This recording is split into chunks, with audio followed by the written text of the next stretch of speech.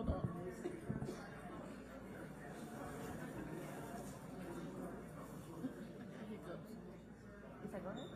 No, she's called making sure everybody's inside. Everyone, welcome to the special magistrate hearing for May 30th, 2024. Please stand and raise your right hand if you wish to speak. Gotta stand.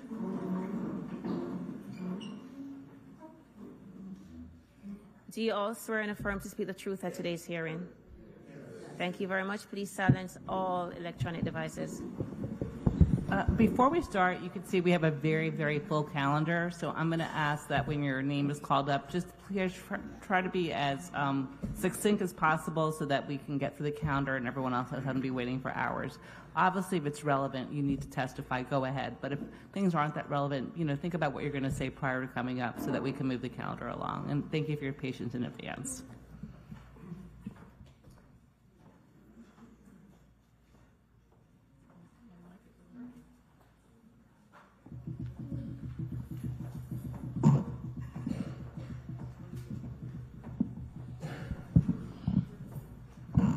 Good morning. Our first case is on page 85. Inspector Guy Siderman, case number CE 23110609, case address 630 Northwest 14th Way, owner Lillian Davis. This case was first heard 3/28/24 to comply by 4/25/24. Two sections complied at $100 per day for a total of $3,200, and the city is requesting $480.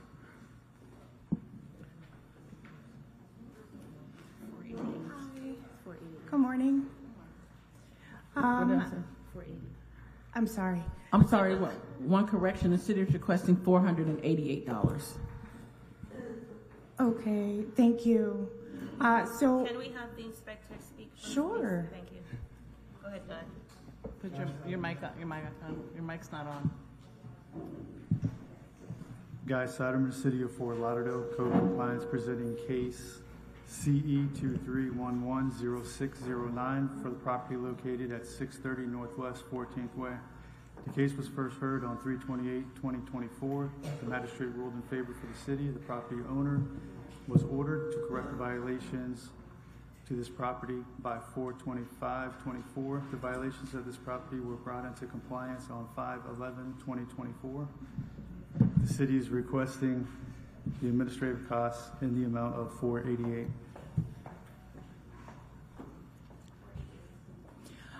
yes, so thank you, Officer Siderman. So yes, I worked really hard to get these violations repaired within the time frame. I'm not sure why fines were instituted in the first place, but So the city waived the fines. All they're seeking is administrative costs. Yes, Okay, ma'am. which is $488. we agree. Okay, great. So ordered. Thank you. Thank you. Thank you, Officer Siderman. Do I step away? Okay, you're done. Thank you.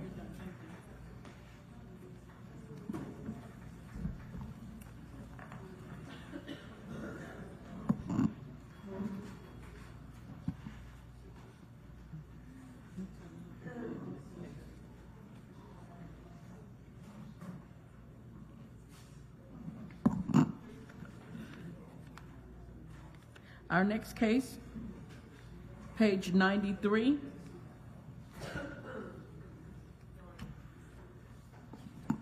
Inspector, Senior Inspector Supervisor Dorian Coloan, case number CE 23100600, case address 6351 Northeast 20th Way, owner Eloy E. John and Susan Francis John. This case was first heard 3/28/24 to comply by 5/30/24. Two sections not complied at $50 per day. Fines start 5/31/24, and this is a request for extension. Hi, good morning. Supervisor Coloyan for the City of Fort Lauderdale, presenting case CE 23100600, address 6351 Northeast 20th Way. The case was first cited on March 28, 2024 to comply by 5/30/2024 for the following violations. 9304B, which is not complied, and the fines are supposed to start tomorrow for the asphalt driveway in front of the property. 9308B is not complied. Same thing. Fines would start tomorrow at 5/31/2024. There's debris, trash, and another element which is not permanent on the roof. A pre-hearing inspection was conducted on May 29th, 2024, and the following violations remained as stated and as depicted in the photos. The city is requesting the full amount to be imposed. Sorry, no, you're right. I apologize, I was reading. So we asked that the fines start accruing as of 5/31. We received a letter Wait, from... please state your name for the record. Oh, my name is Susan Hine, and I have a letter from the Total Roofing Solutions company that is doing the re-roof, and they're starting today. They're tearing off the roof today, and I didn't do the driveway because they're not responsible for any damage done to the driveway, so I didn't want to do a driveway without having the roof done, so I request an extension. But the roof is being done today. How long does it say that the job will take? It says we have received this permit from the city of Lauderdale and confirmed to begin the tear-off and dry-in phase on the re-roof process on Thursday, 5:30. Crews will arrive on site between 7:30 and 8:30 to set up the work area. The entire project from tear-off to final inspections will take approximately 10 to 12 working days, weather permitting. Okay, and then after that, you'll do the asphalt? Yes. Okay, so how much time do you think it'll take then to do the asphalt? Because that's obviously about 12 days. Well, we want to do pavers, so we have to get some estimates and then and then the permit for that too. How long does it take to do that? So the city would not oppose an extension. Let's do 56 what I days. was This would thinking. give you plenty of time to get both of them done. We signed the contract on April 2nd for the roof, and it's just starting today. Right, so we're going to give you 56 days so that you could do with the roof and the asphalt. Okay. So the Everything. fines will not start. They're going to Until after your new that. compliance date will be July 25th, Okay? or your fines will start then Okay. for each of the violations. Okay? Perfect. Okay. Yes, All right. thank Good you. luck to you. You're welcome. Thank you. Our next case, page 13. Inspector Diego Santos, case number CE 24020-817, case address 1349 Southwest 25th Avenue, owner Louis L. St. Cyr, posted at property 5924, posted at 1 East Broward 51624.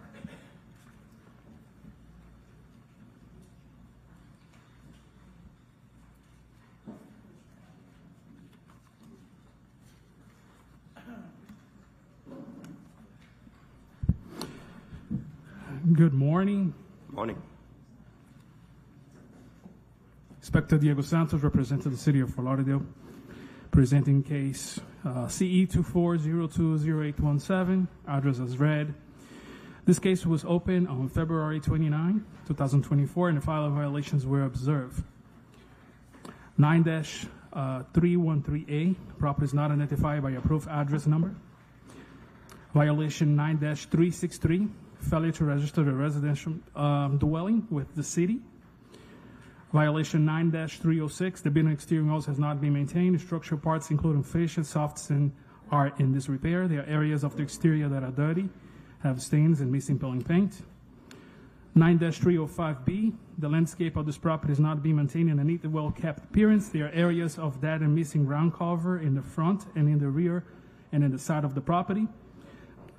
This is a recurring violation from previous case CE 21050269.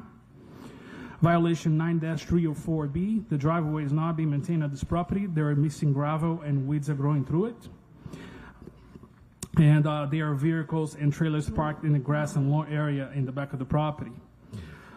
This is also a recurring violation from previous case CE 21050269. Violation 18-4, there's a derelict vehicle, a green golf cart with the flat tires parked in the front of the property. Violation 47-34-1A1, there's illegal land use occurring at this property. There are items being stored outside, in the side, and as well in the back of the property, including but not limited to 2 boxes, barbecue grills, several propane gas tanks, gasoline containers, plastic containers, indoor cooking pans, cleaning supplies, plywood, and several other miscellaneous items. This is also a recurring violation from previous case CE 21050269. The city is requesting the following: 10 days to bring to compliance violations 18-4C and violation 47-34181, and 20 days to come to compliance for violations 9-313A, 9-363. Wait. You're not. You need to start over on that because you're not going from the order of the docket. So, can you tell me again what you're seeking? Because I was looking at the order. Oh, my apologies. It's okay. All right, so starting from the beginning, 10 days to For which bring violation? 18-4C and 47-34A1A. Okay. What's the fine that you're seeking on those? $100 per day per violation. Okay. And then for the remaining violations, 28 days or $100 per day per violation thereafter. So every single violation is still outstanding. The property is not identified as approved. Nothing's been in compliance since. Nothing been, I mean, the property was, it was cleaned up a little bit, but still remains in violation. Even the as approved address number that has not been approved, that hasn't been corrected. That has been corrected, no. Okay, so for violation 9-313A, violation 9-363, 306, 9-305B, and 9-304B, you're seeking 28 days for each of those, Yes, correct. or $100 a day. $100 a day. That's correct, Your Honor. And then 10 days for the other two, 18-4C and 47-34.1A1, correct? Yes, that is correct. Okay. Good morning. Please state your name. Luis Sencillo. Okay. So, did you hear what the city's testified to? Yes, ma'am. Okay. Do you want to respond to any of that? Yes. Sure. The first letter I had, and when I noticed the tenants, they tell me everything was clean. And that was that. And the next, and I just received another letter. And when they tell me that I went over, it was couple thing wasn't right. Then they said, well, we will get it done. And she told me, the tenants, that the inspector come. She said the golf cart was okay, long you have air. Is that correct? I mean, she put it, but it's still in the front of the property that cannot be there. If you like, I mean, we can meet later. Yep, please. We can discuss how you can bring everything to compliance. Okay. Okay, because we have a lot of cases. And like the rest for the house to paint whatever the paint building, that should be done in I need probably 2 weeks. I already start on it. Pressure wash it first, do the facial stuff, all this stuff. Which violation is that one? Talk about 9-306. And Okay, so that's 20. Okay, so that one, the city was requesting 28 days. So you should be okay then if you're telling me. Yeah, I'm good with that. Okay, so That's are no you problem. okay with all the dates of compliance that the inspector has suggested and recommended? that's fine. Only I probably have an issue to get the yard resawed, or because they continue park in the grass, and I will have to evict them, and I don't know how long that will take. That will take some time. That's the only thing that will be an issue. The rest of the stuff is not. It won't be any issue.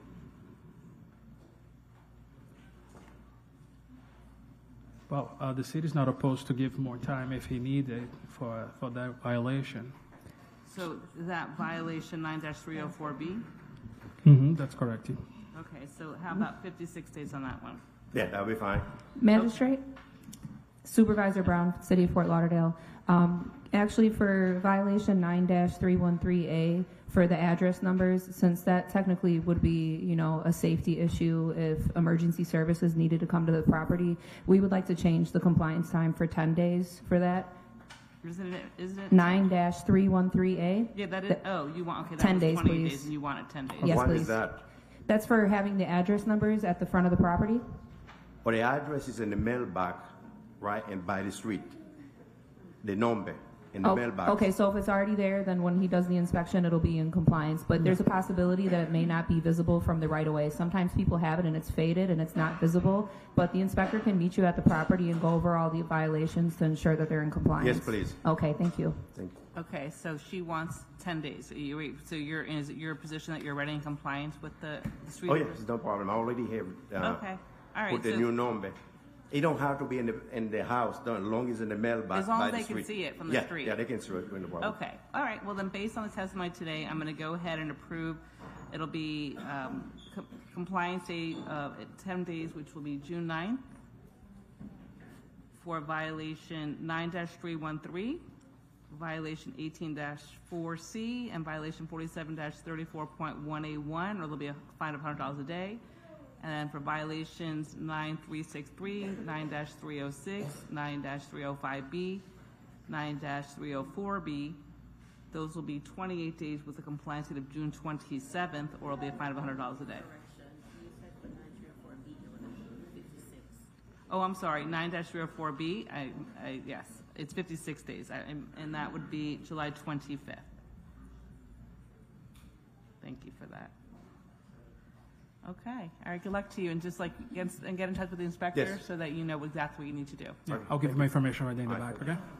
Thank you, Magistrate.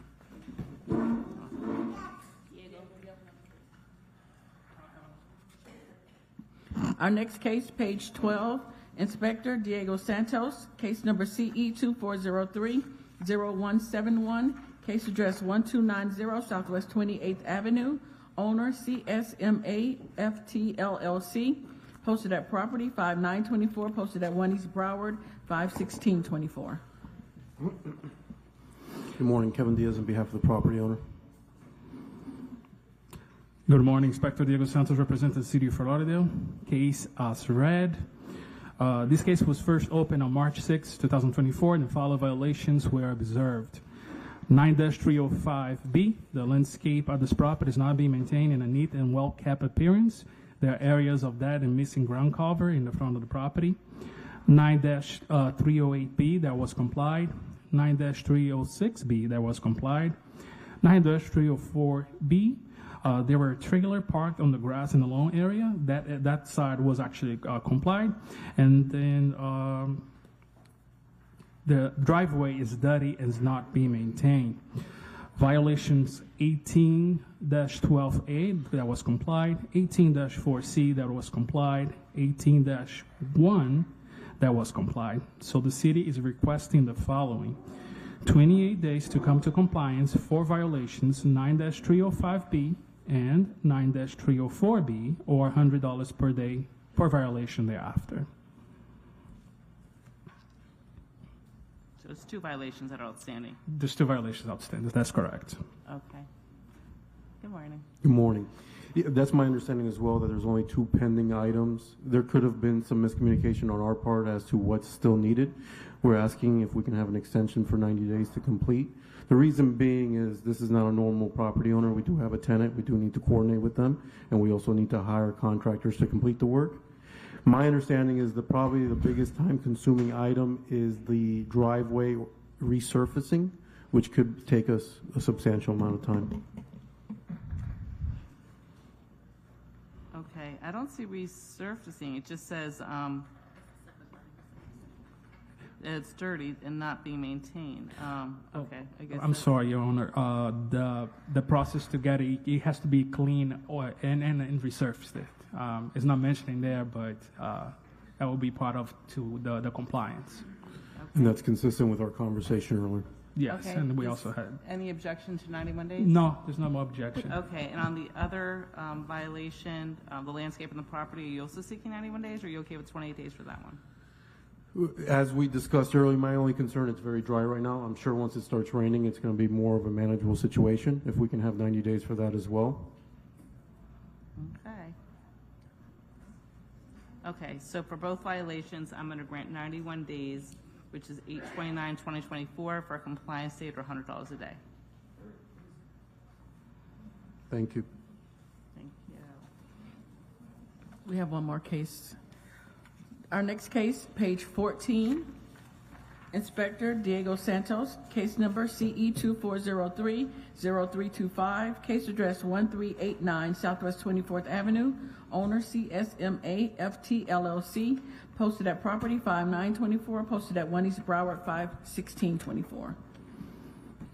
Good morning again. Inspector Diego Santos represented the City of Fort Lauderdale. Case as read. This case was first opened on March 11, 2024, and the following violations were observed. 18-12A, that was complied. 9-306, there are areas of the exterior that have stains missing peeling paint by the roof on the north side of the property. 9-308B, there is trash and debris and another element which is not permanent on the roof. Shingles are dirty and stained. 47-191D, that was complied. 9-304B, the driveway, it's missing gravel and has weeds growing through. 9-305B, the landscape of this property is not being maintained in a neat and well-kept appearance. There are areas of dead and missing ground cover on the property and swelled area. The city is requesting the following: 28 days to come to compliance for violations 9-306, 9-308B, 9-304B, and 9-305B, or $100 per day per violation thereafter.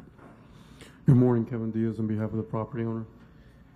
Similar to the last case, if we can have 90 days to comply, I think probably the most time-consuming items is going to be the shingle roof and the replenishing of the gravel.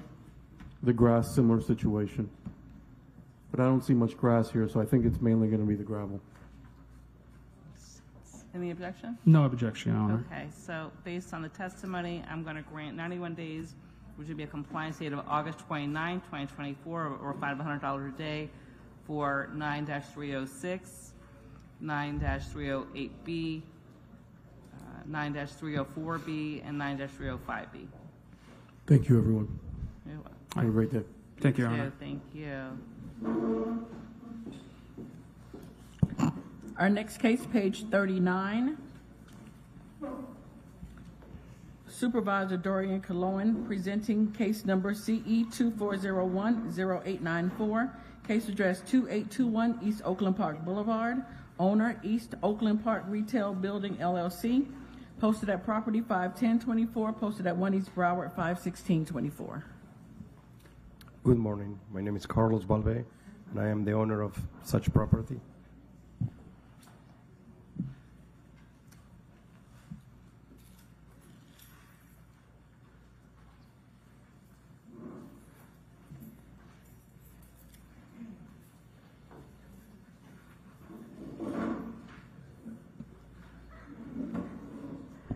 Good morning. Supervisor Cologne for the City of Fort Lauderdale presenting case CE 2401-0894, case address 2821 East Oakland Park Boulevard.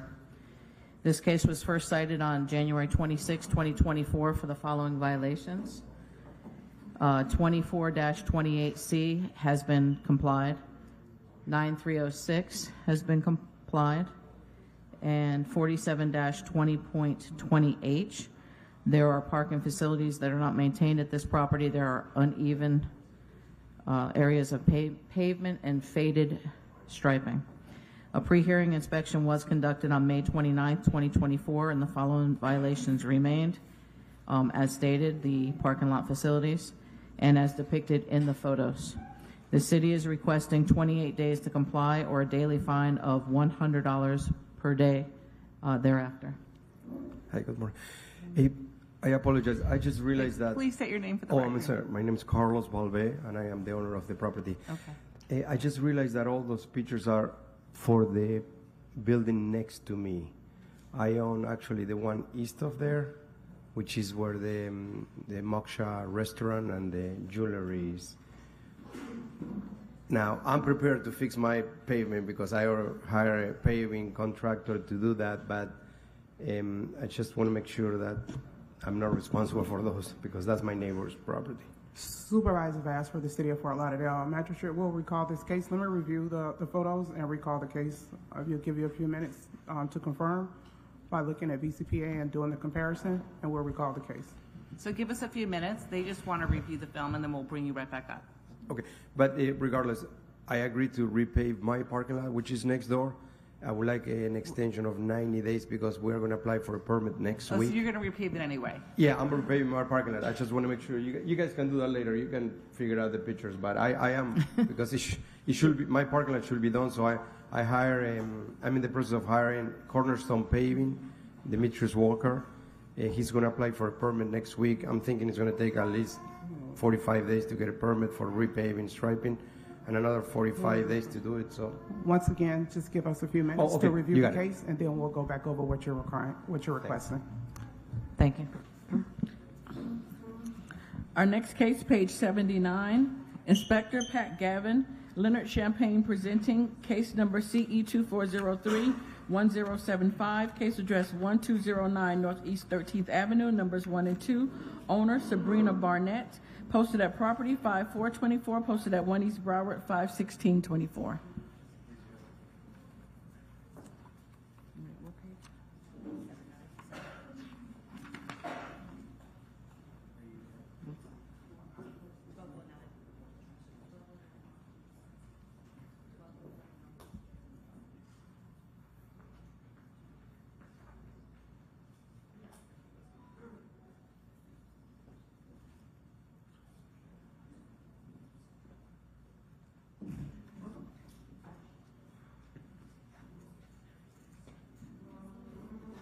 Leonard Champagne for the City of Fort Lauderdale, presenting for Pat Gavin. It's case number CE 2403-1075. Property address is located at 1209 Northeast 13th Avenue. This property was cited on 3/30/24 and given 15 days to come into compliance for the following violation. 15272A. This property is being utilized as a vacation rental without the required certificate of compliance from the city. On 4/15/2024, the violations still remain. The violation at this property has still not been brought into compliance. The city is seeking full compliance within 15 days or a fine of $500 per day thereafter. 15 days? 15 days or $500 a day thereafter. Okay. Hi, my name is Sabrina Barnett, and this is Richard Chances. We have no problem complying. We would just like to see if since we've never done this before, 30 days, if that's okay? Yeah, I couldn't hear that part. 30 days, if that's okay? No, it was 15 days. Yes, I'm asking if it's possible to have an extra 15 days so I can make sure to take care of everything properly. You said they're new owners. They've never done it before, so they're asking for additional time. That's what they're... Well, I'm still like to stick to the 15 days because, like you said, this property was cited on 3/30/24. Okay. So And they're still operating with an ad, so officially they're advertising and running business without a license. okay, then I'm going to enter the 15 days then. It'll be a June 14th complaint, state or $500 a day. Thank you. You're welcome. June 14th, It'll be June 14th, yes, the 15 days you had recommended. All right, good luck to you. Our next case, page 19, Inspector Marco Aguilera, case number CE 2404-0699, case address 1725 Southeast 12th Street, owner Lauderdale Yacht Club, posted at property 5/20/24, posted at 1 East Broward 5/16/24.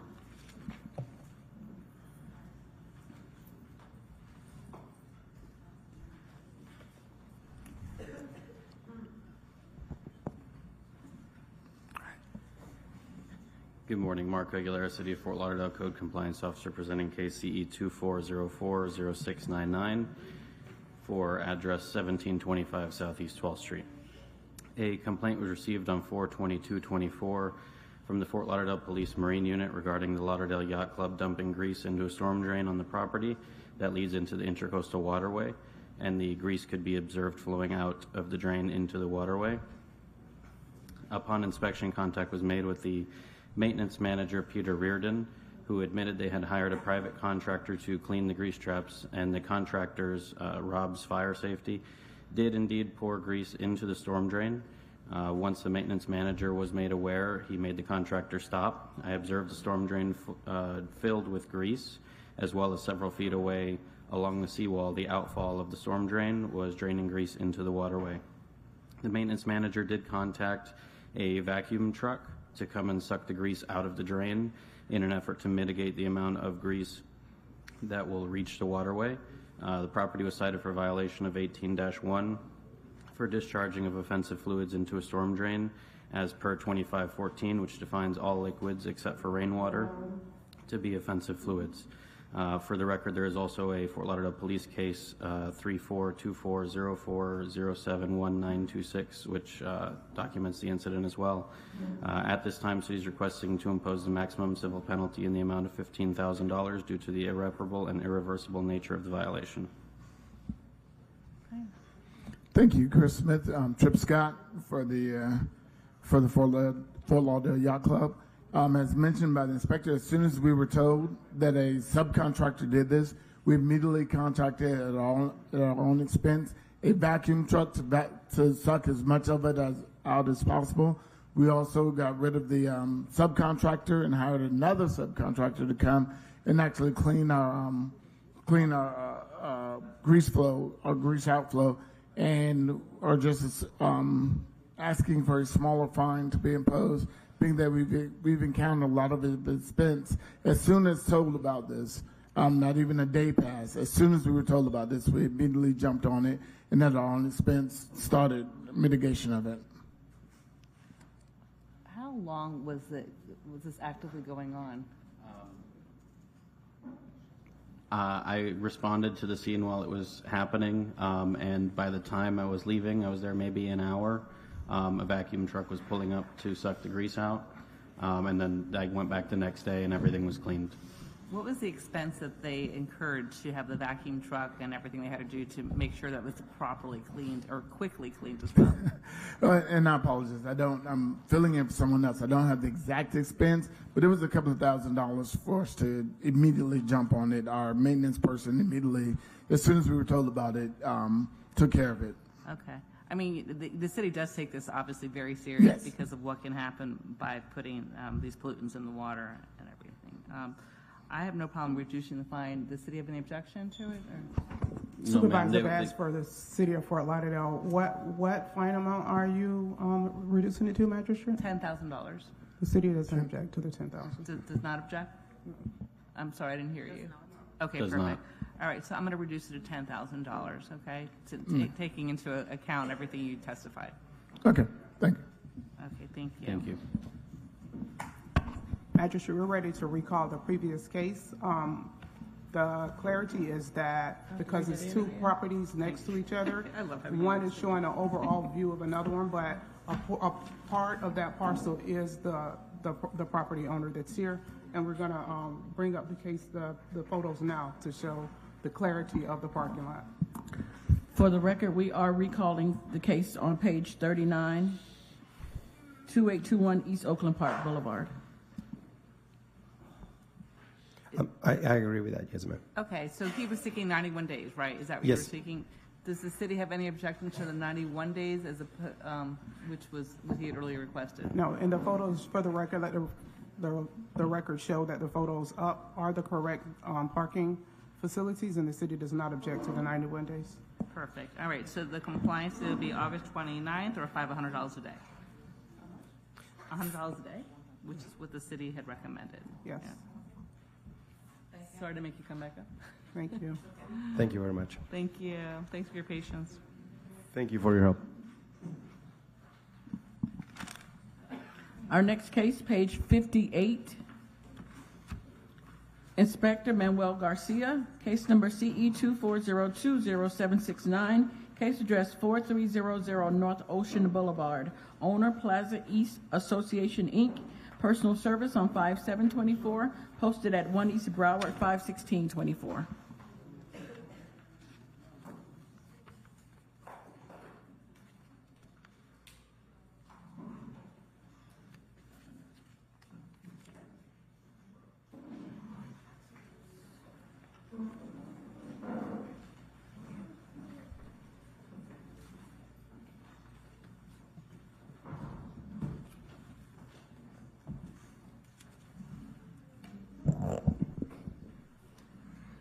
Hey, good morning, Your Honor. For the record, Officer Garcia presenting case CE 2402-0769, reference to the property 4300 North Ocean Boulevard. This property was cited on March 4th, 2024 for the following violations. Sections 9-280B. There are building parts which are deteriorated and not maintained. The roof surface at this building was found to not be watertight or weathertight. There's damage to the roof causing water to leak into the interior of unit penthouse H. Section 17-6, there's noise emanating from the extractor fans installed at the property in excess of the permissible indoor sound level. Limits exceeding 45 dBAs between the hours of 7 a.m. and 10 p.m. Please refer to the documents submitted to the court for evidence.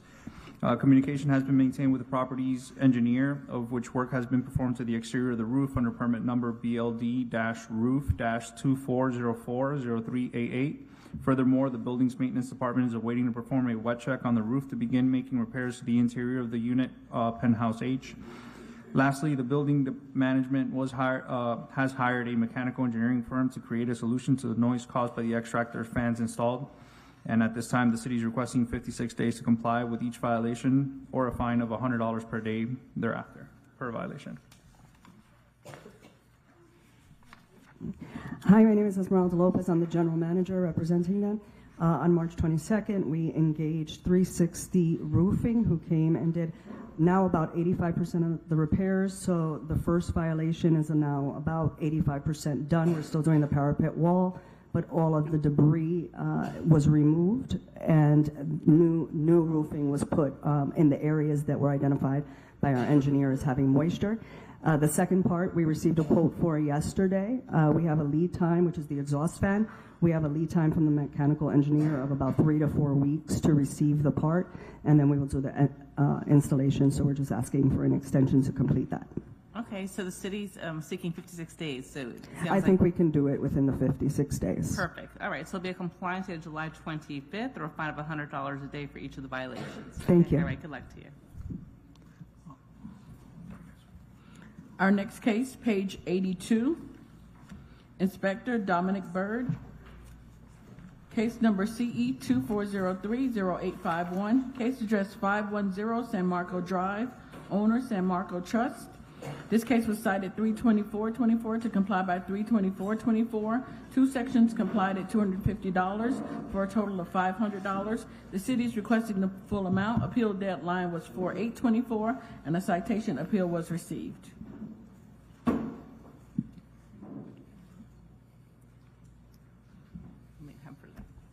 No, first? let them go first.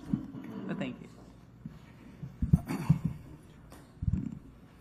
Inspector Dominic Burge, number 337, presenting case number CE 240-30851 on behalf of the city. The address is 510 San Marco Drive, Fort Lauderdale. The property was first inspected on 03/23/2024 following a neighbor complaint about loud music at a vacation rental, and the following violations were observed. 15-2783, there was solid waste containers placed curbside outside the permitted timeframes, seeking an immediate fine of $250. There's also a second citation, 15-278.1E. There is Chapter 15, Article X, Vacation Rental Standards, parking violations occurring at this property. And we're also seeking another immediate fine of $250. That proceeds. Okay, thank you. Good morning. My name is Mayor Derry. So I pretty much have signage on my property, do not park on the street. I have signage, pretty much all my house is full of signage, don't park on the street, don't leave trash. But it was called midnight. I remedied within probably 20-30 minutes was remedied the situation. We got the trash can. The housekeeper, I guess, did not take the trash can. The tenant, it was not my tenant that stayed there. It was a visitor of my tenant that came. And it was midnight. It's just no way for me. First of all, even if I want to tow it, I don't have the authority. I called tow truck previously for a different situation. They don't have a no street. I don't have the way to enforce parking on a street if I don't own the street. I cannot put cameras on the street. So it's pretty much for me, I will need to be pretty much present on the street 24 hours a day to be able to prevent someone from coming to my property. I don't have any contractual with visitor. I know, Wasn't but my you're obligated to the renter. Whatever your contract is with your renter, you become responsible for his actions. And if it's his guest, then you're responsible for it. It's unfortunate, but part of the benefit of getting rent from these people is also the obligation of assuming the risk when they have a violation. I understand, but in the same time, I have no street parking on my gate. You can see it. I have no street parking on my gate. They have no street parking. I have no street. I have all these pictures I took to show that I don't allow parking.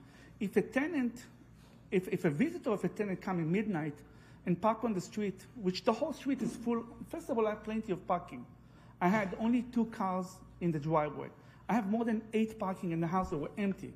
Somebody come, if the tenant doesn't pay attention, they came at 11 o'clock, they come for a few minutes, or they come for an hour, and they forgot to tell them, hey, you cannot park on the street. For me, I can lose my license. They call me midnight. I was able to remedy the situation within 20 minutes. It's impossible for me. This is my livelihood. This is why I make my livelihood. I don't think anybody, any of you guys, would want to lose your livelihood because of somebody parking your house outside. I understand. I'm all for enforcement and keeping the city clean.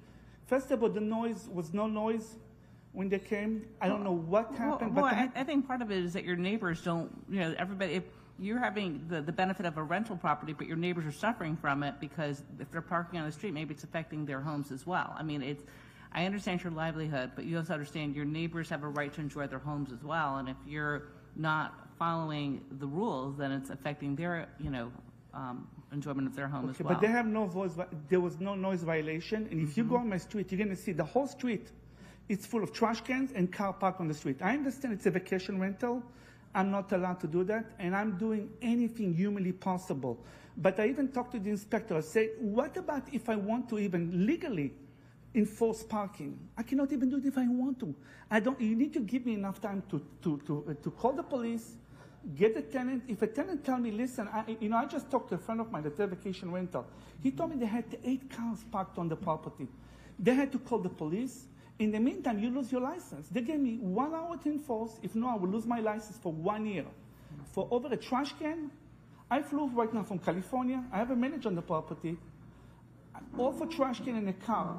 The whole street is full of cars. I have plenty of park, but I cannot. I called the tenant. The tenant was crying, was very upset. I even have a video between the tenant and my friend talking about him. I have a video between these two guys talking to my tenant. And they're telling my tenant, I have a video which I show, that most of the time, the homeowner that complain are falsified. They know that if they complain enough, you will lose your license. I've been in this business for 8 years, never had one single violation. I'm friend with all my neighbors I'm friend with. I don't have a problem. This is a high-end house. I'm very meticulous. I have cameras. I call my tenant. If I even hear a small noise, I call them. I'm constantly, but even if I put 150%, it's just no way for me to tell if somebody come to visit my tenant at midnight, 1 o'clock in the morning, and it happened that somebody come and they have a car on the street. It's just no way for me to tell, unless I'm present 24 hours a day on the property and see who park on the street. It's just something. It's not practical for me. I'm 1 violation away from losing my license over a trash can. I don't think any of you guys would want to lose your livelihood over a trash can or a car parked on the street. It's just very severe. Okay, so I heard your frustration, but unfortunately, it is the ordinance. They're just enforcing the ordinance. It's all they're doing their job. Okay, and as frustrating as it is, they're just doing their job. How long was the trash cans out there for? Fitzgerald Simmons, Senior Inspector for the 19. For approximately about 20 minutes upon our conversation with him, he did have the situation remedied over the phone. The car and the trash can? Yes, the car, based on what a vehicle was located, we weren't too sure if it was in association with the property, but upon speaking with him reaching out to the occupants, someone did emerge from the property to remove the vehicle, so that vehicle was associated with the property. All right. In light of the fact that you really did comply as quickly as you can, this time I'll grant the appeal, but moving forward, if it happens again, we've been given grace one time, okay? We don't want you to lose your license, but you have to understand, they're doing their job, and you are assuming the risk of your tenants, not, whatever they do wrong, okay? I understand. And so, because you did it so quickly, we appreciate that, but the fact that he had to come out it's not okay, okay? So, but I'm going to grant the appeal this time. Thank you very much. I really appreciate it. Thank you. Our next case, page 87. Inspector John Claude Noel, case number CE 23030532, case address 1634 Northwest 8th Avenue, numbers 1 and 2. Owner Ben A. Thomas, Carolyn J. Thomas, and Anthony L. Thomas. This case was first heard 3/28/24 to comply by 4/25/24. 7 sections not complied at $100. $24,500 accrued. The city is requesting the full amount, and the fines continue to accrue. Good morning. Good morning. I'm going to have the city present, and you can respond. Good morning, Inspector Noel for the City of Fort Lauderdale. Case is just read. As of today, the violations are not in compliance, and the city is requesting the full imposition of fines, and the fines continue to accrue. Okay. You can respond. Okay, I talked with the inspector yesterday about this violations. Wait, please state your name for the record. My name is Anthony Thomas. Okay. All right. The problem I had with this here, the mail that for this property goes to my stepmother's house, and when I got it on Mother's Day, that this violation was going on. But on March 28th was first heard. You were not present on March 28th? No, I know nothing about this on March 28th. So who did you speak No to? one showed up to magistrate. Okay. Did you ever speak with the homeowner originally? Anybody before when the violation was given? I spoke to this gentleman a long time ago. I was out at the property months ago. We spoke of it, but his mother was the person responsible for the property. Last time we spoke was yesterday, and his mom is giving him the responsibility of the property. So as of yesterday, he's saying he's going to be the new person responsible for the property. Okay. So how much time do you need to get in compliance? All of it? Yeah. How much of a time you can give me? If you can give me the 56 days, I probably can do it all. Supervisor Bass for the City of Fort Lauderdale. Just want clarity that this case was already heard when it was cited, and it's up to the property owners to make sure that wherever the mail needs to go, that the address is changed, because we go by what Broward County Property Appraiser says. So if the mail it's doesn't, no fault of the city. I'm not saying it's so. the I just want fault. clarity that the fines are already running. So if we're given a stay of fines to come into compliance, it's not an original compliance state. That it's already Right. been No, previously that's what I was cited. going to do, is give a stay of compliance, and then give additional time to comply. Does the city have any objection to 56 days? In lieu of the amount of violations, the city does not have an objection to 56 days for a final extension. Okay, so I'm going to stay the fines and give a compliant date of July 25th, or all the fines will start again. Thank you.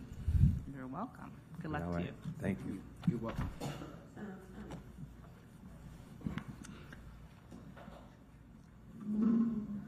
Our next case, page 35. Supervisor Dorian Cologne presenting case number CE 24020018, case address 6801 Northwest 32nd Avenue. Owner Jeffrey and Andrea Hazim and Cyrus Hazim. Posted at property 51124, posted at 1 East Broward 51624.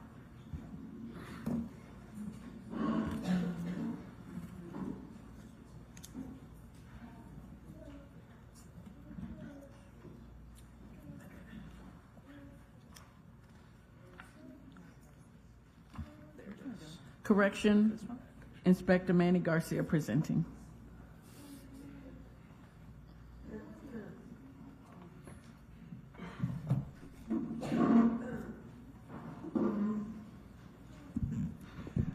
Your Honor, for the record, Senior Officer Garcia presenting case CE 240200018. This is in reference to the property 6801 Northwest 32nd Avenue. This property was cited on February 2nd, 2024 by previous area officer at the LUSMA for the following violation. Section 47-21.15.a. Should be unlawful to remove a tree described as follows. There's one black olive tree without first obtaining a tree removal permit. Please refer to the photo submitted as evidence. At this time, the property owners have paid the $150 fine issued for the removal of the tree without a permit, and the city is requesting 63 days or a fine of $100 per day thereafter to finalize the landscape permit LND-tree-2405-0201. Okay. 56 days are you seeking? Because I don't have six. We usually do 56 days or 91 days. Which ones are you seeking? We'll do the 56. Hi, good morning. My name is Isaiah Hazim. My name's also on the property, but there's 4 names, so it's probably not on the list. This is my brother Cyrus Hazim, who was on the list. We're just new homeowners from a year ago, so this is all new to us. Forgive us if we don't know the process.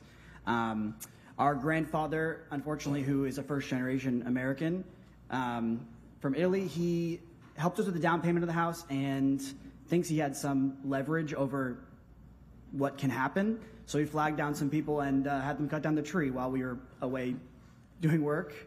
So we come back to find that there is no tree at our house and wish that we would have put in a permit or knew about that this was happening. So that's why we applied for it after the fact tree removal permit, got it approved, paid for it, paid for the fine. I have the permit here as well. Right. And the reason why we haven't put a tree in yet is because the black olive tree, which we all know, I know it's not technically a nuisance tree, but we all know it's a nuisance tree, was doing irreparable damage to the driveway and the property. And we want to apply for a permit to redo our driveway as well. And it doesn't make sense to put the tree in before the driveway. It makes sense to dredge the whole thing and do it all together. So we're seeking an extension of at least 90 days to not only have the tree in compliance, but also to apply for the permit and have that all in compliance. Okay. Okay, so 91 days is fine. So your new compliance date will be August 29th or a fine of $100 a day, okay? Perfect, thank you very much. Good luck to you. Our next case, page 40. Supervisor Dorian Cologne presenting case number CE 2403-0191, case address 6131 North Federal Highway, owner A.M. Davis Mercantile Company, posted at property 5324, posted at 1 East Broward 51624.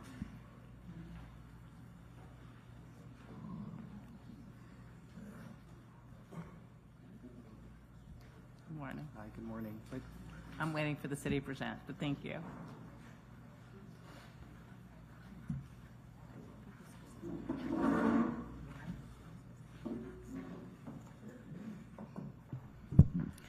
Good morning, Supervisor Cologne for the City of Fort Lauderdale, presenting case CE 2403-0191, address 6131 North Federal Highway. This property was first cited on March 7th, 2024 for the following violations: 47-19.5.d.5. There is a concrete wall, stained and dirty and in disrepair with cracks and missing top sections in the rear of this B1 zoned commercial property. A pre-hearing inspection was conducted on May 29th, 2024, and the violation remained as depicted in the photos. The city is requesting 28 days to comply or a daily fine of $100 per day thereafter. Hi, good morning. My name is Casey McConnell. I'm a representative of the owner. It is in a different state than when the violation first occurred in March. There is active work being done on it right now. I was told that the repair was finished on the 22nd, and that when they pressure washed the wall to begin painting over it again, they chipped away more of the coping on top. So I asked that he finish the pressure cleaning and anything that chipped away, repair that. He said that the repair will be completed today, and then painting will begin as early as tomorrow if weather permits. So we're just seeking a 30-day extension in order to finish the repair.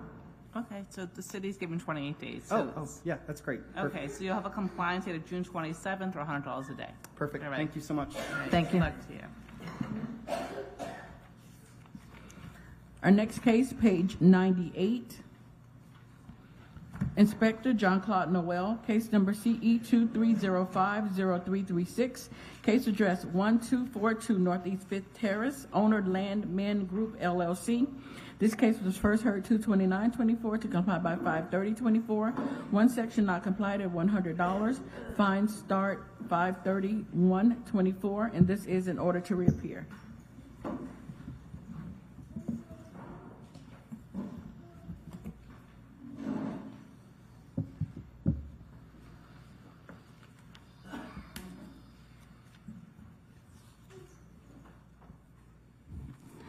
Good morning, Inspector Jean-Claude Noel with the City of Fort Lauderdale, presenting case that was just read.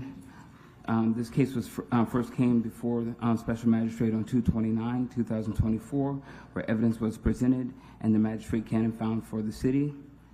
The pre-hearing inspection was conducted on May 29th, 2024, and found the violation is still not complied for violation 47-21.9M.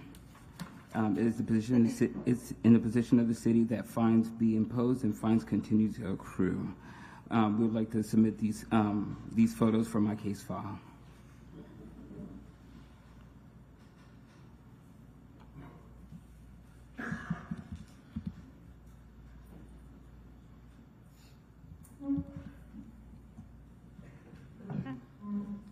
Good morning. Please state your name. Yes, hi, good morning. Roya Edwards with Stephanie Toothaker's office. I'm here on behalf of the property owner. So the property owner has done a lot to come into compliance since the violation was cited. There was actually originally 3 violations on this property. Violation 2 has been complied with, which was the property has been using as a parking lot, so that picture is a little bit outdated. It's not being used as a parking lot anymore. And then violation 3 has been withdrawn. The property owner also put up a privacy fence and also cleaned up the lot and provided some additional landscaping to beautify the lot. So he's done a lot to come into compliance, and also has been in a lot of contact with Inspector and myself. And as far as the first violation, We're only here for one violation. That's the only one that they want the fines to start. Yes. Sections of the vacant lot have no lawn cover as required. The area was covered with gravel instead of lawn. That's the only one we're here to really address at this time. Yeah, I would like to just ask a quick question in clarification with that one. So the ordinance that has been cited for that violation states all underdeveloped portions of parcel of land shall be left undisturbed or planted with ground cover or lawn, so as to leave no exposed soil in order to prevent dust or soil erosion. I mean, right now, it does still have gravel, but it's technically being left undisturbed and has been till now. The property owner does have also plans to submit an application to the CRA to pave this lot into and get a parking lot permit. So in the future, it will be a permanent parking lot. And for those reasons, it kind of just doesn't make sense to remove all the gravel, which is needed to put asphalt, install sod. And he did get a quote for that to help to come into compliance, and it was over $20,000 to do so. So it's just a very expensive short-term solution. So I just wanted to just understand what the ordinance meant by like left undisturbed, because it technically, I believe it is. Supervisor Bass for the City of Fort Lauderdale, so it was not in the original state. So I just want to also reiterate that this case has already been heard. This is not a new business case. If they needed any clarity on the violation, that should have been done at the original hearing when it was first heard. This is to impose fines. And as far as future plans for it, when they come into compliance, then they can revisit for whatever fines that have accrued, because they have no permits on file now for that. She's stating something in the future that's going to happen. It hasn't happened as of yet. So the city is going to stand on imposition of the fines, and when they come into compliance, then we can revisit the fine amount. Yeah, so with that application, they're just waiting, it's a small business owner. He's waiting for CRA funds. He already had conversations with the CRA and the money's going to hit at some point. He just needs to put that application in. I just wanted to get an understanding. I have another solution for the sod. So just installing sod, like I said, was very expensive for him. So we're wondering if we can install grass seed, like remove the gravel, install grass seed, and then have the natural ground cover, grow and have it be irrigated. That's fine. They can install grass seed, but it will not be in compliance until it has the living ground cover. It's going to take a while for the seeds to catch and grow, and just know that the fines will still accrue until that is in compliance. Yeah, I am prepared to. I came up here to ask for probably at least 60 days extension. I know I've heard 56. I think if we install its seeds within the next couple days, I think 2 months should be enough with the UV in South Florida to have the grass grow. And a hold of fines if they already are accruing. The city has already stated that we would like for imposition of the fine, so it would be upon the magistrate to make her determination.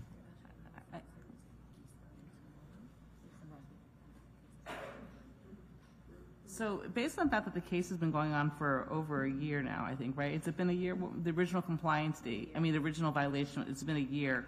I'm going to have the fines continue. I'm going to grant the city's request to have the fines start. I completely understand. I do want to let you know that I'm here on behalf of the property owner. We were involved in February. So unfortunately, before it's February, not your fault. I completely understand. But yeah, it's just that when a violation goes on for this long, there's something that the violator has to do to get in compliance a little sooner and not after the fact when they knew about the violation. And so the other, one of them they got in compliance with, one was withdrawn, I understand, but this needs to get done as well. And so, once you're in compliance, you can ask for mitigation, for the amnesty program, I guess, for the city. But for today's purposes, I'm going to grant the city's request to have the fines start tomorrow, the 31st. Okay, so can we get the extension, or? I'm not granting the extension. That's why the fines are going to start. The city's objecting. They're opposed to the extension because of the violation's been over a year already. How about 30 days? I understand, but he's not getting compliant in 30 days. It's like it sounds as if he hasn't done anything to get in compliance for this aspect of the violation. So I'm not inclined to give additional time when there's been nothing done to get into compliance for this violation. Well, so this I know this part of the ordinance is especially about drainage issues. So I understand there's no drainage issues, but it's his intention to come into compliance as soon as possible. So when he gets into compliance, then he can seek mitigation. But until then, there's nothing. The city's frustration is he's done nothing to get into compliance. So if there's a permit pending, there's no permit pending. So there's still things that have to get done, which delays everything even more. So I'm not going to grant additional time until we see that work is being done. I understand. Okay, I appreciate that. Thank you.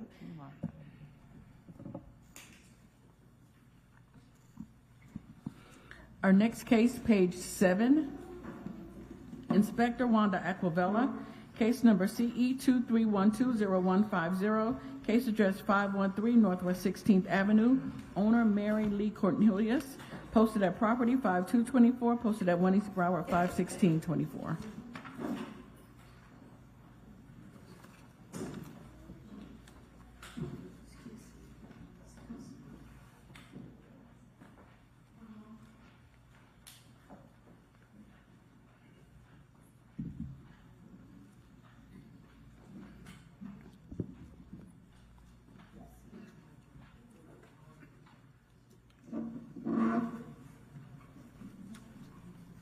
Good morning, Wanda Aquavella for the city.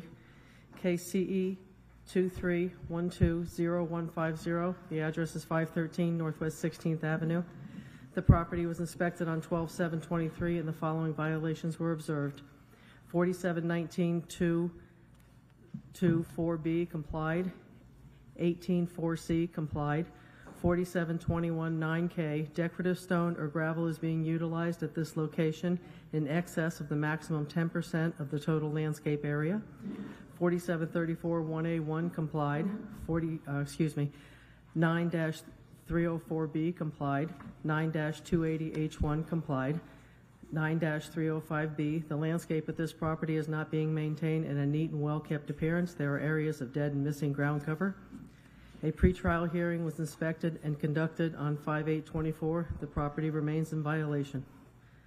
The city is requesting 56 days to come into compliance or a fine of $25 a day per violation. Hello, my name is Mary Cornelius, and I'm the owner of said property. All of that work has been done except for the rocks in the driveway, the rocks in the yard. The rocks has been there since we built the house back in '96. And that was because we had, all my children have allergies, asthma, and we couldn't put grass and all that stuff in the yard. At that time, when my husband was alive, God bless him, he went to the city when we built the house and told them that, hey, everybody in my house has allergies and we can't do grass. And they said, well, as long as you put a ground covering, we good with that. And the privacy fence that was up said, nobody gonna be going into the yard anyway, but us. And so it's like, okay then, if that would help. That would help some. I have COPD. I can't use all that live stuff around me. And I like to use my yard, and this is the only way I can. I even have my doctor's report for that. So what does the city do with something that's, when it was built, is there a grandfather clause? I mean, I don't really know what the... Good morning, Supervisor Kaloyan, over here, ma'am, hi. Anyways, right here. Hi, how are you? Hi. Supervisor Kaloyan. So we did reach out to landscaping, and unfortunately, I do realize there is a fence there and a privacy fence, but that doesn't, take away the fact that grass needs to be in the areas. It can't be complete gravel. That's against our code or against our ordinance. And, there are other options. If she wanted to apply for a permit, they may be able to, do maybe artificial turf or something like that. She may not even need a permit, but she needs to discuss that with zoning. She does need to take the gravel down to the 10% rule, and then everything else would be either the living landscaping or something else, but with a permit. So those are her options at this point. Well, grass most certainly is not it. Artificial grass is what they're saying. The artificial one, my children play over there. How that artificial turf going to make a difference? And then it costs money. I get $1,800 a month for Social Security. Half of that go to medication, just for the COPD and the asthma stuff. I can't afford turf and artificial stuff. I don't have that kind of money to do stuff like that. You know what? And this might mean no food. You know why? Because I had to have somebody to come in and help clean up the yard where we was trying to repair the house after the flood on April 12th. My whole house flooded completely. They had to cut, that's why that storage stuff was in there, because they had to cut out all the walls in the house because the water they had to cut it up for 3 feet high. Ruined a lot of stuff, and what little bit of stuff I could save, I put it in the storage bin. And when I put it in the storage bin, then that's when she came. She told me that her supervisor told her to write me up for everything she could think of. Magistrate, I'm sorry. I'm sorry to interrupt. I'm sorry. If we can go 91 days to give her more time. To do what? But however, we would like a mandatory reappearance on that note. In my yard, on my fence, I got a privacy fence there. I never had any problem because y'all told me to do it. The city told me I could do it back then. Is there that any was back in '96. Does the city have any type of assistance for seniors? We do have a supervisor badge for the city of Fort Lauderdale. We do have our HCD development that does assist. I'm not sure if this is going to fall under purview, but for the 91-day extension that's granted, we can look at other avenues to see how the city can assist or how she can come into compliance. But at this time, it's not just going to negate the fact that the violation does exist. So we'll be inclined for a 91-day extension and an order to reappear to see where we're at that tenure. Okay, so Ms. Cornelius, I can't create a variance for you or anything like that. I don't have the power to do that. Okay, only thing I can do is determine whether or not you're in compliance or not, and grant you additional time if you're not in compliance. But there is this, hopefully something for the city of Fort Lauderdale that can help seniors. What I can do is grant you additional time to get into compliance. So I'm going to give you 91 days, which is August 29th, for those 2 violations, or a fine of $25 a day. What was the 2 violations? One is decorative stone or gravel is being utilized at the location in excess of the maximum 10% of the total landscape area. And the other violation is the landscape at the property is not being maintained and need a well-kept appearance. There are areas of dead and missing ground cover. What other landscape besides the rocks? All of that stuff right there, that's been done. That's been cleaned. Yeah, that's All what they're that's talking done. about, ma'am. That's what they're, the whole gravel. It's in the 2 violations. All that's been done. And those rocks inside the yard, behind the fence that nobody sees unless they come up to that fence and look over in, peep over into the yard. All that, those rocks are clean.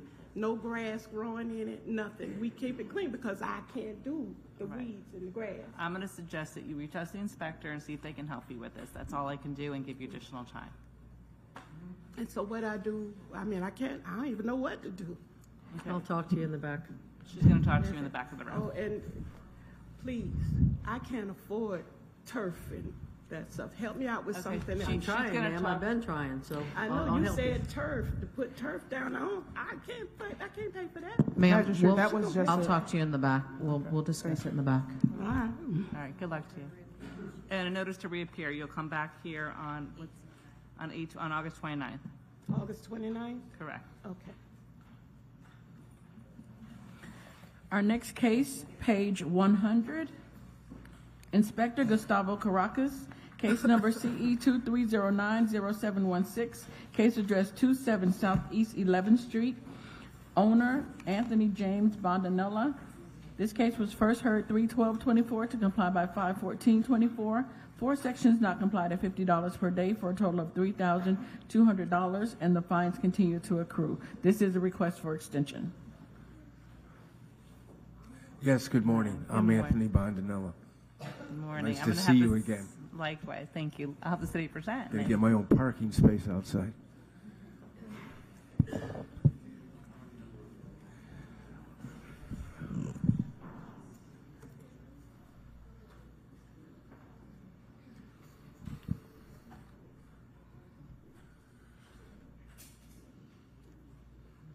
Good morning, Special Magistrate Gus Caracas for the City of Fort Lauderdale, presenting case number CE 24030944 for the property located at 11 Southeast 12th Avenue. Your Honor, at this time, the case is not in compliance. There's violations that are still pending. There have been a couple of re-inspections that have been performed, but as of this Monday, violation still exists. The property owner is here present with us today to ask for extension, Your Honor. Okay. Yes, I've been doing, oh, it's my turn. May I? Thank Please state your name for the record. Anthony Bondanella. I've been doing the work myself, and last time I was here, he gave me 63 days, which I'm very grateful for.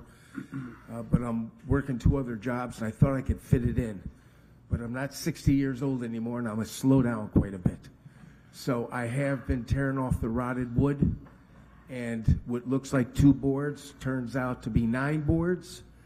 And I have some extensive rotted wood that I've been working on. That's mainly what slowed me up besides my work schedule. But my season is over with the cruise ships, and I also do tours for Broward County School Board. Did my last one yesterday till next year. So I have a lot of time on my hands to go ahead and complete these violations. I'm doing it myself. I did hire my cousin, but he had an accident, and he's out of the game for several months now. So, How much time do you need? if I could get another 60 days, I could paint my house and a neighbor's house. I'd give me plenty of time. Yeah. Your Magistrate? Your Honor, I would like to start again because I read the wrong case. Oh, okay. So for the record, Charlie, it's CE 23090-716, located at 27 Southeast 11th Street. Yes, that's okay. So for the record, that's gets what worse. we're hearing up today. Magistrate, Supervisor Brown from the City of Fort Lauderdale. We are not opposed to the extension, and just to ensure compliance, we would like to grant 91 days, if you're okay with that. I'm okay with that. Okay, perfect. Thank So I'll you. give you 91 days, which would be August 29th, 2024, for all outstanding violations, okay? Okay, thank you. That's it. Thank you. Appreciate I'm it. going to say the fines as well. Oh, thank you. Okay. I'll paint your house too. Thank you. Thank you, Your Honor. All set, thank you. Have a good afternoon. Our next case is page 29. Inspector Gustavo Caracas, case number CE 2403-0155, case address 843 Northwest 2nd Avenue, owner 240 FLL Trust, Grupo L Corp trustee, posted at property 5724, posted at 1 East Broward 51624.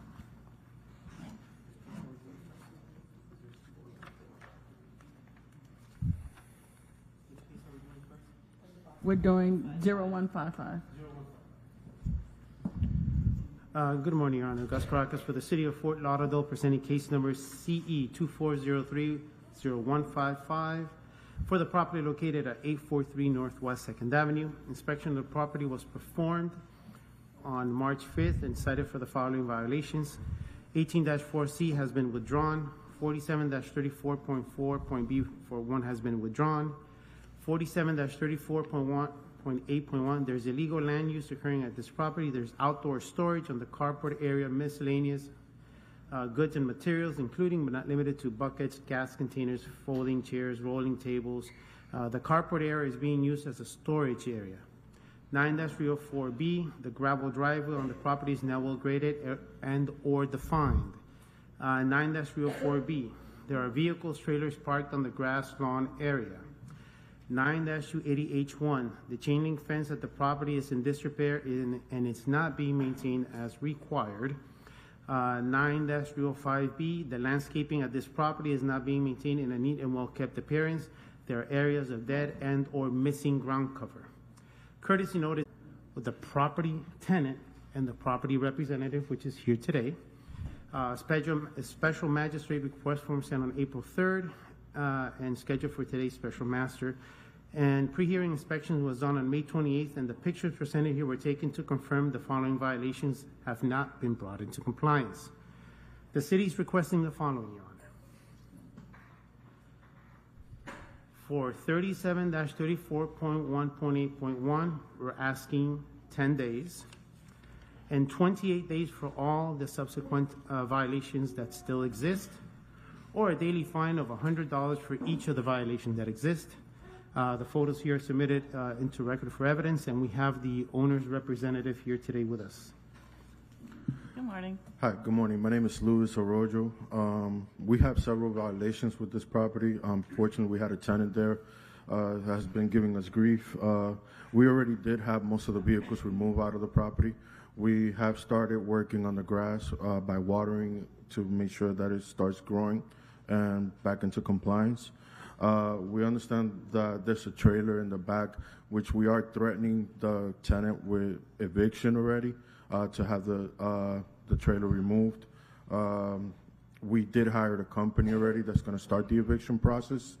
We're just, if you can at least grant us another 30 days to finish compliance with this property, that this tenant is just giving us issues, so we do apologize for this matter. I have met with Officer Caracas several times. I have spoken with the tenant, why he was present. It's just an issue and a half. The city does not oppose, Your Honor, to give any extension time that you wish.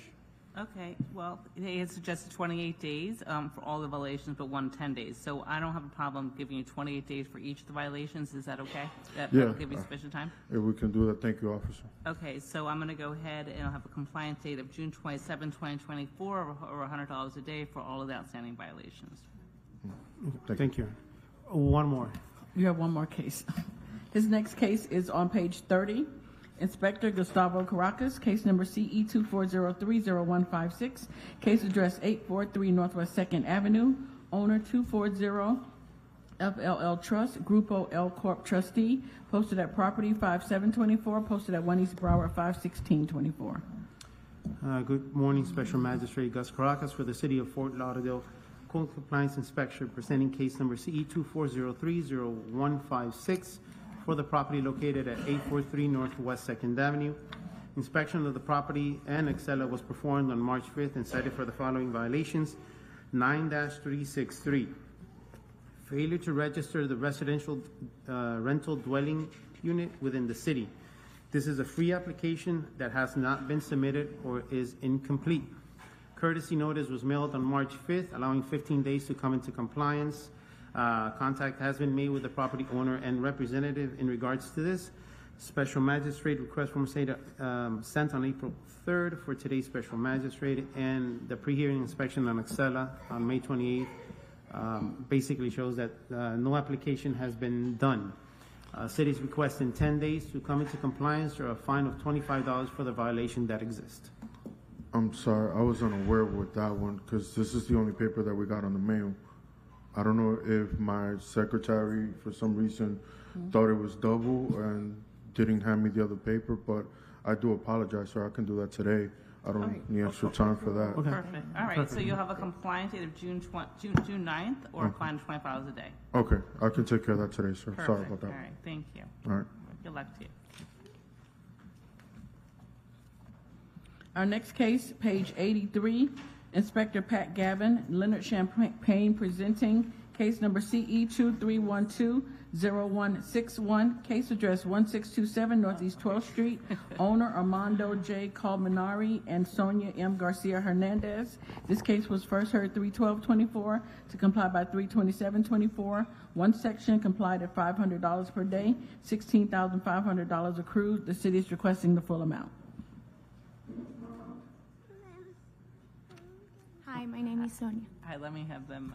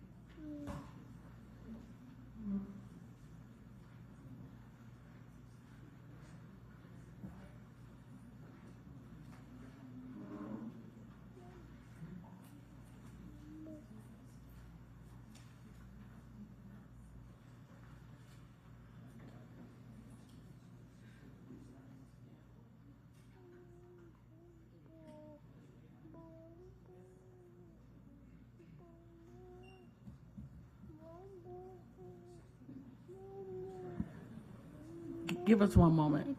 We'll come back to that case. Hold on. Our next case is page 90.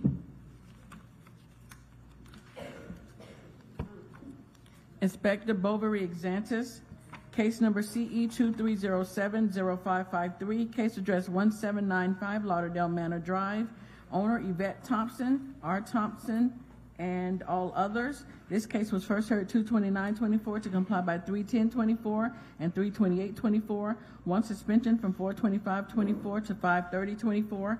One section not complied at $50 per day, $1,450 accrued. The city is requesting the full amount and the fines continue to accrue. This is a request for extension. Good morning, Your Honor. Officer Exantis on behalf of City of Fort Lauderdale Community Enhancement. Case number CE 2307-0553, property address 1795 Lauderdale Manor Drive. This case was first heard in February 29, 2024. And the magistrate ruled in favor of the city, and the property owner was ordered 10 days to correct violation 18-12A and 28 days for all other violations. This case reappeared before the special magistrate on April 25, 2024. An extension was granted for 35 days. This is a request for an extension. I would let the property owner speak at this time. Hi, my name is Rudolph Thompson, And for whatever he got going on, the grass is there, and I just have to put it down. How much time do you need? You've asked for an extension of time. For the next probably 2 days. I got the grass. I just been watering it because it was dry when it came. Okay, so it's not put down. The grass is not put down in the yard, but the pallet has been set in the yard to be put down. okay, so 15 days, would that be enough? It could be less. The grass is there. I'm just watering it. Like I said, it came in dry.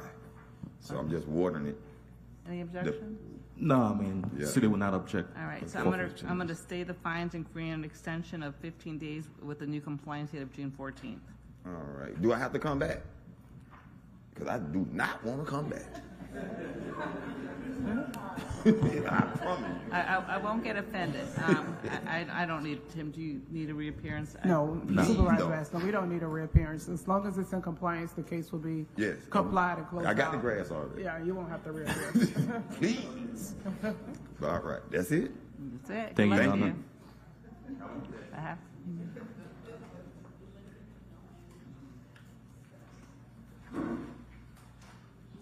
Our next case, page 23.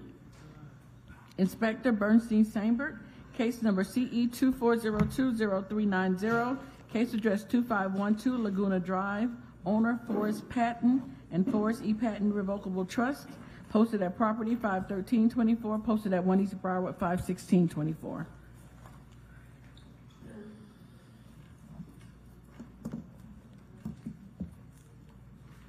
Oh, you're triple teaming me here, huh?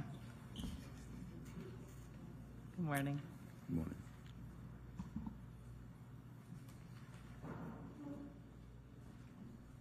Good morning, Senior Inspector Bernstein Sandberg, City of Fort Lauderdale Community Enhancement, presenting case CE 2402-0390, property address 2512 Laguna Drive. This property was cited on February 14, 2024 for the following violations. 47-20.13.G.1. The swell area has been altered by adding artificial turf without obtaining the right-of-way improvement permits. Notice of hearing was posted on property. Pre-hearing inspection conducted on May 25th revealed the violations remains. I would like to enter the photos as evidence that show violations as depicted. The city is requesting 28 days to comply or a fine of $50 per day. Good morning. Walter Morgan, Morgan Olson and Olson. I'm here on behalf of Mr. Patton, who Forrest Patton is with me, as well as his contractor, Cesar Bogil. And this case has a history to it. The renovation of the house, including the removal of all of the property grass and irrigation, as well as in the swale, was done in permitted in 2017. That happened to be the same time period that the City Commission was amending this very section, which had happened just a couple of months before the permit was applied for.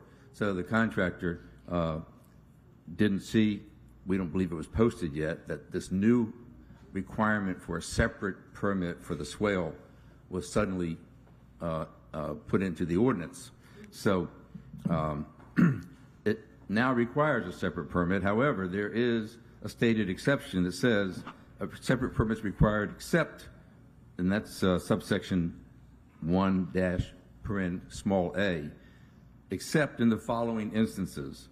And that's when a proposed alteration, which is what has happened here, we've altered the swale. And that's all we're being cited for, was not getting a separate permit for that swale. But the proposed alteration is included in plans approved for a building permit. The permit that we say it was included in and completely installed, inspected by engineering, and passed by engineering and landscaping, I'm sorry, not landscaping, but zoning, was permit number 17041819. And I have to submit to the court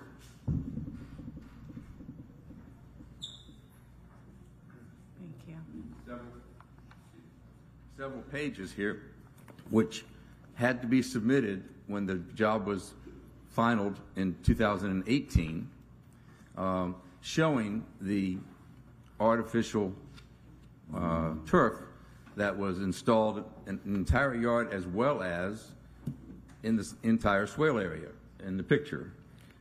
So we believe that the case should be dismissed based upon the fact it fell within the exception that a separate permit was not required, because this permit was issued and installed and finally inspected and approved.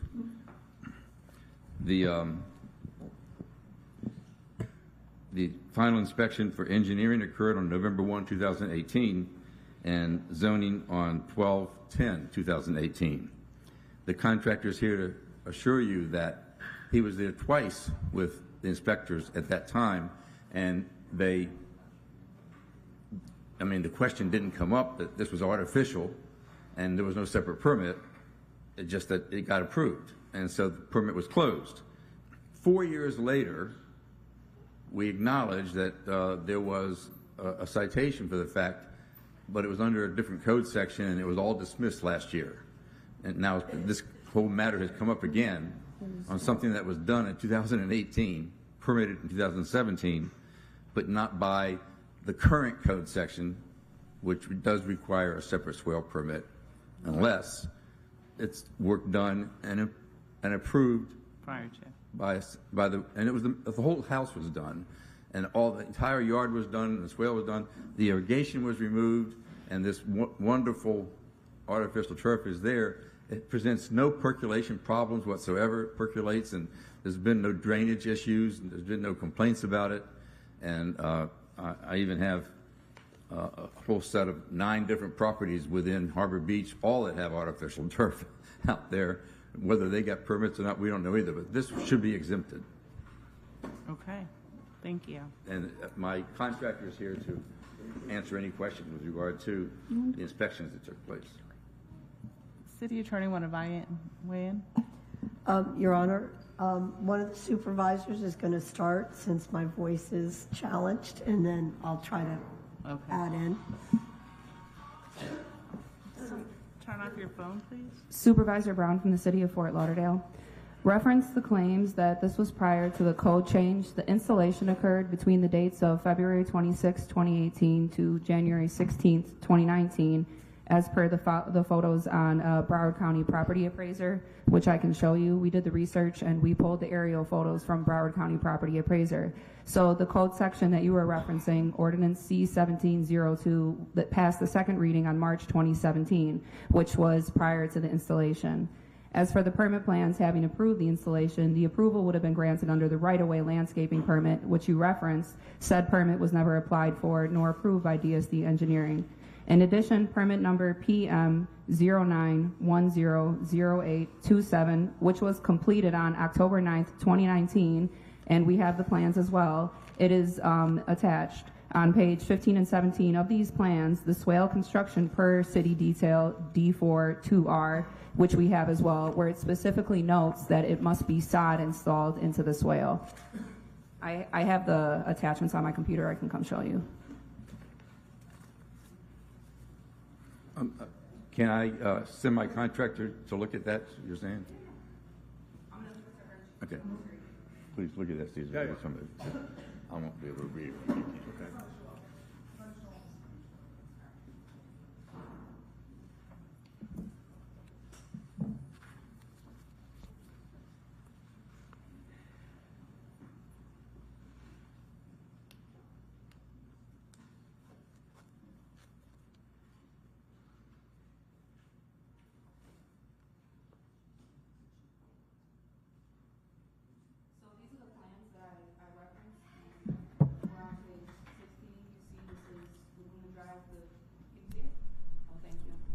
Okay, you want to get So these are the approved plans that I referenced, and as you see right here, it says provide 4-inch to 6-inch deep swale in the driveway portions within the city right-of-way per detail C13, sod swales per detail D42, and then I also have detail D42, which defines the type of sod that needs to be installed into the swale. That's showing the plans you have? No, I mean, that doesn't match the plans that we have approved by the city of Fort Lauderdale that I have a copy here. Yeah, these are the plans that were approved that are in the system. Because it shows, and for the plans it shows driveway, and because we didn't pull landscape permit because we didn't need it because we weren't Wait, doing it. you need to go to the mics. It's We didn't okay. need any landscape permit because we weren't doing anything with the landscape or the driveway. All that stays as existing. If you look at the plans, it says existing to remain. Right, I hear what you're saying. So this is the right-of-way, and it falls under engineering, and this is one of the plans that was approved, and I extensively went over this with the engineering department, and they did confirm that these are the plans indeed, and that it should have been sod installed into the right-of-way. If you look at the permits, the permit with the engineer came in final, and the zoning came in final with that in place. So I don't understand why the final and give us the CO when that was already in place. Are your plans different, you're saying, than the plans that she's referring to? And the plans that I have approved by the city shows driveway and landscape all existing to remain, which, you know, we didn't have nothing to do with the plan that we have was the interior of the renovation of the house. But what I want to point out is that what I just submitted to the court shows that engineering did a final inspection on 11/1/18 and was physically there with this contractor and saw the artificial turf that was in the swale area. And approved it. And approved it. There's definitely It's signed off needs right to here. be clear. Right. Look at that. I mean, if it's signed off, we need to clear this up because it's not making sense. So it sounds like he's saying that they did something, because I'm looking at the plans, right? And it should have been sod. And you're saying that you installed something other than the sod, and there was some oversight, and it was approved. But regardless, what is in the plans is that it shouldn't have been artificial turf. But why was it approved? I mean, why would the engineering approve He's it? saying that somebody did the inspection and went and approved it. No, didn't see it. They didn't say this is fine, but I'm looking at the plans. But he has here the paperwork that. I can read it for you.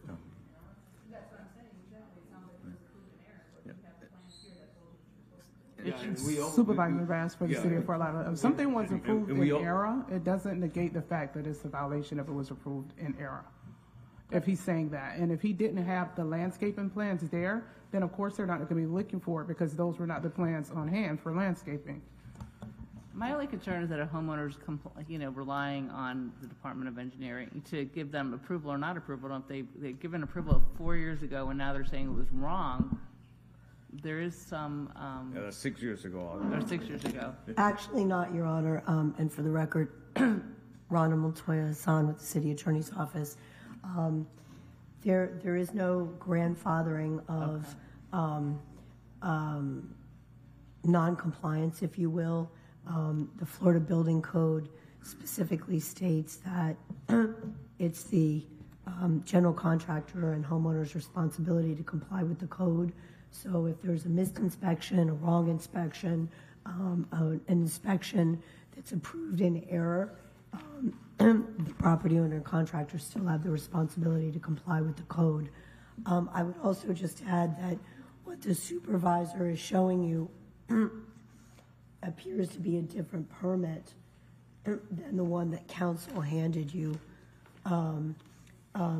that shows, like she said, the detail of the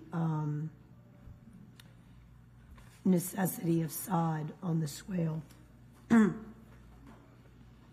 Okay, so it was original, right? The original is different than what was ultimately approved, is what you're saying. No, these appear to be two different permits.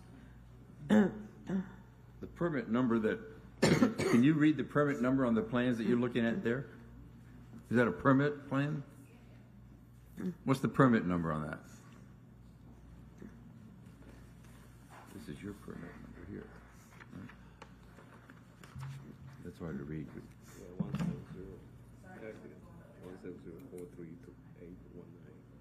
19, right? Yeah. 418. PM-09100827, which was completed on October 9th, 2019. That's a different permit. Yeah, that's a different permit that we got. Right. Okay. We don't recognize that permit. In 2019, there was a separate permit done that you know of? No, this is the permit that we did when we did the Contractors listed as your firm, sir.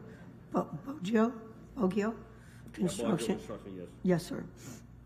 I mean, I got the permit, the copy of the permit here. It shows different. This permit we're talking about was issued 8/25/2017. Yeah. Correct. That's why I've said that there were two different permits. For building? Well, anyway, Both are building? my point, Your Honor, is that the work that was done in this swale area in 2018 and inspected in 2018, both in November and December of 2018, was done under this permit that we submitted the final inspection and sign off on. And so you can't say that there was, even if there was another permit pulled, we don't know about it. Because you say it was this contractor that did it. Yeah. You did another job here the following year? In 2019, they're saying that there was a separate permit. For a building? No. That was the only permit for the building. I mean, we got different permits, mechanicals, electrical, and all that stuff, but this is the master permit right here. Right. This is not MEP. This is a permit. I'm looking. It's got your company listed as a contractor. Yeah. Can you repeat the permit number, please, again? Write it down. No, I want to put this permit number right here, too. Oh, that's 281. I thought it was 181. Yes. Okay. Yes. Yeah. This permit number, when we got the certificate, the CO also is 17041819.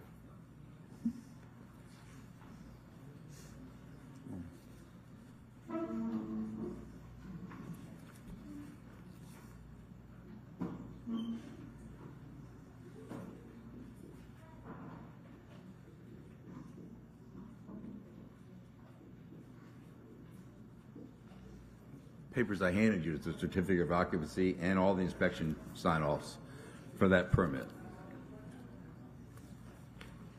And that's when the swale area was altered. You know, including the entire lawn.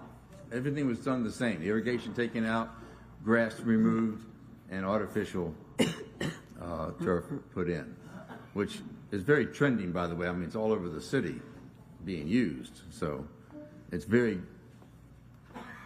well respected as good for percolation. The water drains through it.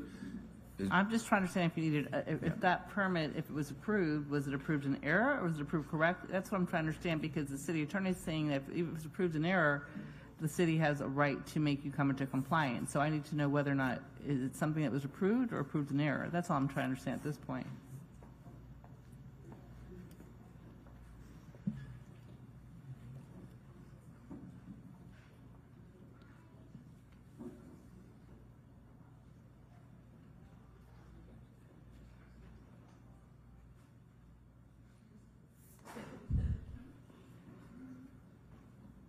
Are you guys trying to figure that out, Rhonda? Was it approved correctly or approved in error? That's what I'm trying to understand.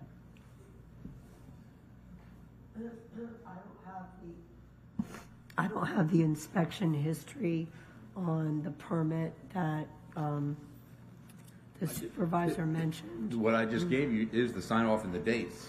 That's for this permit. That's not for the permit that we've showed that has the detail that sod is required on the swale. I don't have the sign off on that. The permit number sheet. I just give it to her. She cited some other permit. Correct. So yeah. So can we have? Yes. Special magistrate. The city would like to request that we have this case be reheard, and we can bring in an expert from the building department to testify on behalf of the plans. That's fine. I'm not going to address a compliance date at this time until we have more information. I feel like it's, I see. Yeah, a little confusing at the moment. And I think, so I'm going to give the city the opportunity to provide additional testimony on a later day. So at this time, you know, there's nothing you can do other than you provide all the documents, let the city figure out what they have and see whether or not you're in compliance or you need to get into compliance, you know, based on your testimony. Yes.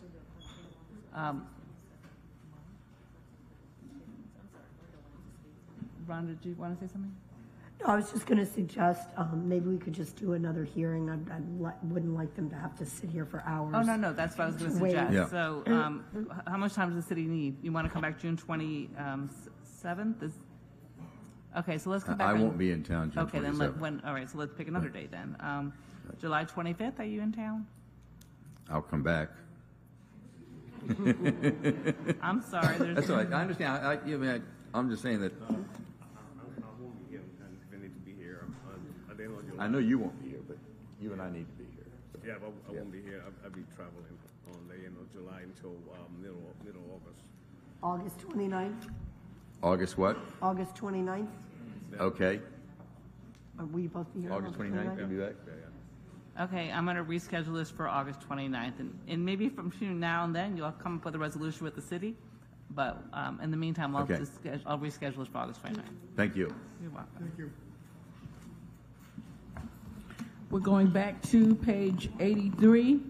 Inspector Pat Gavin, Leonard Champagne, presenting case number CE 2312-0161, case address 1627 Northeast 12th Street.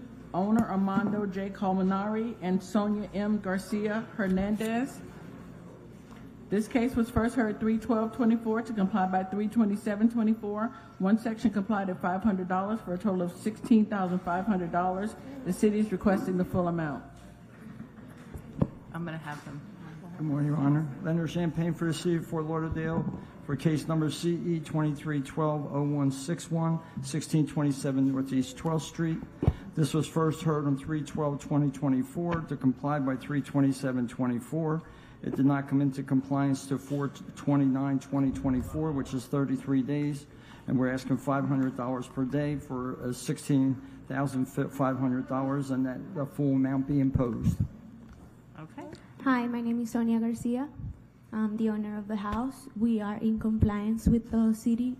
We already have the inspection. No, we know that. Back. So the city is seeking $16,500 because it took you 33 days to get in compliance. You had a compliance date of April 29th. That's when you needed to be in compliance, but you didn't get in compliance until 33 days later. And so that every day that you were not in compliance, you got penalized $500, a fine of $500 a day. So the city is asking that I impose the total fine of $16,500. This is your opportunity to respond to that request. We weren't aware of the fines until I came to the hearing on the 25th. I spoke to Mr. Gavin on February, and he told me that I was going to be in compliance if I took the site down and applied for the vacation rental application. I did that back in February, and I took the site down all those months. I put the site back up when I was approved by the vacation rental application. And then he came back on April, a week before the second hearing, and he told me that I was not in compliance, and I reached out to him again, and I told him that all my paperwork were in compliance, like my application was already approved, and that we were waiting for the business tax to be issued, to be sent to me, so we can do the inspection. And so he told me that I had to, that I was not in compliance, that was not all the requisites that I needed. And so I took the site down on the 24th because he didn't answer my email when April 24th you took it down? Yeah.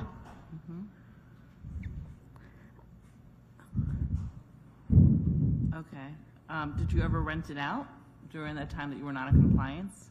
No, I took it down on February until April, first week of April, I believe, when I saw on the app that I was already approved by the application. So he came back down to the property, and I saw the paper, and I emailed him back. But you took it down again? Yeah. Okay, so you never rented it out during this time?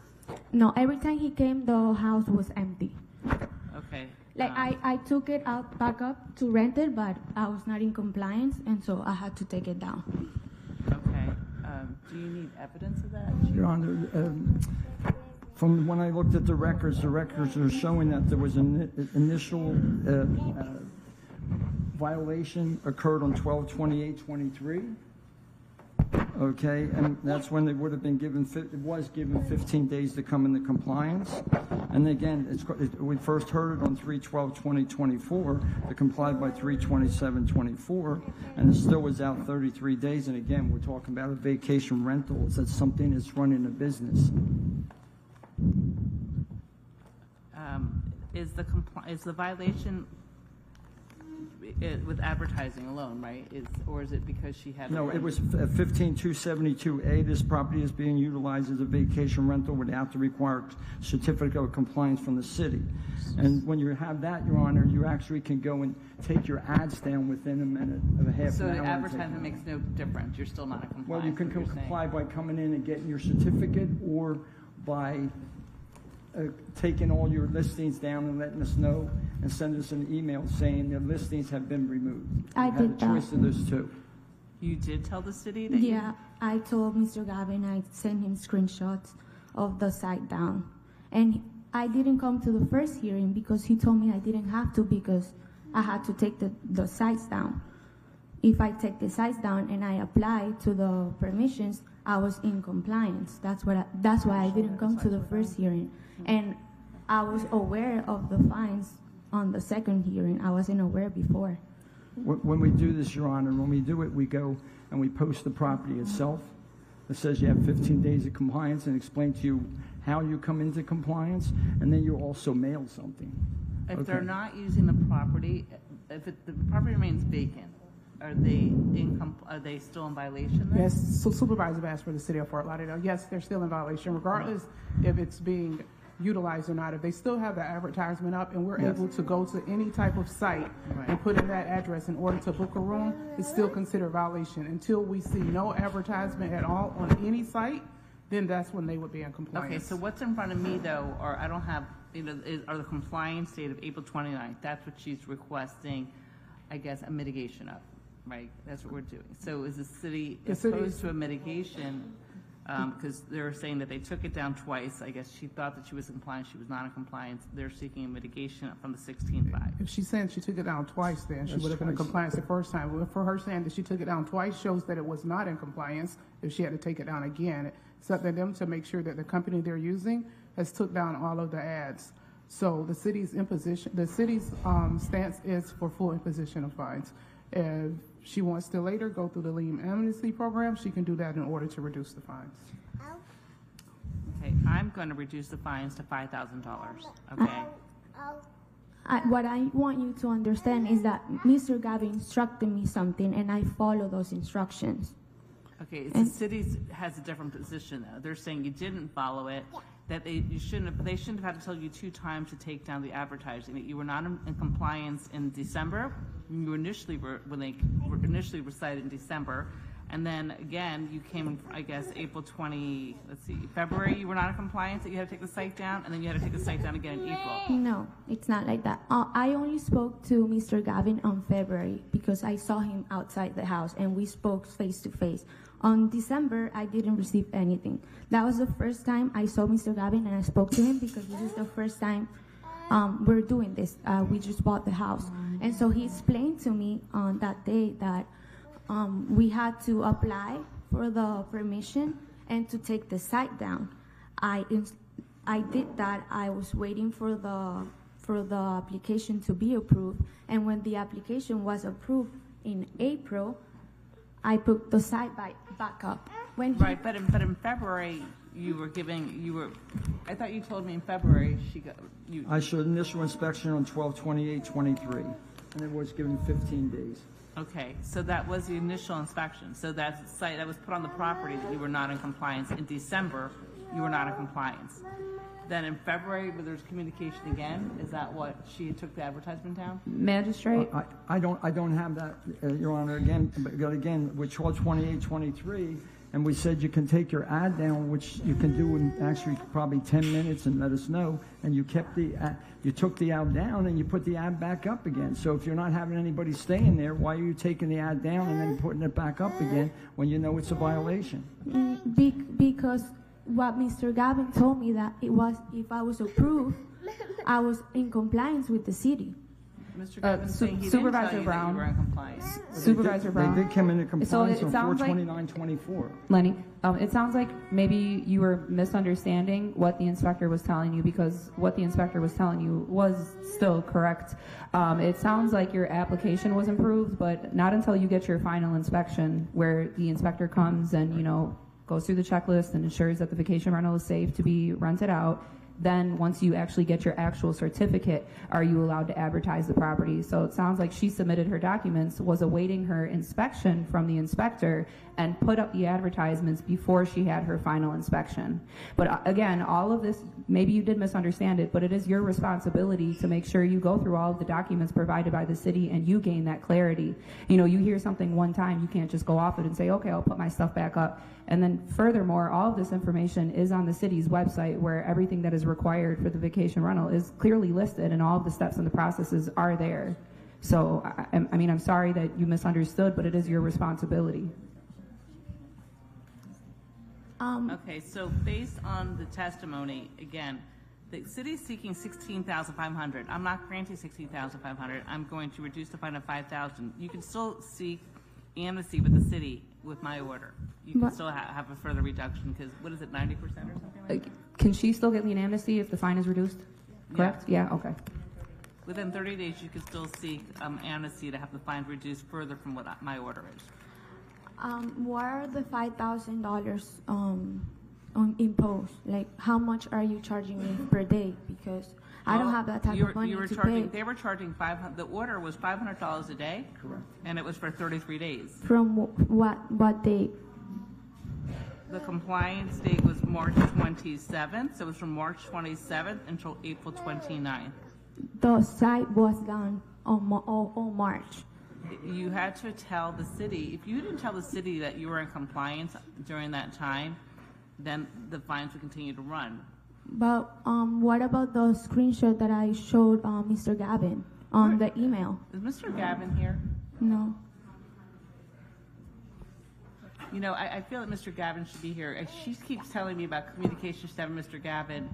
I know you're the records custodian you're reading from, which is all you have, but I feel maybe Mr. Gavin should be here to respond to what she's saying. So he is out, Magistrate, but usually when our inspectors put their cases together, their cases are put together based on the evidence that they have at hand. So we definitely believe what our inspectors say when they're saying and I don't even, and the evidence was already presented. Okay, so this is just a Massey hearing then. Yes, this is a Massey. This was heard in March. Okay, so. And she was granted an extension.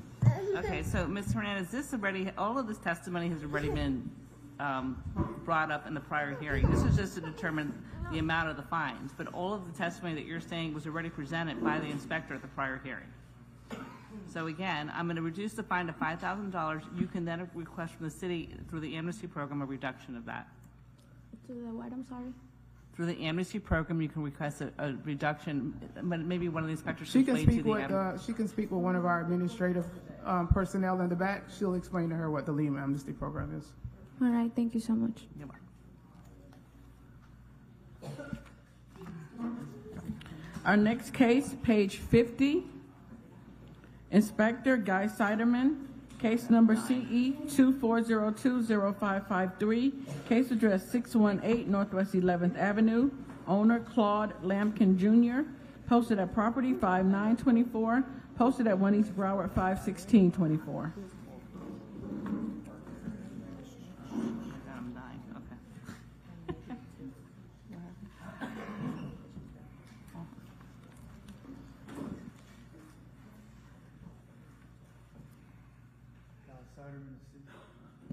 Guy Satterman, City of Fort Lauderdale, Code Compliance, presenting case CE 240205553 for the property located at 618 Northwest 11th Avenue. This property was first inspected on 2/21/2024 and given time to correct for the following violations. Violation 47, TAC 20.20.H. There are parking facilities that are not maintained at this property. The driveway on the property is not being maintained, The driveway has cracks, potholes, and the asphalt top coat is risen, loose and missing in some areas. Violation 9 TAC 280H1. The fence of this property is in disrepair and is not being maintained as required. The chain link fence surrounding the property is in disrepair. Areas of the fence are bent, leaning, and in need of repair or replace. Violation 9 TAC 306. The exterior building walls have not been maintained. Structural parts, including fascia, are in disrepair. There are areas of the exterior that have stains and missing peeling paint. There are 2 different colors on the exterior walls. Violation 9 TAC 305B. The landscape at this property is not being maintained in a neat and well-kept appearance. There are areas of dead and missing ground cover. As of 5/24, the property remains in violation as per the photos depict. The city is requesting compliance within 28 days or a fine of $50 per day thereafter. I would like to submit this case file and photos to the court. Yes, my name is Claude Lampkin. I have the receipts here for the paint that we're going to finish up painting this weekend. First, on the right side of the fence, that's not even my property. They had put some around the field. I do have a pole though for the on my property for the fencing, and the grass. It's just my income. I mean, grass and the gravel. I put in for the housing grant, but it only take care of the inside and not the outside. So I'm trying to search help for to get this done because I have Social Security income, which is only $347 a month, and it's pretty hard. How much time do you need, Mr. Lampkin? I give it 90 days, I'd say. Okay. So you have any objection to additional time? Okay, I'm going to give 91 days, and I'm going to reduce the fine to $25 for each violation instead of 50. So the compliance date will be August 29th for each violation, or a fine of $25 a day per violation.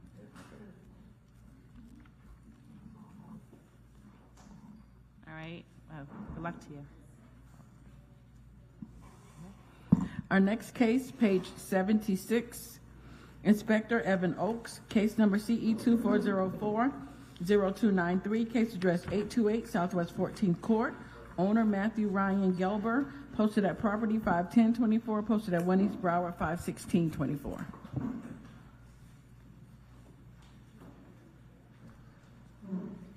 Good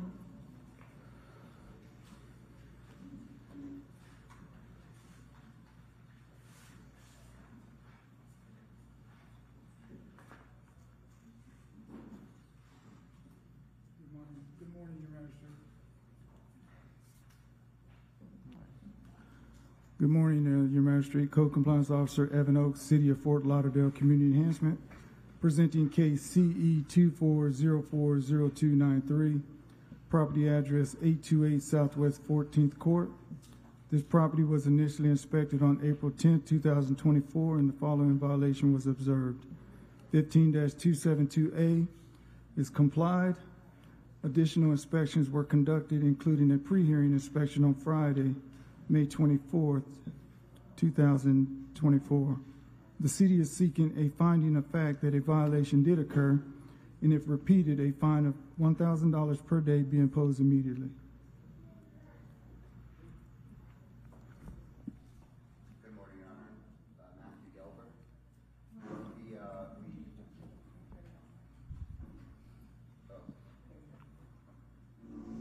Is that better? There we go. Good morning, Your Honor. Matthew Gelber. Once we received the violation, we took it off the website. It's not on right now.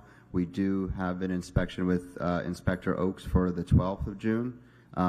It's just been a very drawn-out process to get approval. We've been applying since January to get approval, but my understanding is that once we have that inspection, we'll be in compliance and we'll get the certificate. So we're requesting no fines be instituted and just a 30-day extension. So right now there are no fines. The city's saying you're in compliance for the meantime since you did take it down. They're just asking for finding a fact that you had a violation. If the violation occurs again, you're going to get a fine of $1,000 a day. That's what the city's seeking. There's no fines right now. Understood. Okay. All right. So that's what I'm going to enter. So make sure that you do not, do this again, because it'll be $1,000 a day. Understood. All right. Good luck to you. Thank you. Our next case, page 68, Inspector Manuel Garcia. Case number CE 2403-0146. Case address 1600 Northwest 8th Avenue. Owner Kinsley Joan Sure-Infant and Ashley Denise Sure-Infant and all others. Posted at property 51724. Posted at 1 East Broward 51624.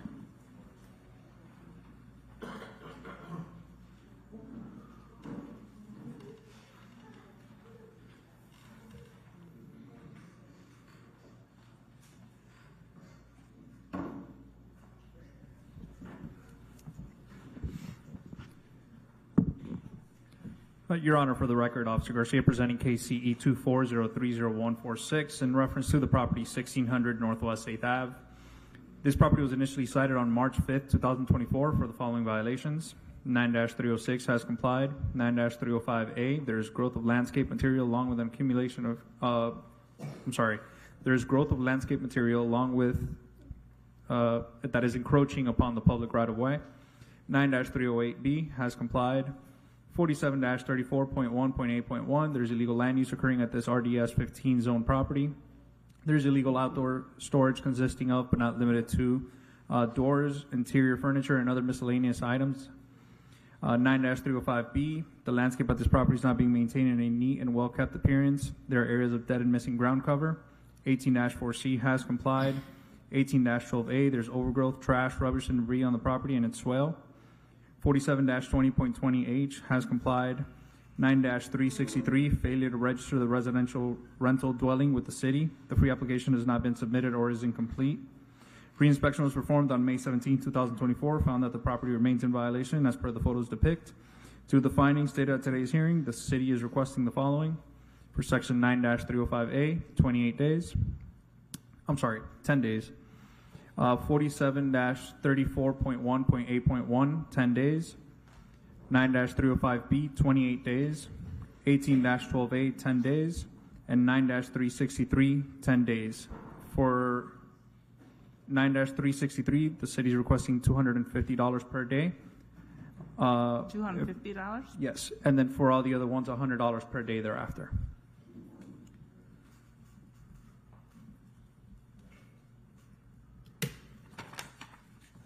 Good morning. Please state your name. Hi, I'm Kinsley Sure-Infant. So this is my dad. He lives here, and I just come in town and help him out fixing the stuff. We started doing the grass. The grass should be done this weekend, the landscaping. We just got a registry for the rental. So I got to do that. I'm gonna try to submit that today. But it's two-sided, so he lives in the front and he just rents out the back. So I guess I'll have to do that. But you said the overgrowth of, you want the trees cut as well? Were you referring to the overgrowth? Yeah, the overgrown landscape, as you can see. So all those trees? The trees themselves are not overgrown. I know that those are some fruit trees that there are on the property. We're specifically referring to overgrown weeds and any other plant matter that's just completely overgrown. And, yeah. So all of the trash, everything's gone. Those chairs, everything are gone. The grass, like I said, is going to be done this weekend, and I'll do the registration and everything this week as well. Remember, there's also illegal outdoor storage you need to get rid of. And when you say illegal outdoor storage, what are you referring to? Items that are being kept outside that are not meant to be kept outside. What is it? Items that are being kept outside that are not meant to be outside. Yeah, so there's nothing, like if you go today, there's nothing out there. We got everything done. We're working on it this weekend, of course, but. So what you need to do is reach out to the city and make sure that once you're in compliance, that they come out, re-inspect timely so your fines don't start to run, and also that there's no question as to what you need to do, because you seem to have some questions, right? So based on the city's testimony, I'm going to I'll give a compliance date of June 9th for violations 9305A, 47-34.181, They're 18-12A and 9-363. And there'll be a fine of $100 a day for each of those, except the last violation will have a fine of $250 a day. And then for violation 9-305B, there'll be a 28-day compliance or a fine of $100 a day, which will be June 27th. Okay. Your Honor, if I may add, Sure. just for the record, regarding the landscape, even though you guys have laid out grass in certain areas, please note that we're speaking directly on dead and missing ground cover. So if you guys aren't watering the grass and it's dead, it's still going to stay in violation. So make sure that you guys stay on top of that, because there's a lot of grass that was laid out and it's unfortunately dead because it hasn't been watered. Okay. And you want the outside of the fence, like closer to the street, all of that grass has to be done Both as well? the inside of the property and the outside of the property have to have ground cover. Okay. Yeah, so we're getting done today, this weekend. Awesome. All right. Good luck. All right, thanks. Our next case, page 49, Inspector Guy Siderman, case number CE 24020056, case address 616 Northwest 22nd Road, owner Community Home Buyers LLC, posted at property 52824, posted at 1 East Broward 51624.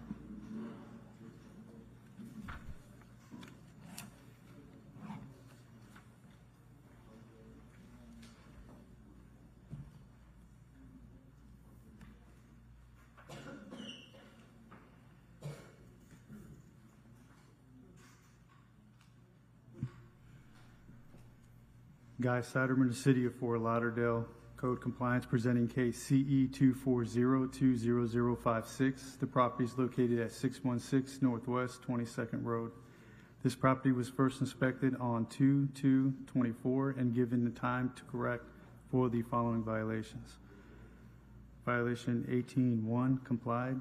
Violation 9-304B complied. Violation 18-12A complied. Violation 9-306 complied. Excuse me, I have to repeat something. Violation 18-12A complied. There is overgrowth, trash, rubbish, and debris on the property and or its swell. This is a recurring violation. This previous case number CE 23070597. This case will be presented to the special magistrate whether or not compliance is obtained. Violation 9-306 complied. The exterior building walls have not been maintained. Structural parts, including fascia, soffit, and balconies, are in disrepair. There are areas of the exterior that have stains and missing peeling paint. The wall, fascia, sidewalk, white shutters on the side windows, driveway, and doors have dark stains on them. They need to be maintained and painted. This is a recurring violation of previous case number CE 23070597. This case will be presented to the special magistrate whether or not compliance is obtained. Violation 9-305B complied. The landscape at this property is not being maintained in a neat and well-kept appearance. There are areas of dead and missing ground cover. This is a recurring violation of the previous case number CE 23070597. This case will be presented to the special magistrate whether or not compliance is obtained.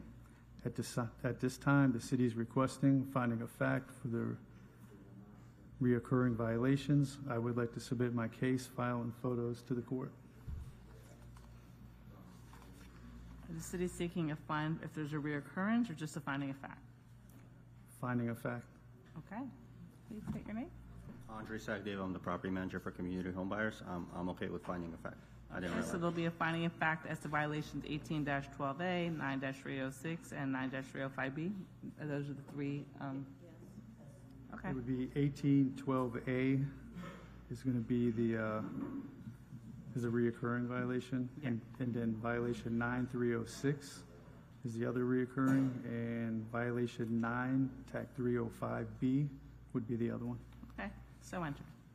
I do want to say that the reason we're here, and it was from the violation from 2023. They literally copy and pasted the text from that violation for this violation. It's because there's a guy that owns the vacant lot next to us. We are 3 houses north of Sistrunk, just west of I-95, and there's a convenience store across the street. And the guy that owns the vacant lot keeps complaining to code that people are walking by and leaving trash on his property, which is just the reality of the area. But I feel like it's unfair for him to use the city, code enforcement to essentially police all of his neighbors for cleaning up his property when there's just a lot of people walking in the area. Okay. All right, well. Beyond that, I'm okay with the finding of fact. Okay, all right, thank you. Good. Okay, thank you. Our next case, page 9, Inspector Wanda Aquavella, case number CE 24030953, case address 712 Northwest 2nd Street, owner Sator Investments LLC, posted at property 5824, posted at 1 East Broward 51624.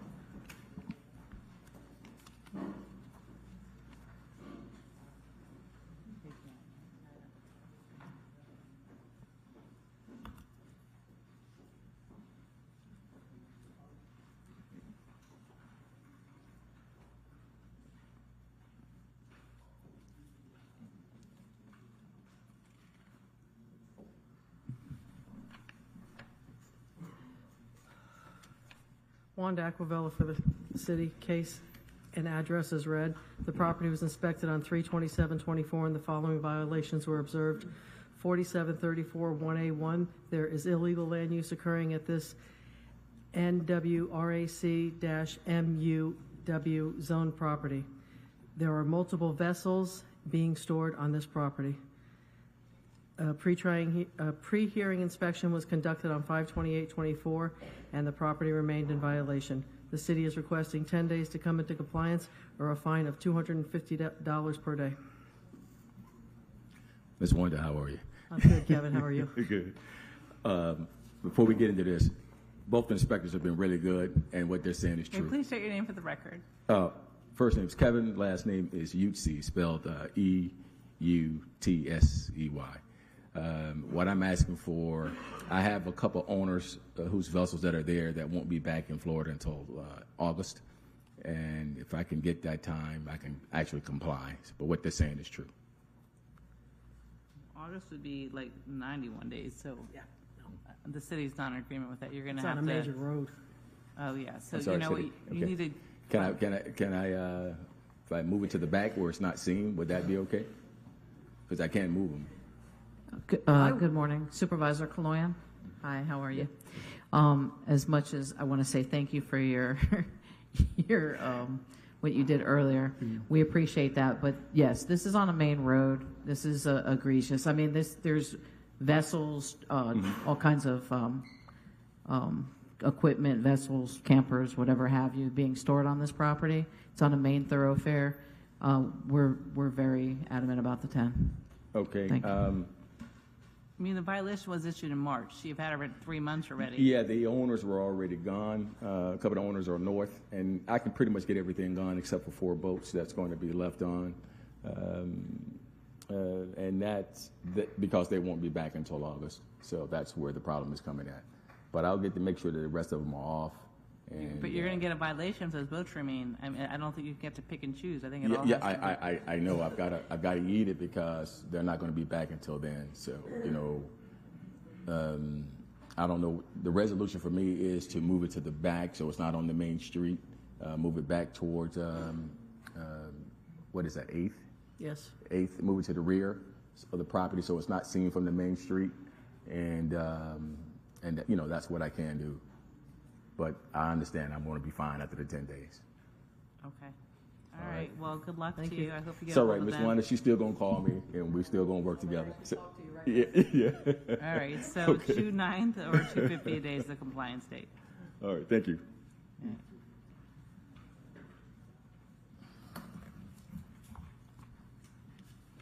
Our next case, page 95. Inspector Bernstein Seinbert, case number CE 2305-0571, case address 2401 Northeast 32nd Avenue, owner Kurt A. and Amy A. Weiss, This case was first heard 10/26/23 to comply by 125/24, one suspension from 125/24 to 5/30/24, one section not complied at $25 per day, and this is in order to reappear. Good morning, Inspector Bernstein, Senior Inspector Bernstein Sandberg, City of Fort Lauderdale Community Enhancement, case number CE 23050571, property address 2401 Northeast 32nd Ave, section 4719.3F4. The seawall at this property is in disrepair. All property owners must maintain their seawall in good repairs. A seawall is presumed to be in disrepair if it allows for the upland erosion, transfer of material through the seawall, or allow tidal waters to flow unimpeded through the seawall to adjacent properties or the public right-of-way. Pre-hearing inspection was conducted on May 17, 2024. The violation is not in compliance. The property owner does have issued permit ELE-RES-2312-0107 for dock power and lighting. And he also have another permit that's been issued, building permit BLD-BDSP-2312-0014 to install new seawall and concrete. I would like to enter the photos as evidence that show violation is remain. Progress is being made on the property. They're just going through the permitting process. The city is requesting 119 days. And hopefully not a reappearance, but we'll put a reappearance just in case any issues happen. What's the fine that you're seeking? Okay, but you're giving them an extension of time? Yeah, they have the permit. They're just going through the permit process. So we're just going to extend them some more time for the seawall. All right, so I'm going to stay the fines and grant an extension September 26th.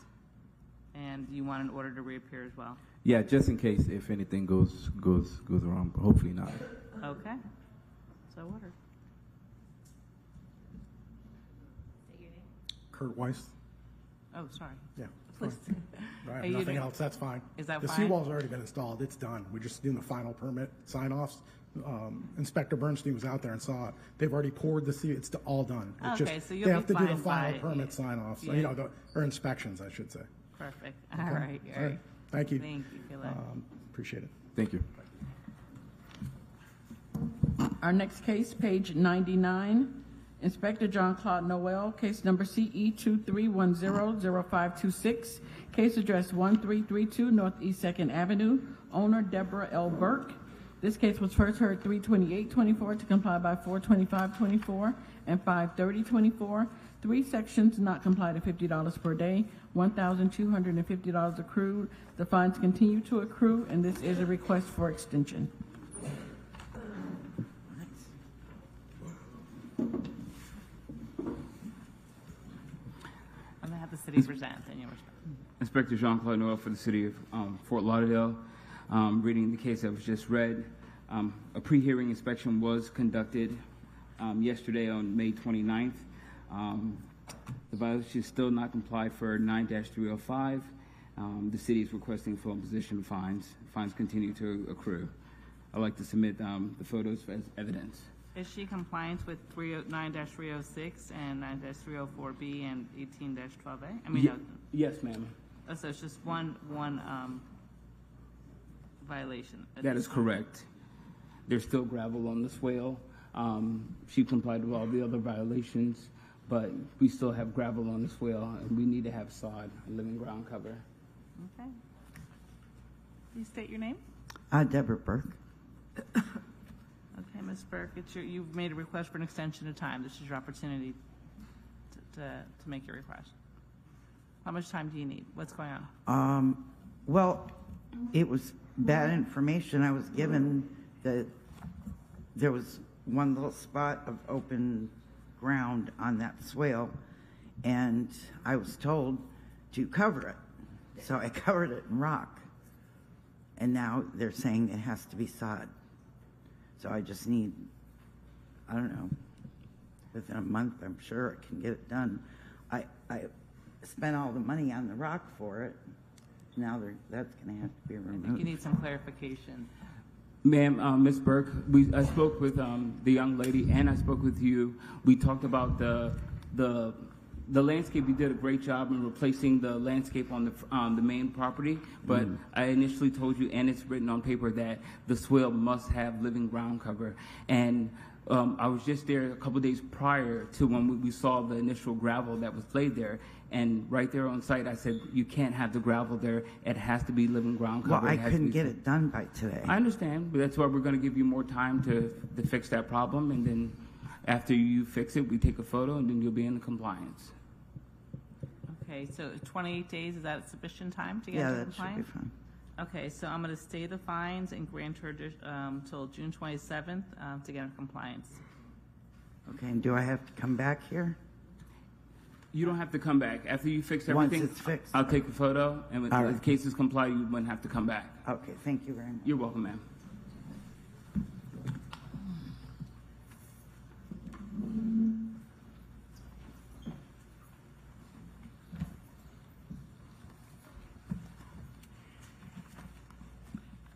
Our next case, page 86, Inspector Guy Seiderman, case number CE 23120036, case address 625 Northwest 22nd Road, owner Shalonda Copeland and Margie Francis. This case was first heard 3/28/24 to comply by 4/25/24. Two sections not complied at $100 per day, $7,000 accrued. The city is requesting the full amount and the fines continue to accrue.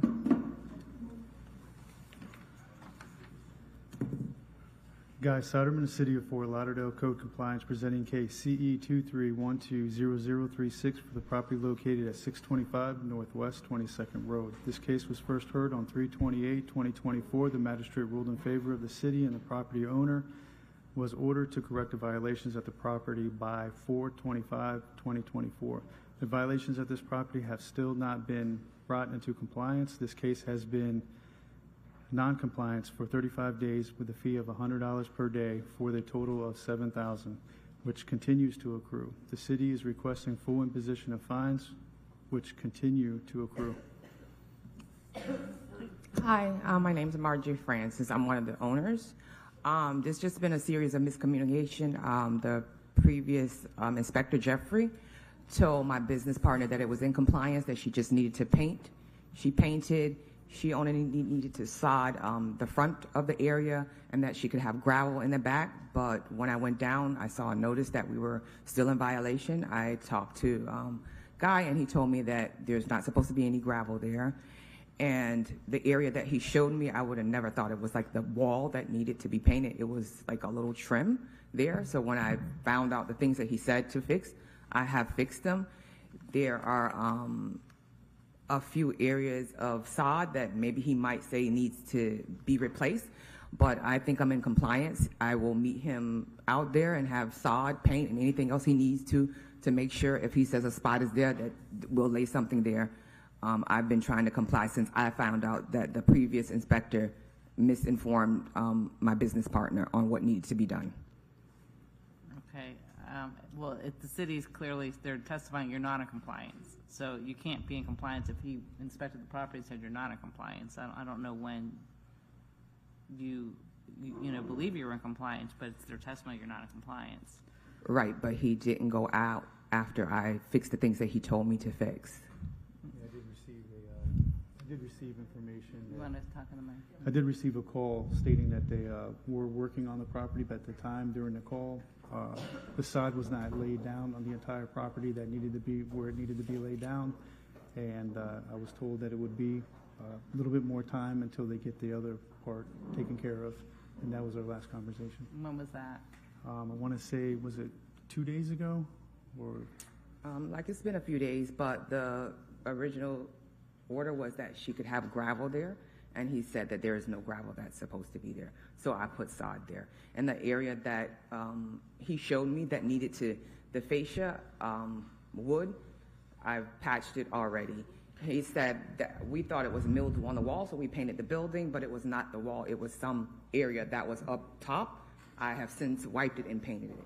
Okay, but as of 2 days ago, it wasn't done. So I don't know when it was done 2 days ago. He just said 2 days ago when he spoke to you. He spoke to me, but he didn't go out there because it was done. I did it myself, so I know it was done. Your magistrate, good morning, or good afternoon, morning. Supervisor Kaloyan with the City of Fort Lauderdale. So the gravel that she's referring to, that was the landslide, those violations. And once she gets everything into compliance, then we'll reach out to her. She can talk to them in the back about maybe a lien amnesty. But like the current pictures would show that the work was like done, because these aren't the current pictures, right? Or No, that's the last time. oh, but you. That's the last time when I met you on the property. That's when I did my inspection, and you were working Those aren't the current pictures that you took when we were. And you were working on. Those aren't the current pictures that you took when we worked on the property. When we were talking, you were working on getting that painted, and we were going through the property. The property, when you were there, it was sod laid in the front. Those aren't the current pictures, right? No, there should be. Yeah, there was actually. This is not the current picture. They're not all. No, none of that is current. When I was there last time, it didn't look like that. It didn't look like that when you were there. Let him finish what he's saying. When I was there, it was not complete. You should have laid sod on the entire property. We both agreed when speaking that you were going to go ahead and take care of the rest of it. And then you asked me what needed to be done exactly. We went over the property and what needed to be done. I understand you gave me a call a couple days ago. That's fine. As we were talking on the phone, you stated to me that you didn't get all the grass, but you were working on it as soon as possible so that way you can become in compliance. And I don't mind going back out there. That's fine. And I appreciate you taking the time and working very hard to get this taken care of. And I don't mind talking to you in the back, and that way we can come to an agreement. Maybe I can get by there as soon as possible and try to comply these. No problem. I just wanted to make sure. I'm Because sorry, it looks Your like, Magistrate. Sorry to interrupt everybody. So I do have a current picture. I don't see it up. Maybe that might be the one, but it was dated May 24th, and it's not completed. If I need to, I can bring this over for you to see. So there's still spots that are missing, is what you're saying. How much time do you need to get in compliance? Right now, your fines are running. Right now, I'm going to have somebody, if he's going to go by there now, I have somebody with extra sod and everything. If he sees any spot, we can lay it right there. Okay, so I'm going to say the fines, and I'm going to give you 10 additional days to get in compliance if you're not in compliance already. So you have till June 9th. Okay. Thank you. You're welcome.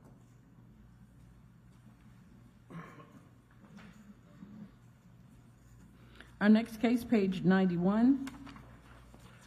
Inspector Bover-Exantis, case number CE 2308-0068, case address 942 Northwest 14th Court. Owner Dylan Veloz and Dennis Peralty Reyes.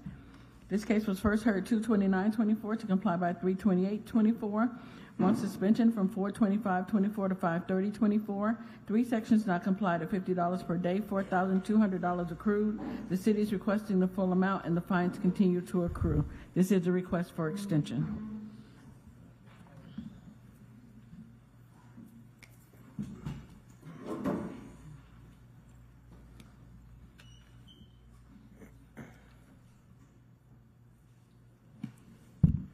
Good morning, Your Honor. Officer Exantis on behalf of the City of Fort Lauderdale Community Enhancement. Case number CE 2308-0068. Property address 942 Northwest 14th Court. This case was first heard in February 29, 2024. The magistrate ruled in favor of the city, and property owner was ordered 28 days to correct all violations at this property. This case reappeared before the magistrate on April 25, 2024, and the property owner was granted a 35 days extension. This is a request to an extension. Property owner is here to speak. I will let him speak at this time. Hello, my name is Dylan Velos. Okay, you've asked for an extension of time, so this is your opportunity to explain why. I'm pretty much all covered. I just have an RV to move that I need a specific fifth wheel attachment to move, and that's pretty much all that I have left to move. Well, there's also a landscape that's not being maintained. Yeah, that's all taken care of. Okay, so how much time do you need to get in compliance? 5 more days. Okay, so does the city have any objection to 10 more days? No, we will not oppose to 5 more days extension, but I make that 10 days extension. All right. I'm going to say the fines, and I'll give a 10-day extension of June 9th. Thank you. Thank you, Your Honor. You're welcome. I don't know what happened.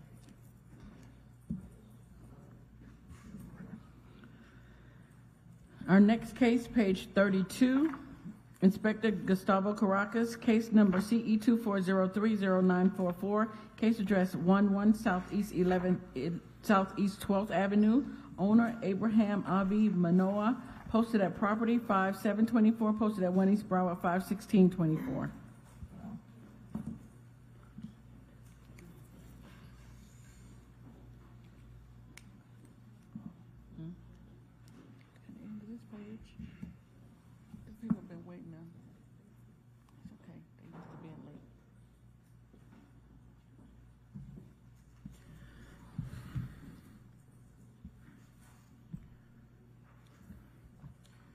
Morning, Special Magistrate. City of Fort Lauderdale Code Compliance Inspector Caracas, presenting case number CE 240309444 for the property located at 11 Southeast 12th Avenue. Inspection of the property was performed on March 26th of this year and cited for the following violations. 18-12A, there's overgrowth, trash and debris, rubbish and debris on this property and on its swale. 47-34.44B.1 has been withdrawn. 9-308B, there is debris, trash, or other elements which is not permanent to the roof. The roof is stained and or dirty. 9-280B, there are building parts which are deteriorated and not maintained. The perimeter wall needs to be cleaned and cleared of any mildew and other elements not part of the wall. The wood door needs to be replaced. 9-306, the exterior building walls have not been maintained. Structural parts, including fascia and soffits, are in disrepair. There are areas of the exterior that have stain and missing peeling paint. The courtesy notice was mailed to the property owner listed on BCPA via first class mail on March 26, allowing 15 days to come into compliance. Contact has been made with the prior tenant and now the property owner that is present with us today. Special magistrate request form sent on April 9th and scheduled for today's special master. And pre-hearing inspection was done on Monday, May 28th, and the pictures presented here were taken to confirm the violations have not been brought into compliance. The city is requesting the following: 10 days to have 18-12A in compliance, and 28 days for the rest of the violations to come into compliance, or a daily fine of $50 for each of the violations that exist. Photos submitted into record, and we have the property owner and the general contractor with us today. Please state your name for the record.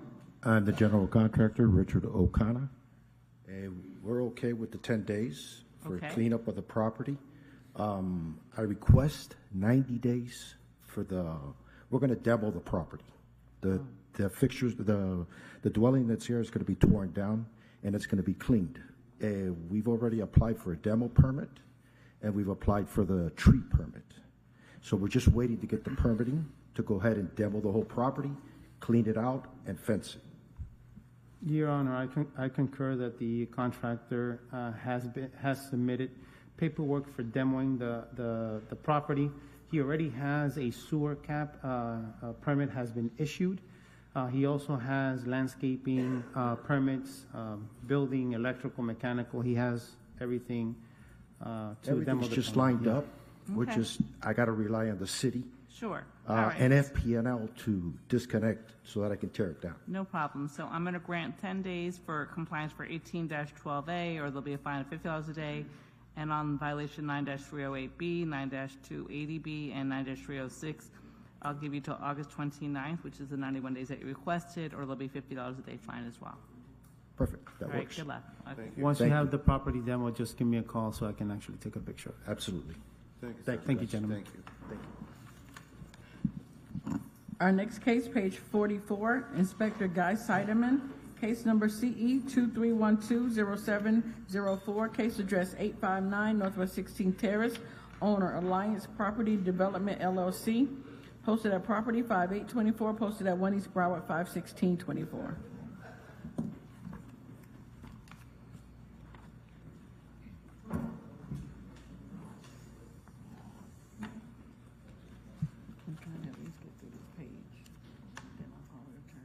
Guy Siderman, City of Fort Lauderdale, Code Compliance, presenting case CE 23120704, the property located at 859 Northwest 16th Terrace. This property is first inspected on 4/11/2024 and given time to correct for the following violations. Violation 9, TAC 304B, the gravel driveway is not being maintained in a neat and well-kept manner. It is not smooth and well-graded condition. The driveway approach is missing gravel. Violation 9, TAC 305B, the landscape at this property is not being maintained in a neat and well-kept appearance. There are areas of dead and missing ground cover on its swell. I would like to submit this case and file for the photos to the court. As of 5/22, both violations remain as per photo depict. At this time, the city is requesting 28 days for compliance or face fines of $50 per day per violation thereafter. Okay, please state your name. Good morning. Carlos Velasquez. Here on behalf of the owners. As far as the driveway with the new sod end, you can see that we removed the gravel since the house was originally one parking area, and there was a recommendation for an additional parking to install there, but owners, they opt out for it to be put back in its original stage, which is a one parking spot. Now, as far as where the black cars are right now, on that side of the area, there was a misunderstanding on the reading of the violation on our behalf that we thought it needed to be paved, that entire area. But when I came down to the city to verify that, they had told me that I needed to put sod on that side because I told them that there's a water meter there. So they told me that it needed to be sod so it can maintain the water. Now, as far as the other side that's paved, apparently I've been calling so they can go out there and give me an estimate for that area. It's been a little hard because not a lot of them are going to come out to do that, just that small section. But what I request on top of that, with the 28 days that the inspector has issued, if they can provide me with a 60, just in case it takes a little longer for these gentlemen to come out and give out the actual price and pull out the permits. And if it's done within that time frame or sooner, I can call the inspector so he can do his end of the deal. Do you need a lot? As far as the landscaping, we resodded that, so I don't know how much more the inspector. It's just I guess lack of feeding it with water for the tenants, because it's a concern for them as well that they're concerned about the water usage. Right, that's another thing too. So they can only go either early morning or nightly to water the sod that was laid out. It was a whole pallet of sod that was laid out in the front. Now in this section here, I think that's the. Good morning, your magistrate, Supervisor Cloyne. We can go 56 days. That would be fine. Okay, so for both violations, I'm going to give you till July 25th to get into compliance for $50 a day. Thank for each you. one, okay? All right, good luck to you. Now, as one last question, for the sod area, for the grass, does it still need to be more green, or it just watered for it? Because since all the gravel was removed and installed with a pallet of sod, I don't know if You're that talking was about where compliant. the vehicle is parked on the side right there? Oh, I see, on that section, correct. Yeah, there needs to be sod there. Perfect. Okay. Thank you, sir. You're welcome. Good Thank day.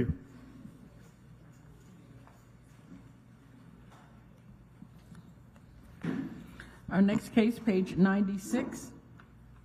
Inspector Bernstein Sambert, case number CE 23050960, case address 1301 Northeast 4th Avenue, owner RS Holdings 2 LLC. This case was first heard 9/28/23 to comply by 11/30/23. 2 suspensions noted on the agenda. 1 section not complied at $100 per day. Fine start 3/1/2024. This is in order to reappear.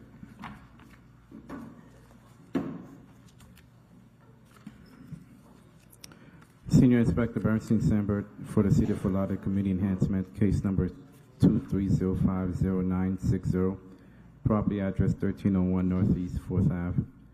The following violations remain: 47-20.20H. There are parking facilities that are not maintained at this property. The asphalt parking lot has cracked holes, oil stains, and wires sticking out of the ground. Pre-hearing inspection on May 25th, 2024. Revealed the violation stated is not in compliance. As of today, permit BLD-CALT-2311-0043 for gas station is awaiting client reply. Plans were submitted in November of 2023. Last permit was updated with a correction on March 18, and still waiting client reply as of today. The property owner or management is here to give us the reason what's going on behind the permit. Good morning. My name is Lola Khalikova with the property ownership. So we got the comments back from the city on March. There was comments from the building, fire, electrical, and let me pull it up 1 second. From 4 different departments. It was building, electrical, mechanical, and fire. We right away reacted on the comments. They asked us to get the geotech report. We ordered the geotech report. They scheduled the boring to be done on the property. It takes 4 to 6 weeks for them to come out and do the boring. Then after the boring is done, it takes them a couple weeks to get the report back to us. We received the report back from them on May 20th, which we followed. Send the report back to the canopy company. They need to provide the affidavit to the city stating that the soil is compact enough to build the canopy on the area, which we did receive that as well. And as of Tuesday, our architects prepared all the documents, forwarded that to our permit shop that is submitting all the permits to the city. And I got an email this morning saying that they're getting everything, reviewing everything to make sure we have all that cities requested, and they should submit everything back to them tomorrow. So once there's approval, how long will it take to be done? We ask the city the same question all the time. It feels like it's been going on and off since November. Again, we're ready to start any time. The sooner, the better for us. The business is, we're missing the canopy, we're missing the dispensers, so we're as interested in getting this done as anybody else. The city is requesting to give them more time due to the fact that they submitted a permit, and there is conversation based on my research on the building side. It's just that it's just the process of trying to get a gas station put in place. So 91 days is that? 91 days to a reappearance will be fine. Okay, so I'm going to grant additional time. Will be August 29th, in order to reappear as well. Can I ask a question too? Yes. My first meeting, if you remember, was online, and based on the conversations today, I asking about the fines. The fines are delayed. Does that mean when we're compliant, we're still going to be fined, or does that mean that when we're compliant, once you comply, we can go back and mitigate the fines, but for now... There's no fines. There's no fines. Oh, there's no fines. Okay. You came into compliance with almost all of your violations, and there were no fines ran, and this violation, the fines haven't started, and I just gave you another 91 days, so there's no fines that started. Okay, thank you for the explanation. But reappearances meaning you'd have to be... I know that you're not from the state, and if someone's going to represent you guys, please go through the process of getting a... proper an attorney, or you have to come back. And if we get the permits by then and start the work, do we still have to come back, or? If you're in compliance by August 29th, no. If they're in full compliance. No, we don't. No, they're not going to be in full compliance because the violation is for the parking, and they can't do anything until they get the gas station pumps up and going. And that'll take a while. Correct. Construction will take at least 60 to 90 days. Because they're just going to damage everything else in that area. Okay, so we'll address a complaint. I gave additional time, but on August 29th, we'll address the date again, okay? Okay. But no fines are running. Thank you so much. Thank you.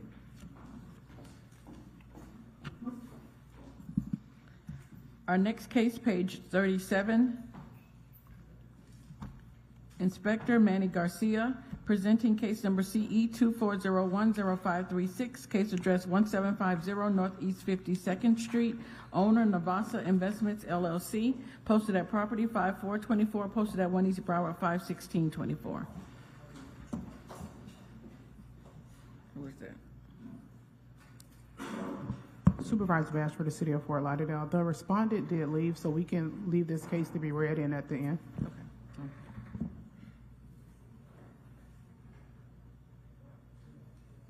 Our next case, page 21. Inspector Marco Aguilera.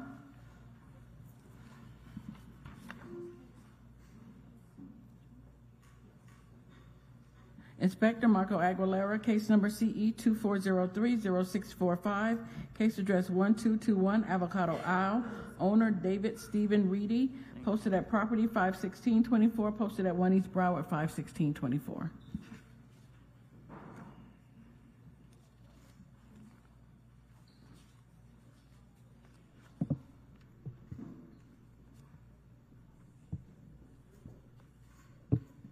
Marco Aguilera, City of Fort Lauderdale Code Compliance Officer, presenting case CE 2403-0645 for 1221 Avocado Isle. An inspection was first conducted on 3/18/24 and the following violations were observed. 9-308B, the roof is dirty and or stained and in need of cleaning. 9-304B, the gravel driveway has weeds and vegetation growing throughout. 9-306, the exterior building walls have not been maintained. There are areas of the exterior that have stains and missing and peeling paint. This is a recurring violation of CE 21020393, and case will be presented as special magistrate seeking a finding of fact whether or not the violation complies prior to the hearing date. 47-34 4C2D complied. As of 5/21/24, the property remains in violation as per the photos depict. At this time, City is requesting 28 days to come into compliance with all violations or face fines of $50 per day per violation thereafter. Okay, please state your name for the record. David Stephen Reedy, here representing myself. Okay, Ms. Reedy, I have in possession your respondent's motion to strike and motion to dismiss, as well as respondent's motion for continued discovery. I'm going to deny your motion to strike and motion to dismiss. As far as motion for continuance, are you saying you need additional time to comply, or I'm trying to... Yes. Okay. My apologies, and this is the first time I'm appearing in this court, and I didn't know what your procedures are. I made some telephone inquiries, and no one seemed to be able to answer that question. All I got was your email, so I did the best I could to present something, because this is the first time I'm seeing any city's evidence against me. I haven't had time to prepare. So it's really, they just want compliance. That's all they're seeking. Yeah. That may not be the best venue right now. Okay, so I'm learning a lot here. I'm observing. And it appears an extension of time might be the appropriate request. Okay, so you've read in my motion to strike, motion to dismiss. I have building permits applied for. I have a demolition permit applied for. I don't know if the code department talks to the building department. Okay. So there is no permit. If I could, for the record, Ronald Montoya Hassan with the building department. The permits that were listed by the property owner have all been voided due to abandonment. So there are no active permits for this property at this time with the City of Fort Lauderdale. Oh, okay, that doesn't surprise me. When I applied for those permits, I realized they might come back and I'll need a place to live. This is where I've been living. And back then, you couldn't have told me that it was going to take 2 years to find some place to live. Now we're in the process of moving out of my current residence into my new residence, and I'm going to restart the application process. And that's fine, because in the meantime, I've changed my building technique. It was going to be a CBS construction. Now I'm thinking a steel and concrete construction is better due to what I've learned is the increased problem with termites in the area. CBS still has wood in it, wood in the roof. So anyway, so that's going to be restarted. But as you can see, did have permits filed. That is my intent. The city and myself are aligned in the fact that we both want to see a beautiful property sitting there. And that is my intent. That is the reason I have not maintained the house to impeccable standards. It's because my plan has been to knock it down. For 2 years now, I thought, boy, it's going to be down soon. And anyway, it's taken this long to find a house. COVID turned the whole building, housing trade, everything upside down. So it's just taken me till now. Anyway, so what I'm going to do is request an extension of time. I need about 120 days to resubmit these permits and get the process going. Less than that, I'm going to say be careful what you ask for, because I could separate the building and the demolition are tied together in the landscaping permits. To demolish without a rebuild plan, now you've got to file separate landscaping permits, and it's kind of a waste of time and money. And the dwelling is going to be demolished, not the pool and the deck and everything in the backyard. So if you should ask me to try to move along the demolition, now you're going to have something, probably a bigger eyesore than what you're looking at. What you're looking at is mostly covered in vegetation, and you'd have to get up close to. So are you still going to try to do a demolition permit? Is that your intent, or you're just? Oh, I'm working with Hammond and Hammond right now to demolish the place. It's the first step. But I'm also working with a new construction company on this new Spray Rock is their name. It's a different construction method, probably the strongest one you can build, and no wood.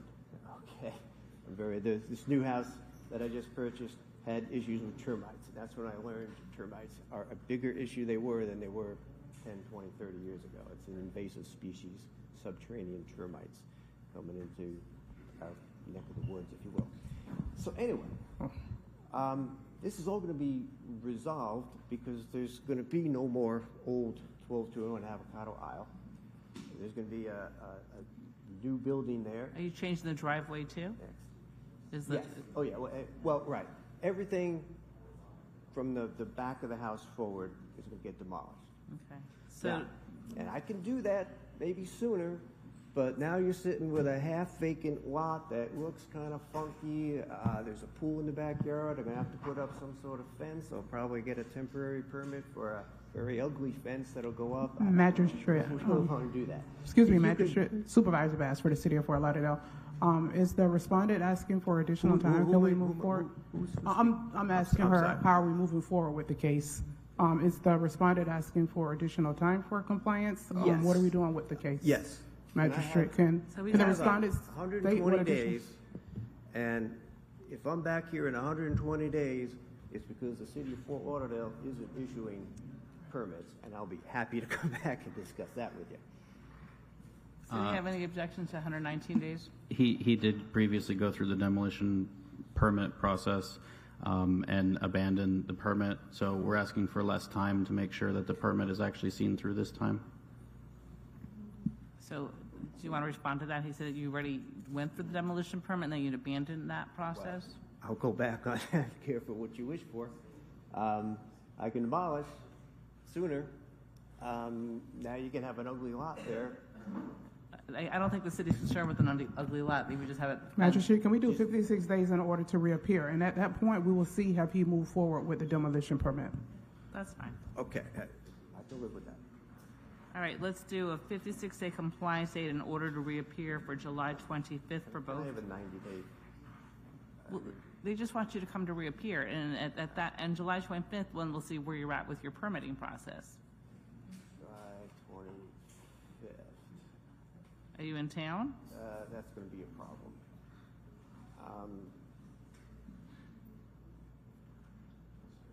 you out of town? I have an event scheduled right around that time.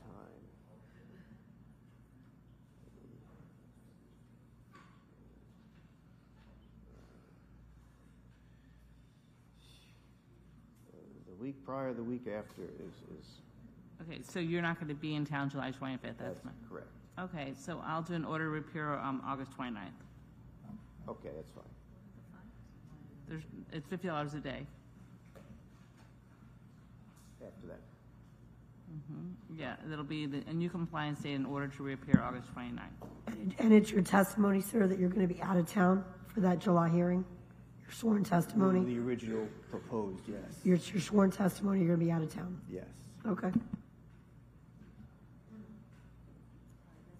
Okay. All right, and so as far as the motions that were pending, I grant a continuance, and that's it. If that's what you want me to. Okay. All right, thank you. Our next case, page 19, Inspector Marco Aguilera, case number CE 24040607, case address 3940 Riverland Road, owner iPrep Holdings LLC, posted at property 5124, posted at 1 East Broward 51624. Marco Aguilera, City of Fort Lauderdale Code Compliance Officer for case CE 24040607 for 3940 Riverland Road. This property was first inspected on 4/18/24 and the following violations were observed. 47-19-4D8 complied, and 1812A, there is overgrowth, trash, and litter on this property and/or its swale. This is a recurring violation of previous case CE 23070199, and as such, this case will be brought before the magistrate whether or not the property comes into compliance. As of 5/29/24, the property is fully in compliance as per the photos depict. At this time, City is requesting a finding of fact for 1812A.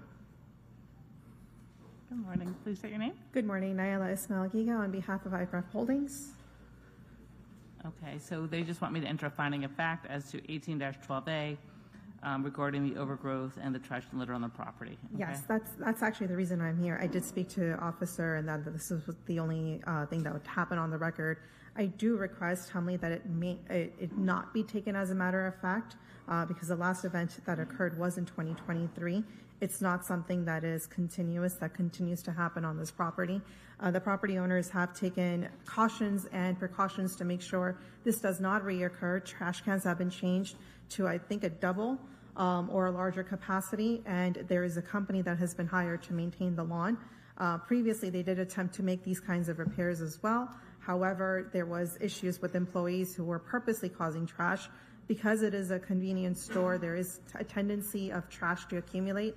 And with the new company being hired, we hope to mitigate this.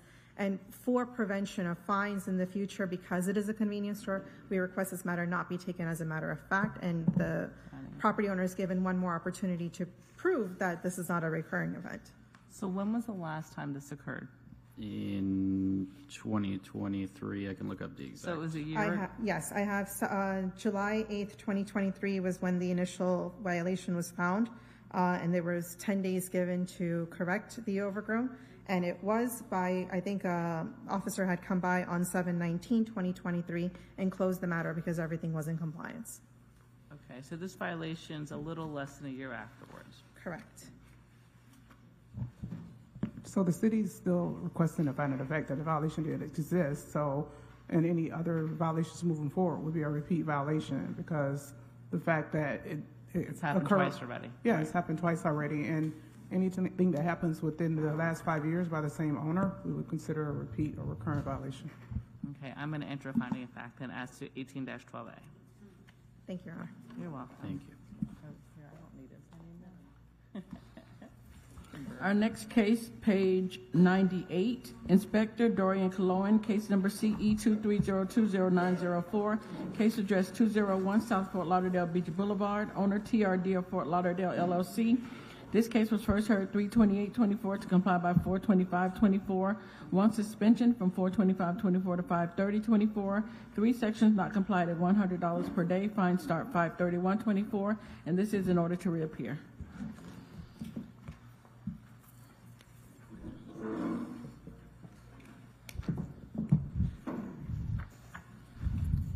Good morning. Supervisor Cloyan for the City of Fort Lauderdale. Case number CE 23020904. Case address 201 South Fort Lauderdale Beach Boulevard. So this property was first cited in February of 2023 by Officer Roca and brought before the magistrate on March 28th. And Special Magistrate Cannon ordered 28 days to comply, or $100 per day thereafter. And Special Magistrate Cannon also ordered a mandatory reappearance at the 4/25/24 hearing. And at that hearing, the violations remained with the exception of 9305A. And Special Magistrate Cannon granted an extension and suspended the fines until 5/30/2024 with an order to reappear today. I conducted a pre-hearing inspection on 5/29/2024 and observed all of the violations were in compliance with the exception of the parking lot 47-20.20H. There's still need of repairs and some restriping, and there's still some areas of missing and uneven asphalt as depicted in the photos for the record. And the attorney's here to speak about that. Good afternoon, Magistrate Cannon. Courtney Crush Law on behalf of the property owner. We appreciate both the magistrate and Supervisor Coloian's time in greatly improving these parking lots, which is, I think you know, are in back of what I call the elbow room block. They get a lot of foot traffic. We have the last step that needs to be taken is to have the paving contractor, Supervisor Coloian, indicated that, patching in that fashion was not sufficient. So while we've removed all the tree stumps, painted the handicap and sodded and installed fixed the sprinkler system, Asta Parking is here and they have engaged a paving contractor who is not able to get out there until next week. So while I know this has been going on for a very long time, if we could have 10 days to have that accomplished, we would be in full compliance. So you need 10 days to get in full compliance? Yes, ma'am. Okay. Any objection? Okay, I'm going to grant the additional time, so your new compliance date will be at June 9th for 47-20.20H. Okay. Thank you very much. You're welcome. Thank you. Our next case, page 28, Inspector Gustavo Caracas. Case number CE 2402050, case address 450 Northeast 9th Street, owner 450 Northeast 9th, owner LLC, in care of Aimco Investment Company LLC, posted at property 5/20/24, posted at 1 East Broward 5/16/24.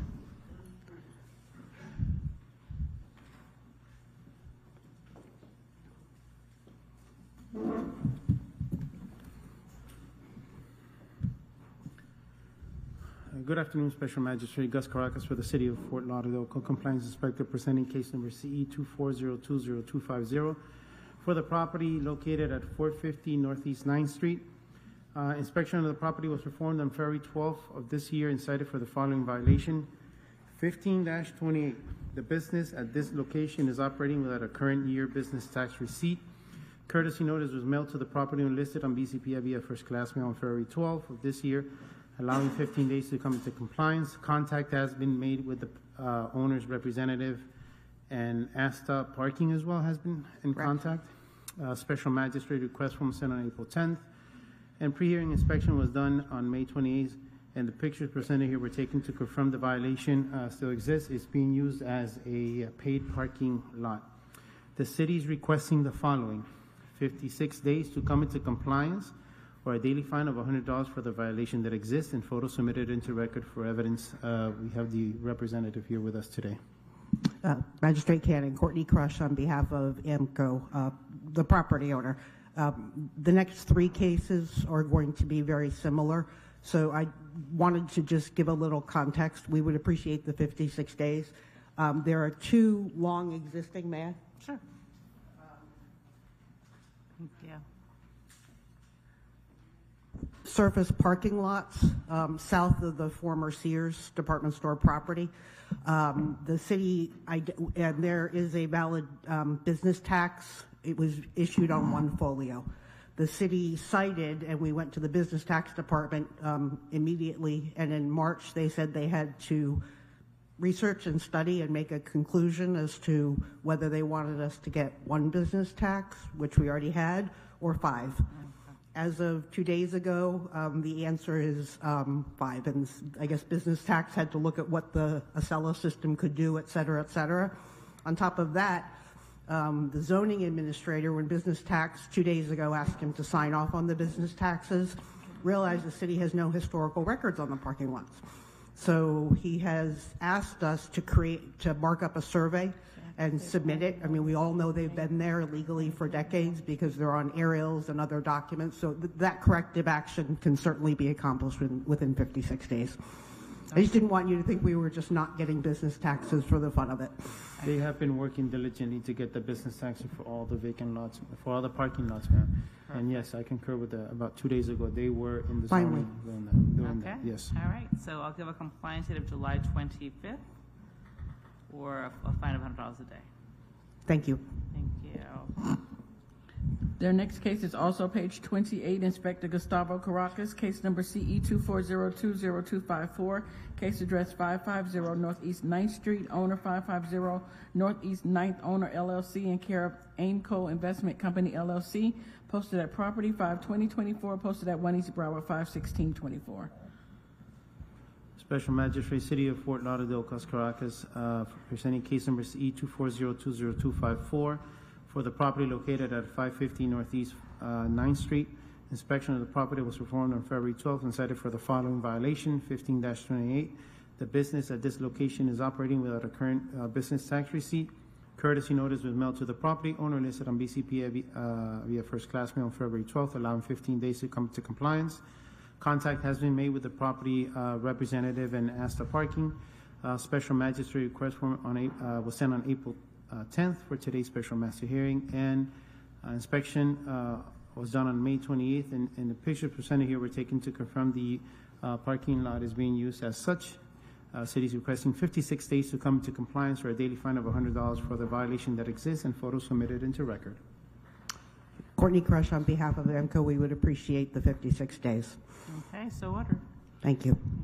Next case, also page 28, Inspector Gustavo Caracas, case number CE 2402027, case address 820 Northeast 5th Avenue, owner 550 Northeast 9th, owner LLC, in care of Aimco Investment Company LLC, posted at property 52024, posted at 1 East Broward 51624. Gus Caracas for the City of Fort Lauderdale, presenting case number CE 2402027 for the property located at 820 Northeast 5th Avenue. Inspection of the property was performed on February 12th and cited for the following violation, 15-28. The business at this location is operating without a current business tax receipt. Courtesy notice was mailed to the property owner listed on BCP via first class mail on February 12th, allowing 15 days to come into compliance. Contact has been made with the property's representative and asked the parking as well. Special magistrate request form sent on April 10th, scheduled for today's special master. Pre-hearing inspection was done on May 28th, and the pictures presented here were taken to confirm that the parking lot is being used as such. City is requesting 56 days to come into compliance or a daily fine of $100 for the violation that exists. Photos submitted into record. Courtney Crush, on behalf of the property owner, we would appreciate your consideration of the 56 days. So ordered. Thank you. One last case, also page 28, Inspector Gustavo Caracas, case number CE 2402029, case address 831 Northeast 5th Avenue, owner 450 Northeast 9th, owner LLC, in care of Aimco Investment Company, posted at property 52024, posted at 1 East Broward 51624. Gus Caracas for the City of Fort Lauderdale, presenting case number CE 2402029 for the property located at 831 Northeast 5th Avenue. Inspection of the property was performed on February 12th and cited for the following violation, 15-28. Business tax at this location, the business at this location is operating without a current business tax receipt. Courtesy notice was mailed to the property owner listed on BCPA via first class mail on February 12th, allowing 15 days to come into compliance. Contact has been made with the representative of the property and asked the parking. Special magistrate request form was sent on April 10th and scheduled for today's special master. Pre-hearing inspection was done on May 28th, and pictures presented here were taken to confirm the violations that exist, being used as such. City is requesting 56 days to come into compliance or a daily fine of $100 for the violation that exists. Photos submitted into record for evidence. Courtney Crush, on behalf of the property owner, we would appreciate the magistrate's consideration of the extension. So ordered. Thank you. Thank you. You're done? Okay.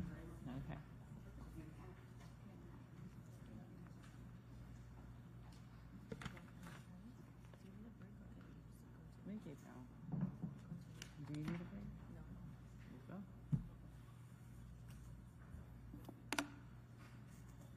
No. Our next case, page 51, Inspector Bovary Exantis, case number CE 2402-0636, case address 1490 Northwest 19th Court, numbers 1 and 2, owner Rissel Lorfiz, posted at property 5824, posted at 1 East Broward 51624.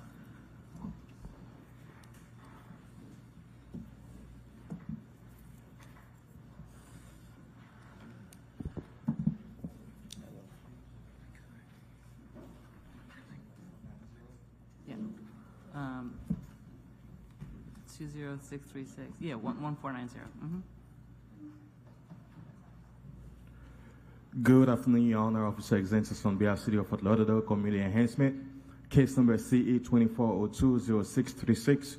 Property address 1490 Northwest 19th Court. This property was first inspected in February 2024, and the following violation was observed. The following violation were observed. Violation 18-4C is in compliance. Violation 9-304B, parking on the lawn dirt surface prohibited. The driveway are in disrepair. There are cracks, holes in the driveway, and the blacktop is fitted. Notice of hearing was posted on the property on May 8, 2024. Property was re-inspected on May 22nd, 2024, revealed as depicted on the photos. No one has contacted me since the case has been opened. The city is requesting 28 days to correct violation of the property or a fine of $100 per day each day thereafter. Hi, good morning. Please state your name. My name is Rissel Lorfiz. I have an application for the permit actually for the permit for the job to be done. I have also already have the permit and everything, but I need like general contractor that can do the job for me because they don't want me to do it as owner. How long do you need to get in compliance? The city is saying 28 days. How much time do you need? I need at least 30 days. Okay. So do you have any objection to 56 days then? It seems like you need some additional time. I will not oppose to 56 days. Okay, so I'm going to give you to July 25th, or it'll be $100 a day. So just stay in touch with the inspector and let him know what you're doing. I will. Thank you, Your Honor. You're welcome. Thank you. Our next case, page 44, Inspector Guy Seiderman, case number CE 2402-0600, case address 2228 Northwest 6th Court, numbers 1 and 2, owner Geneva Smith and David Lee Smith, posted at property 5924, posted at 1 East Broward 51624.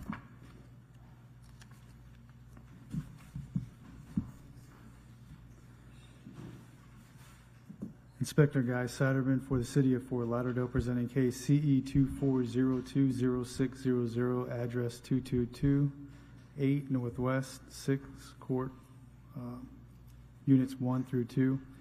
Jeffrey Lombard inspected this property on 2/22/24 and cited the following violations. Violation 9, tag 306, exterior of the building walls have not been maintained. Structural parts, including fascia, are in disrepair. There are areas of the exterior that have stained and missing peeling paint. Violation 9, tag 280H1, the fence at this property is in disrepair and is not being maintained as required. The chain link fence at this property is in disrepair with leaning, bent and broken posts. Additionally, the various parts of the fence show signs of rust and are not being adequately maintained. Violation 47, tag 20.20.H. There are parking facilities that are not maintained at this property. The driveway of the property is not being maintained. The driveway has cracks, potholes, and the asphalt top coat is raising, loose, and missing in some areas. Violation 9, tag 363, failure to register residential rental dwelling within the city. It's a free application, has not been submitted or is incomplete. Violation 9 TAC 278E. There are hurricane shutters covering some of the windows of this occupied residential property. Violation 9 TAC 305B. The landscape at this property is not being maintained in a neat and well-kept appearance. There are areas of dead and missing ground cover. As of May 23rd, 2024, I conducted an inspection and all violations remain as per photos show. At this time, the city is requesting 15 days to comply for violation 9363 or fines of $250 per day, and 28 days for all other violations to comply or fines of $50 per day per violation thereafter. Morning, please say your name. Hi, good morning. My name is Nicole Smith. This is my mother, Donna Hankerson. and we're here on behalf of my grandma, Geneva Smith. So basically, a lot has happened. My grandma is bedridden, and this is all new to us. So we started doing certain things to the house to start fixing it. But this is all new to us. Like I said, we're trying to do it. Dealing with her, she's bedbound. And also, you know, my uncle had 2 strokes. So it's like we're 24 hours. Who and owns still the gotta property? work. I'm sorry, who did you say owns the property? Geneva Smith. Who is? And David Lee. Okay, and I'm sorry, that's your brother? Or? That's my mom, brother. I'm the niece. Oh, okay, so it's your So brother. it's us two that's doing everything Okay. to help out. So Is it being used as a rental property or someone? my grandma owns it. No, there's nobody renting anything. Like, so we're not. So can you? One of the violations is for a residential rental dwelling. Right, and I wrote a letter. I went to the I got it notarized. Well, not notarized. I turned it in. Let me see if I have it with me. I wrote a letter letting them know that there's nobody like paying rent or nothing. This is all family. They're helping out with my grandmother. Your magistrate. Supervisor Kaloyan for the city of Fort Lauderdale. Hi. Hi, Good how are afternoon. Good. So we can verify, you know, with the 9-363 for the landlord registration. It is a duplex. You're saying that nobody's both sides are family members? Yes. Okay. She's in Unit 1. He's in Unit 2. Did you verify that at all? Because I know that this case was first brought by another code officer. So did you verify that? Now, when I went to the residence, I didn't have anybody to speak to. Nobody spoke to me in regards to if they were occupying the property or not. Yeah. So we can withdraw the 9-363. Okay, perfect. So that one's withdrawn. Okay, perfect. So you don't have to worry about that. Okay. Okay, and then as far as the other violations, how much time do you need to get in compliance? I need a lot. Like I said, this is new to me and my mom, and I'm helping my mom out. She can barely see. It's like a lot okay. on me. We're trying to work with you. But I did fix the boarding. I just got to get someone to paint it. I did open up some of the shutters. I'm looking for the keys. Like I said, it's my car.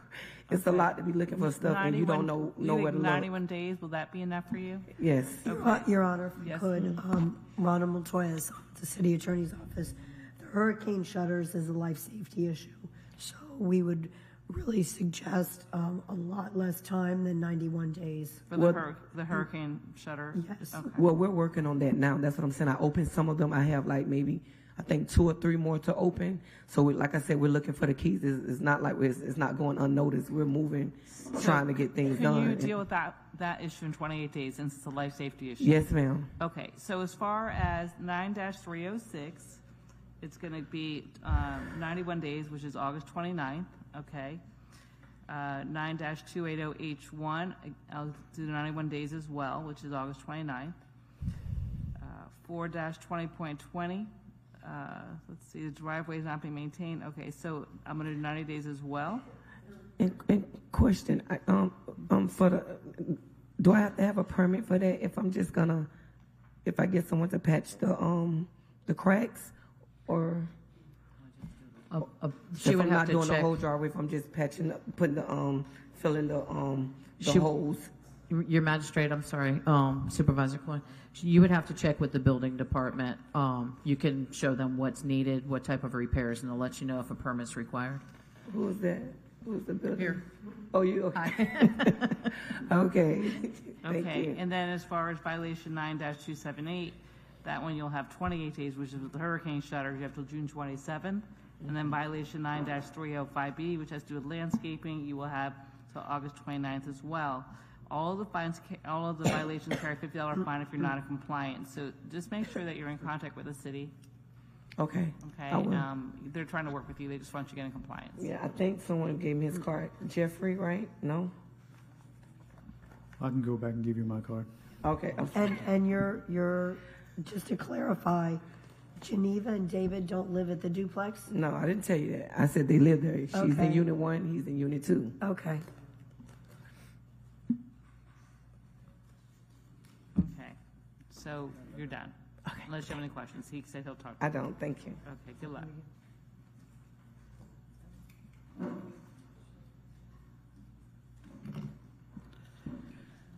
Our next case, page 15, Inspector John Claude Noel, case number CE 2304-0228, case address 1240 Northeast Fifth Avenue, owner 1240 Northeast Fifth Avenue LLC, posted at property 51524, posted at 1 East Broward 51624.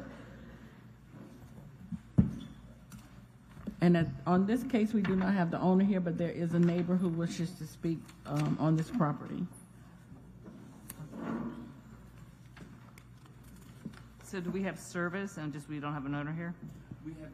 We have service on the 1240, yes. We have proper service on the 1240, yes. Okay, it says 12. We do have a tenant here, someone who pays for that property that would like to speak on behalf of that property. Okay. They can All right, speak, fine. but they're not the owner, so they're just speaking, right. That's fine. Inspector Noel with the City of Fort Lauderdale. I inspected this property on April 8, 2023. It was cited for the following violations. Violation 4734.1.A.1. There is illegal land use occurring at the CB zone property. There is illegal outdoor storage consisting but not limited to construction vehicles, buckets, construction materials, pallets, and other miscellaneous items. Violation 18-12A. There are overgrowth, trash, rubbish, and debris on the property and or its swale. A pre-hearing inspection was conducted on May 29, 2024, found that the violations are not complied with 1812.A and 47.34.1.A1. 18-12A, the city is requesting 10 days to comply or a fine of $100 per day per violation thereafter. And for violation 47-34.1.A1, the city is requesting 28 days to comply or a fine of $100 per day per violation thereafter. I would like to submit my case file and photos for the court.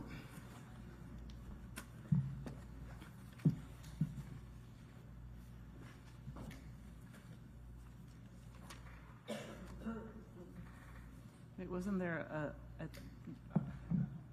heard that the person renting it was here. I didn't know if you wanted the person from the neighborhood first or the person who's responsible for the property.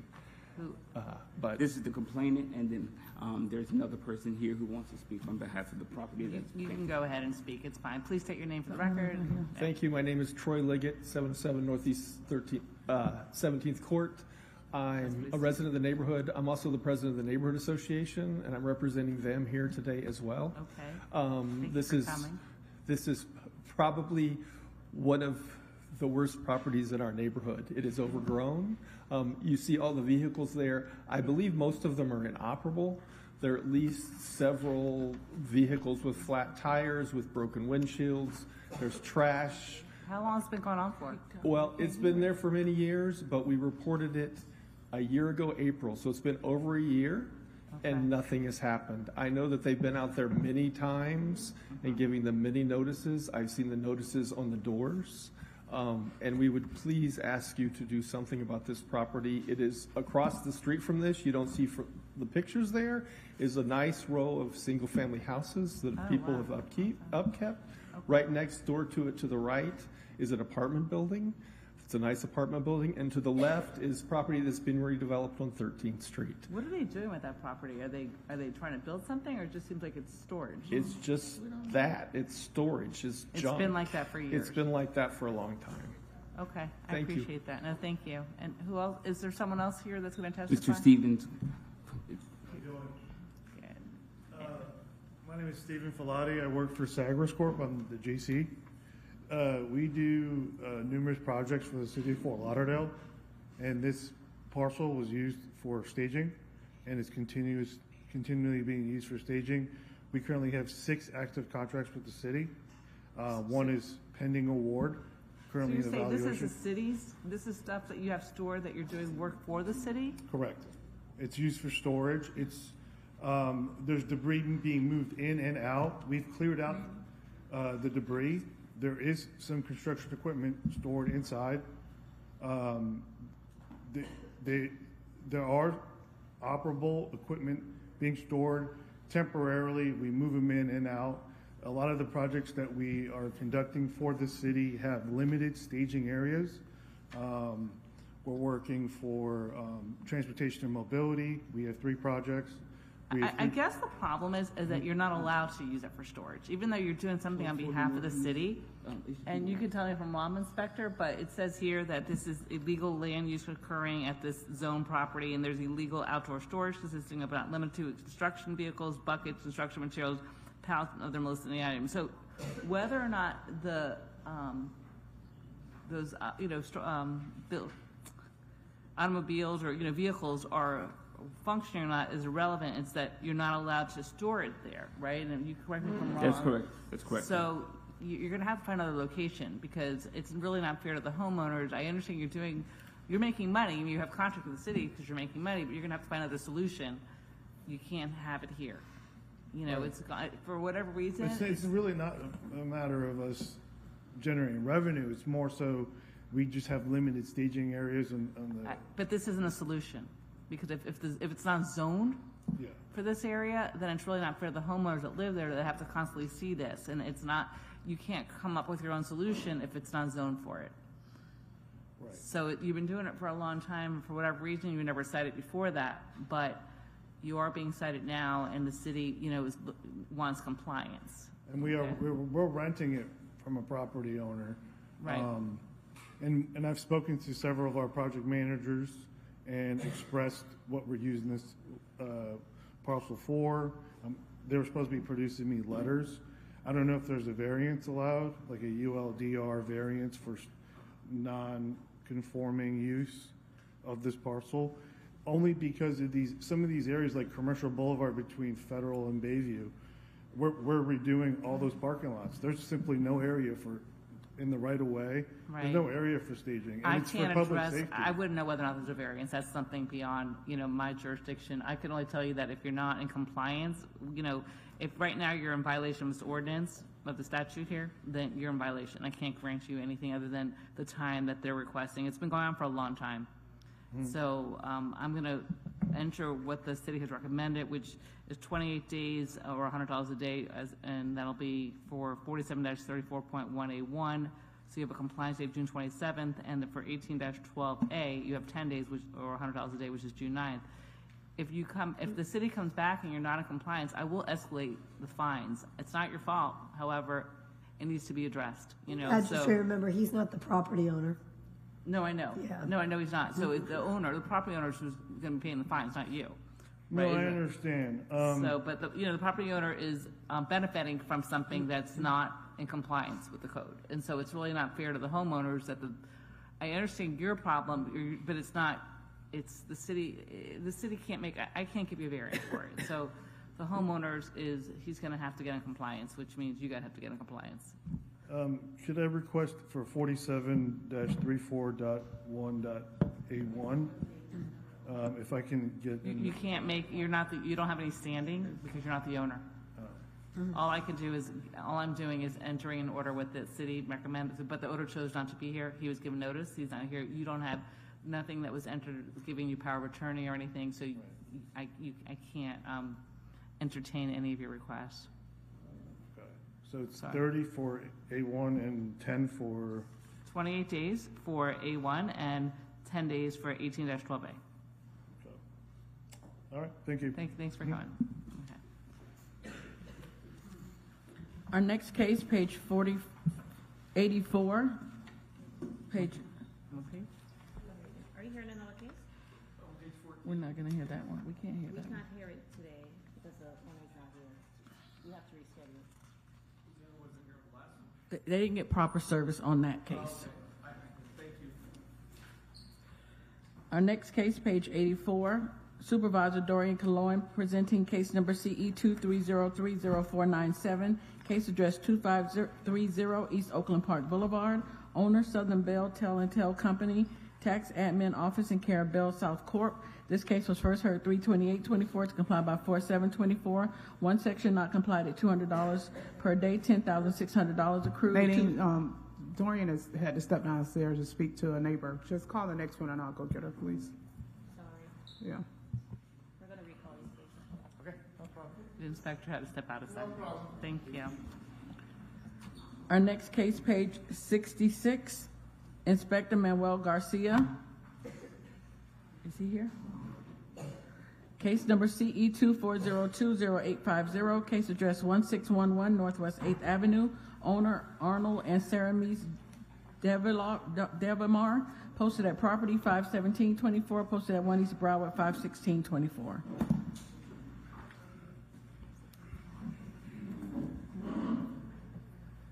Okay. Always so much water.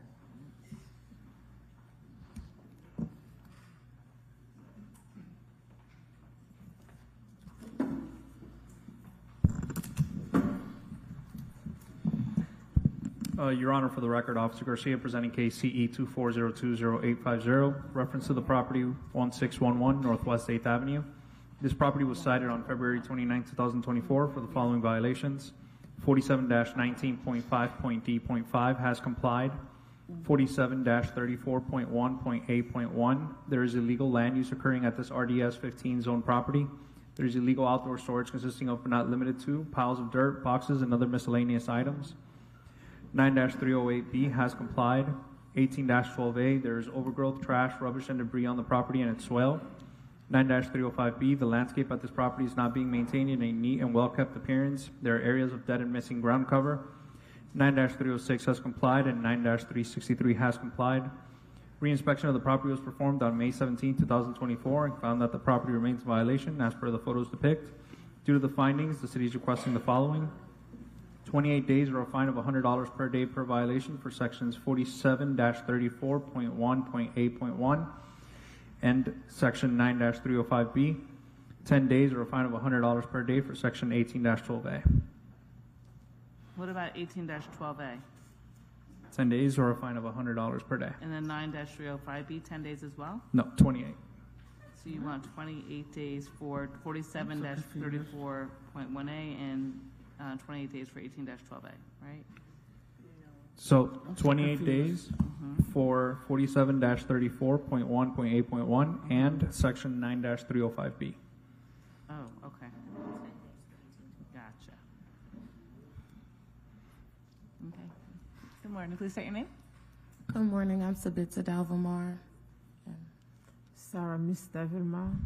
Okay. So do you understand what the violations are?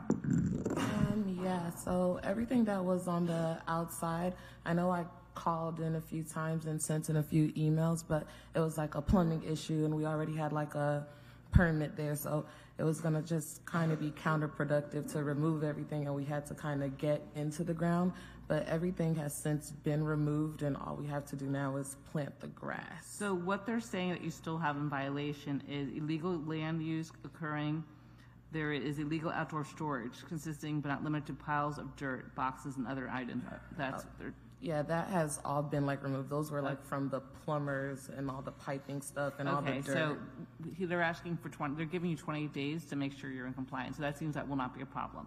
The other violations, overgrowth, trash, rubbish, and debris, you're telling me that's cleaned up as well? Yes.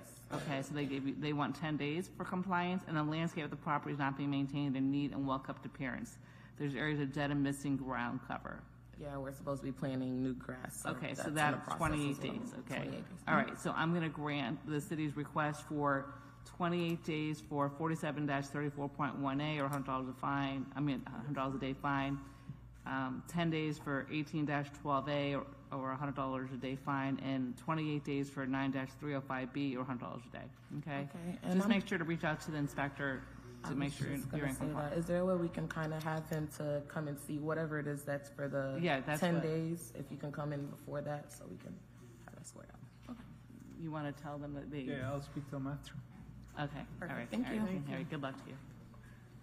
You understand that now? You understand? We're going back to page 84. Supervisor Dorian Cologne presenting case number CE 2303047, case address 2530 East Oakland Park Boulevard. Owner, Southern Bell Tel and Tel Company, Tax Admin Office in care of Bell South Corp. This case was first heard 3/28/24 to comply by 4/7/24. One section not complied at $200 per day, $10,600 accrued.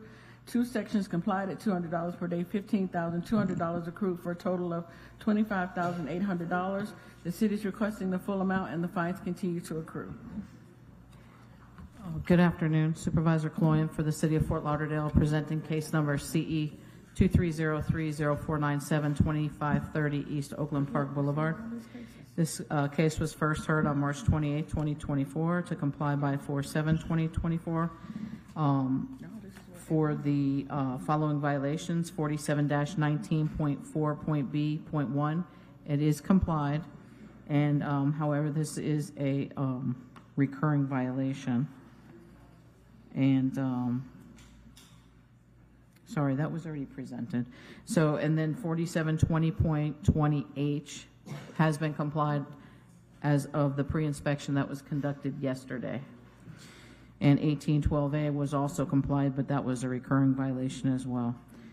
The pre-hearing inspection, as I stated, was conducted yesterday.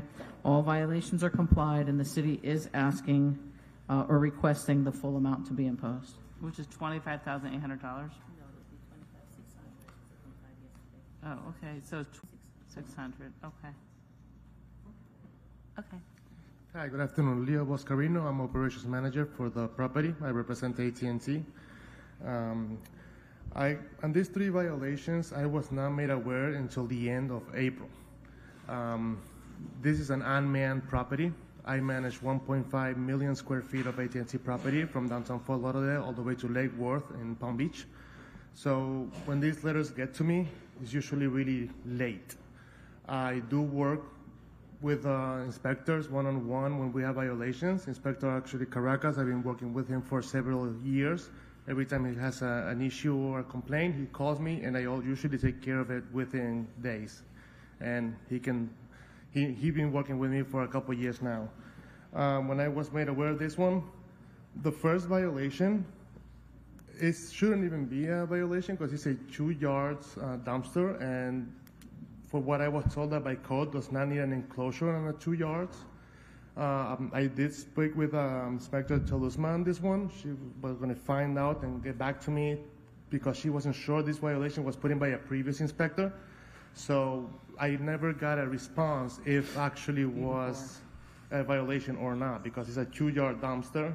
Okay. And it does not require an enclosure as it states on this violation. Right, it doesn't require a dumpster. However, it was just, it's in the parking space. So there's two things that, one, you said the property is vacant, correct? It's not vacant. It's an unmanned. Oh, unmanned. It's a central office for AT&T. All you have there is equipment. Oh, okay. So the 2 yard dumpsters do need to be behind a building line. They just can't be out in the When the open like inspector that. told me, actually the same day she went to the building and we actually relocated, and that's when she put me on compliance. So we're not, this is a Massey hearing, so. So you're in compliance. This is Yes. to determine the amount of fines. Correct. The city is seeking. Right now I'm in compliance. Actually, we just finished. I'm glad that you have those pictures that you inspected. We just finished this last weekend. Right, but the city's seeking the full fines. You have been accumulating fines, a daily fine for 38 days on 2 violations, and 53 days for the other violation. So that they're seeking $25,600, the full amount of fines. This is your opportunity to ask for leniency if that's what you're asking for. I'm asking to see if you can please waive those fees. I'm not going to waive them. You weren't in compliance. they posted the violation. That's all they're required to do. Whether or not you are there, you know, and I Yes. know you have a lot of properties to manage, but it's your obligation to make sure that there's a posting. You have to see it. Yeah, because they send those to the central office in St. Louis and until it gets to us. And I understand that it's not your fault. That's what you have to do. Right, but we also send it certified mail to the owner on record per BCPA. In St. so Louis. I know, but Special Magistrate Supervisor Bass for the City of Fort Lauderdale. While we appreciate the fact that he said that the inspectors do reach out to him, with the understanding that it's not the inspector's job to be the property manager for these properties, that the property owner or the property manager should be going by the property themselves to ensure that there's no violations on the property. So while we appreciate the fact that the inspectors do have good contact with you, it is your job to maintain the property, not their job to call you every time there's a violation. It's good that we have that opportunity to reach out to you, but you have to stay on top of the property yourself, making sure that you're managing your property. Okay? No, and I understand.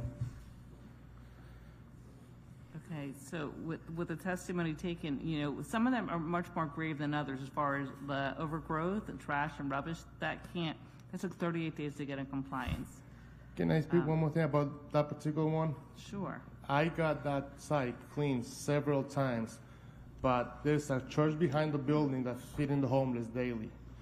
I clean it one day, the next day it's trash. I've been sending contractor But weekly. you're going to have to maintain that property. You're going to have to find a better way to maintain it. I am working on the solutions to see if we can put a fence in. I'm getting a quote to put a fence in so we can apply for permit and fence it in so we can stop the homeless people to go through that property.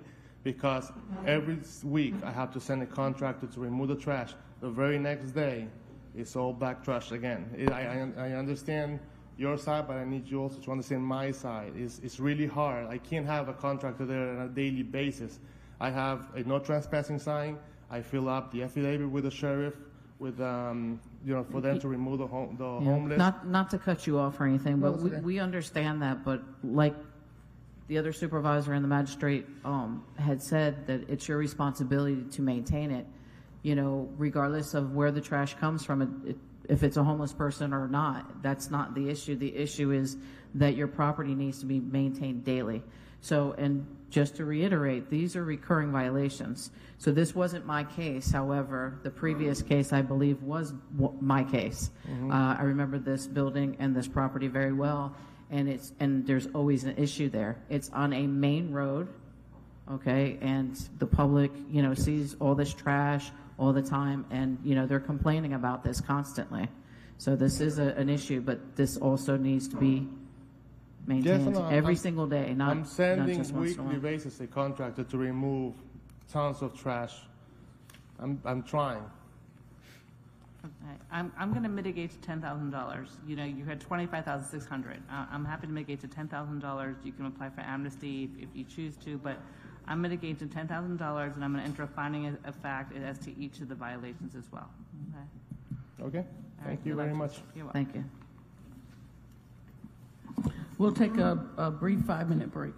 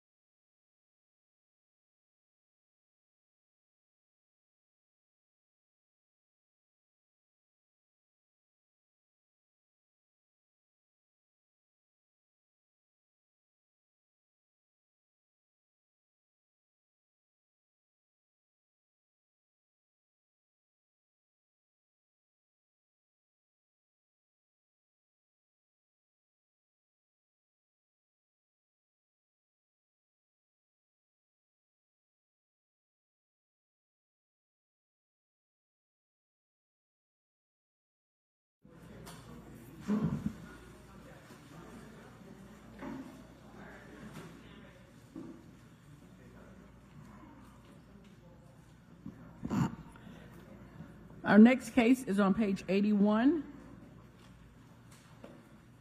Inspector Pat Gavin, Leonard Champagne, presenting case number CE 23080875. Case address 3305 Northeast 37th Street. Owner Moshe Lipsync, posted at property 5924, posted at 1 East Broadway 51624.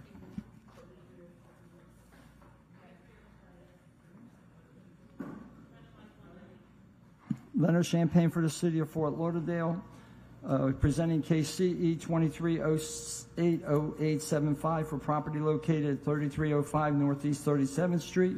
This property was cited on 3/28/24 and given 15 days to come into compliance. For violation 15272A, this property has been utilized as a vacation rental without the required certificate of compliance from the city.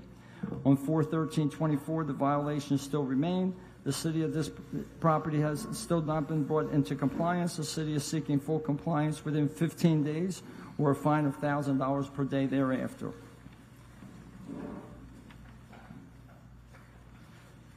Hello, my name is Juan Flores.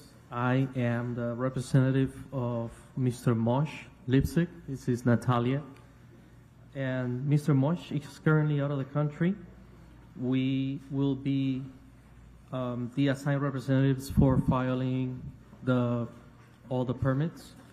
The application has already been submitted. Okay, so you have 10 days to get in compliance. If you're not in compliance by June 9th, you'll have a daily fine of $1,000. So make sure that you're not advertising or using it as an Airbnb, as a vacation rental until you're in compliance. Otherwise, you will get a daily fine of $1,000. Understood. We are awaiting for confirmation to get the inspection done. Okay. All paperwork has been submitted, and as soon as that's done, we'll be. Thank you so much. All right, Your Honor, may I say something to the respondents? Sure. I talked to one of the respondents yesterday. I said there's no misunderstood. The application they're applying for to get done, okay? If that doesn't get done within 15 days, at least take down the ads whatsoever, because they'll still be in violation, okay, in case it doesn't get done within 15 days. Okay. We have complied with the request. I You was took the it one. down? Okay. Yes, I was the one that is. Then you'll be Okay, fine. perfect. So don't put it back up until you Until have you your, put the ad, well, you'll be okay, okay? Quick question, just for my English, for the application, we got this message saying that payment has been restored, but we advise the city is experiencing payment issues. So in regards of that, do we contact? I think, remember we talked, I think yesterday, you could get a hold of Elisa, because of that number I gave you yesterday, because that number would be the number you can call. She's the one that works on the vacation rental inspections applications. Okay, really appreciate it. Thank you for Okay. your time. Thank you. You're welcome. Have a good day. Our next case, page 54. Inspector Bovary Exantis, case number CE 23060214. Case address 1511 Northwest 12th Street. Owner Osborne Robinson. Posted at property 5924. Posted at 1 East Broadway 51624.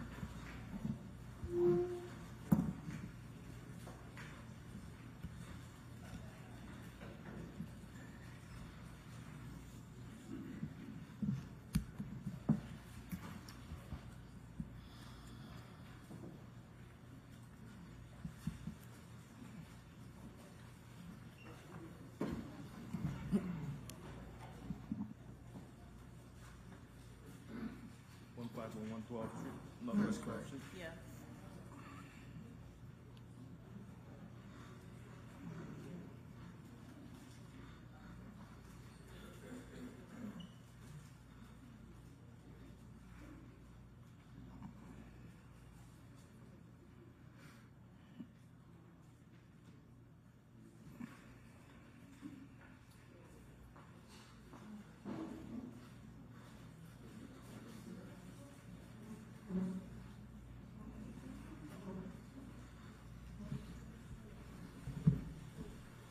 I'm just waiting for my script to load up. All right, good afternoon again, your Magistrate, Officer Exantis on behalf of City of Fort Lauderdale, Community Enhancement. Case number CE 2306-0214. address 1511 Northwest 12th Street. This property was first inspected in June 7, 2023, and the following violations were discovered.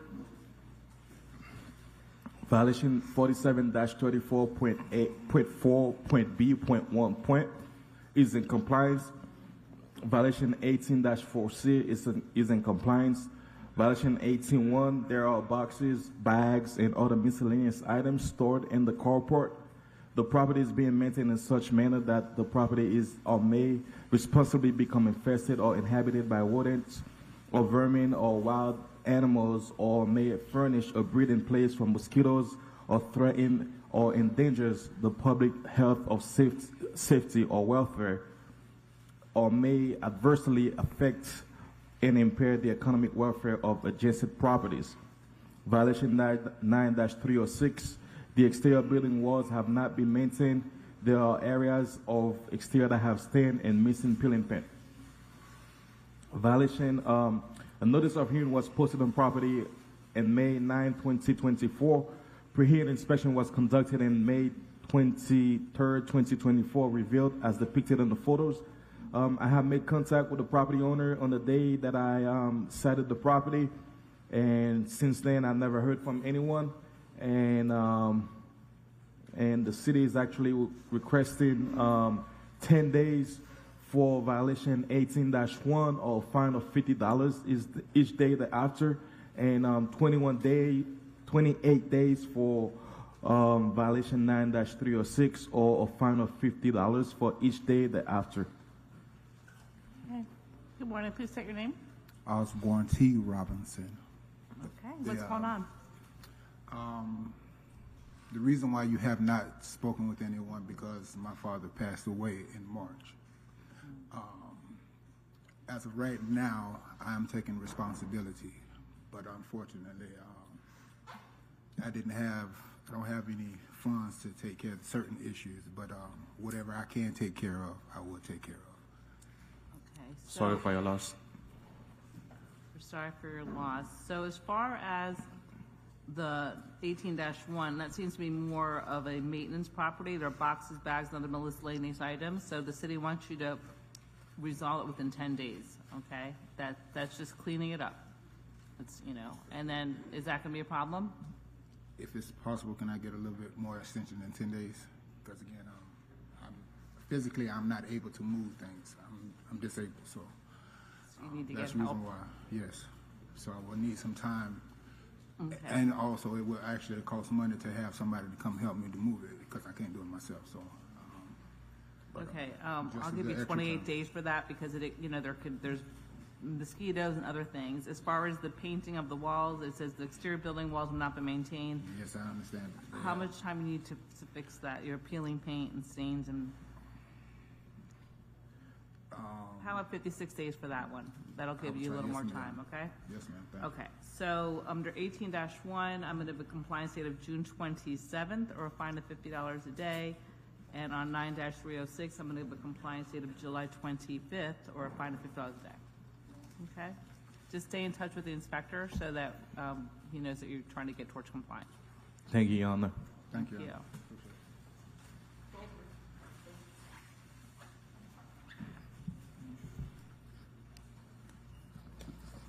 Our next case, page 57, Inspector Blvd Xantis, case number CE 2401-0893, case address 1424 Northwest 19th Avenue, owner South Florida Premium Properties LLC, posted at property 5924, posted at 1 East Broward 51624. Good afternoon again, your magistrate, Officer Xantis on behalf of City of Fort Lauderdale, Community Enhancement, case number CE 2401-0893, property address 1424 Northwest 19th Ave. This property was first inspected in June 26, 2024, and the following violations were discovered. Violation 47-34.1.8.1. There's illegal land use occurring at this property. There's outdoor storage included but not limited to buckets, tires, bathroom sinks, and other miscellaneous items. This is not permitted per USDR of this RS8 zoned single-family residence. Violation 18-12A, there's overgrowth, trash, rubbish, and debris on this property and its well. Violation 18-4C, there are multiple vehicles with no tags and flat tires parked on this property or stored on this property. Violation 9-305B, the landscape at this property is not being maintained in a neat and well-kept appearance. There are areas of dead and missing ground cover, including the swell area. Violation 9-304B, there are vehicles and trailers parked on the long grass area. The gravel driveway is worn through and grass and weeds is going through it. Violation 47-34.4.A.1. There's a commercial vehicle that be usually parked on the right-of-way of this property. For this, Your Honor, the city is requesting a right to tow whenever this vehicle come and park on the right-of-way. And the city is requesting, notice of hearing was posted on the property on May 9th, 2024, and a pre-hearing inspection was conducted in May 23rd, 2024, revealed as depicted in the photos. I have been in contact with the property owner, and we just spoke recently. He said that everything is supposedly in compliance, and we are meeting up on Wednesday coming up so we can go over the violation and see what's complied or not, and we can go over them and how to fix them. And also the city is requesting 28 days for to correct all violation at the property or fine of $100 each day thereafter for each violation. And then for 47-34.4A1, you're seeking a right to tow. Because No, I'm just asking, that's what you're seeking, right? yeah, definitely, Okay. yeah. Okay, all right. Please state your name. Hi, good afternoon. My name is Fernando Marca, and first of all, I apologize for the situation. I already correct. I removed all the vehicles from the property. I need to meet with the inspector on Wednesday, and we're going to go over the correction that I need to do in the yard. Perfect. Okay, so for all the violations, I'm going to give a 28-day compliance date of June 27th or a fine of $100 a day. And then on violation 47-34.4A1, I'm going to give the city the right to tow when there's a commercial vehicle parked in the right of way. Correct. Okay? Yeah. Okay. All right. Good Thank luck. you. Thank you, Your Honor. Thank you. Our next case, page 6, Inspector Wanda Aquavella, case number CE 2404091, case address 1408 Northwest 6th Street, owner Alfonso Bradley, Gregory Bradley Sr., and all others. Posted at property 5224, posted at 1 East Broward 51624.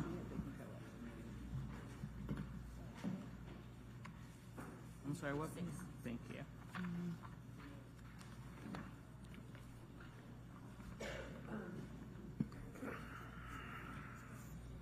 Inspector Aquavella for the city.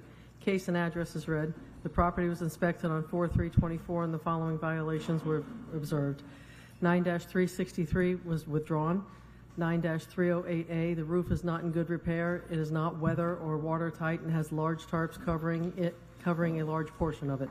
9-306, the exterior building walls have not been maintained. Structural parts including fascia and soffits are in disrepair. There are areas of the exterior that have stains and missing peeling paint. This is a recurring violation of case number CE 1906-1040 and will be brought before the special magistrate to obtain a finding of fact whether it comes into compliance or not. 9-305B was complied. 9-304B is complied. 1812A is complied. 47-34.1.A.1 is complied. A pre-trial hearing was pre-hearing inspection was conducted on 5/28/24 and the property remains in violation. The city is requesting 28 days to come into compliance or a fine of $50 a day per violation for each day. Are you seeking a finding of fact for all the other violations? I see the recurring violations on the docket. Yes, ma'am. Thank you. You're welcome. Please state your name for the record. It's Katura Bradley. I'm representing my father, Alfonso Bradley, who's the owner of the property. Unfortunately, he has dementia, and I'm his power of attorney, so I'm just representing him today. And also, to let it be made known, the property has been sold, and we're just waiting to close out on the property. Okay, so do you have a closing date? It's supposed to be for June, but they're saying that the house is now going into probate because of something that was wrong with the quitclaim deed that was done.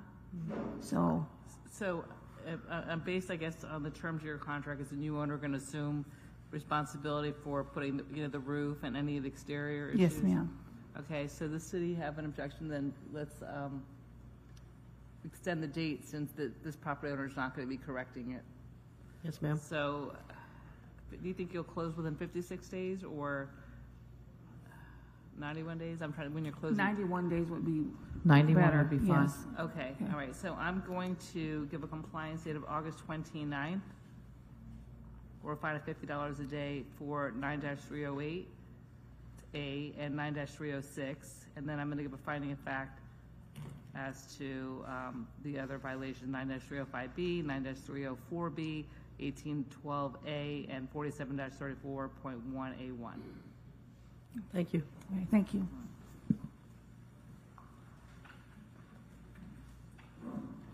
Our next case, page 76, Inspector Evan Oakes, case number CE 24040264, case address 2436 Okeechobee Lane, owner Francisco Zepeda, posted at property 51024, posted at 1 East Broward 51624.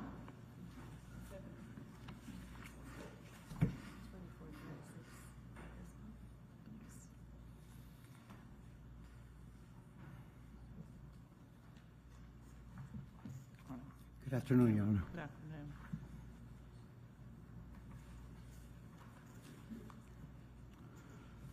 Good afternoon, Your Honor. Co-Compliance Officer Evan Oakes, City of Fort Lauderdale Community Enhancement, presenting case CE 24040264, property address 2436 Okeechobee Lane. This property was initially inspected on April 11, 2024, and the following violation was observed. 15-272A complied. Additional inspections were conducted, including a pre-hearing inspection on Friday, May 24, 2024. The city is seeking a finding of fact that a violation did occur, and if repeated, a fine of $1,000 per day be imposed immediately. Good afternoon. Please state your name. Francisco Zepeda. Okay, I'm the owner. Your Honor, I made a big mistake. I have the property for sale right now, and it's costing a lot of money while it's for sale. And I just had the dumb idea to put it on Airbnb to make ends meet, and because it hasn't sold. Market's doing a little rough right now. But I completely took it off the market. It's not for sale. I can show you proof that it's never been. He said you're in compliance. All the city is seeking, sorry, I was going to sneeze, is a finding of fact that if you do it again. Oh, absolutely. And it'll be $1,000 a day fine. So don't do it again, but there's no fines, okay? That's just city is saying if you do it again, they want a fine imposed. Thank you, Your Honor. Okay, I appreciate all right, it. good Yes. luck to you. Thank you. All right. Our next case, page 43, Supervisor Doreen Cologne, presenting case number CE 24030959, case address 820 Northeast 26th Avenue, owner Felix Sukovitsky, posted at property 5924, posted at 1 East Broward 51624.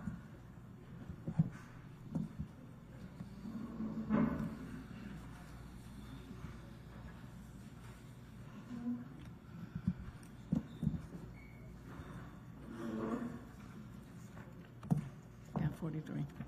Good afternoon. Supervisor Cologne for the City of Fort Lauderdale, presenting case CE 24030959, case address 820 Northeast 26th Avenue.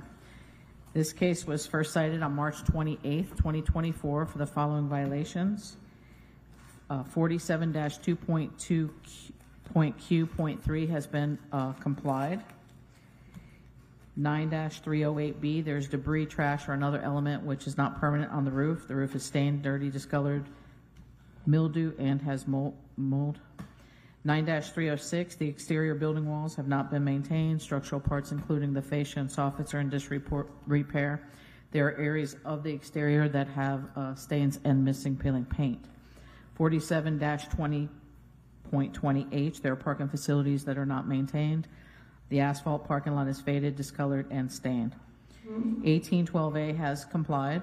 However, it's a recurring violation. The previous case number was CE 22080860, and the case is being, the violation is being presented for a finding of fact. A pre-hearing inspection was conducted on May 29th, 2024, and the following violations remain: 9-308B, 9-306, and 47-20.20H, as depicted in the photos for the record. The city is requesting 56 days to comply, or a daily fine of $100 per day per violation thereafter, and we'll let the owner speak. Okay, Majesty. Please state your name for the record. Felix Suchavitsky. Okay. I'm planning to rebuild this property. I was telling Doreen. I'm sorry, you're going to what? Rebuild. We're gonna demolish and build. Oh, redo. Okay. Oh, wow. Okay. That's beautiful. So currently, we are getting ready to submit with the building department for the demolition and construction. We should be submitting sometime before the end of June. I'm keeping my fingers crossed. We took care of the grass, debris, we cut that bush for safety. So I think the only, forgive me, I didn't follow the numbers, but I understand the only things that are left is the driveway, roof, and the peeling paint. Those are all going to be taken care of when you do a demolition and you rebuild. It's all going to be taken care of. So, okay, so I'd like to ask if we can just reschedule this, because I would have much better answers probably in 90 days. I understand that the city policy is the first response after the initial submittal is the 30 days, if I'm not mistaken. So I should have good answers sometime in August. I mean, I can take care of cleaning the roof, but repainting the walls or changing asphalt, since it makes no sense. Excuse me, I mean, Mr. if I can have 45 days, I can clean the roof, if Sorry. that helps. I'm sorry, Supervisor Bass for the City of Fort Lauderdale. Did you say that you already submitted the plans? No. I have spoken to building department. I showed them the plans. We kind of had an initial meeting, and I'm submitting probably within a 30 days period. You're going to submit it, I'm sorry, how many days? 30 days, you said? Yes. Roughly 30 days we should have, because it takes not only architecture, I have civil engineers, landscaper, I mean, it's a lot. But we're getting ready. Okay, so we can do 91 days in order to reappear. Okay, so you want a compliance date of 91 days, or you just want order to reappear? Stay of fines. Yeah, well, this is, it's already been heard. No, it's a new business. No, it's a new business. Yeah, it's I'm a new sorry, business. 91 days with a mandatory reappearance. Yeah, 91 days with a mandatory reappearance. Okay, so I'm going to do 91 days, but which would be August 29th or $100 a day. But you're going to come back August. Obviously, you're not going to do the work if you're going to be demolishing it. So come back August 29th and tell us what's going on. Thank you. Thank you, Doreen. Thank you, guys. And do you guys still want a finding of fact for 18-12A? I beg your pardon? For the recurring, yes. Okay, and then a finding of fact for 18-12A, which just shows that you had a reoccurring problem. There's no fines. It's just it's a finding of fact that you continue to have this one problem. Okay. Just make sure it stays clean. That was for the overgrowth, trash, and debris. Okay. Okay. Thank you. Thank you. Our next case, page 53, is Inspector Bovary Exantis, case number CE 23020559, case address 1119 Northwest 10th Terrace, owner Blessed Factor LLC, posted at property 5924, posted at 1 East Broward 51624.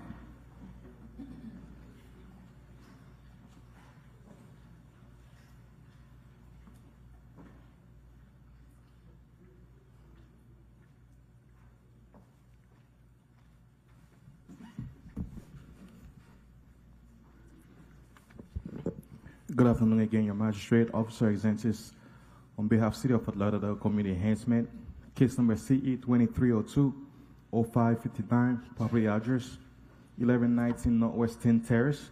This property was first inspected on February 18, 2023, and the following violations were observed.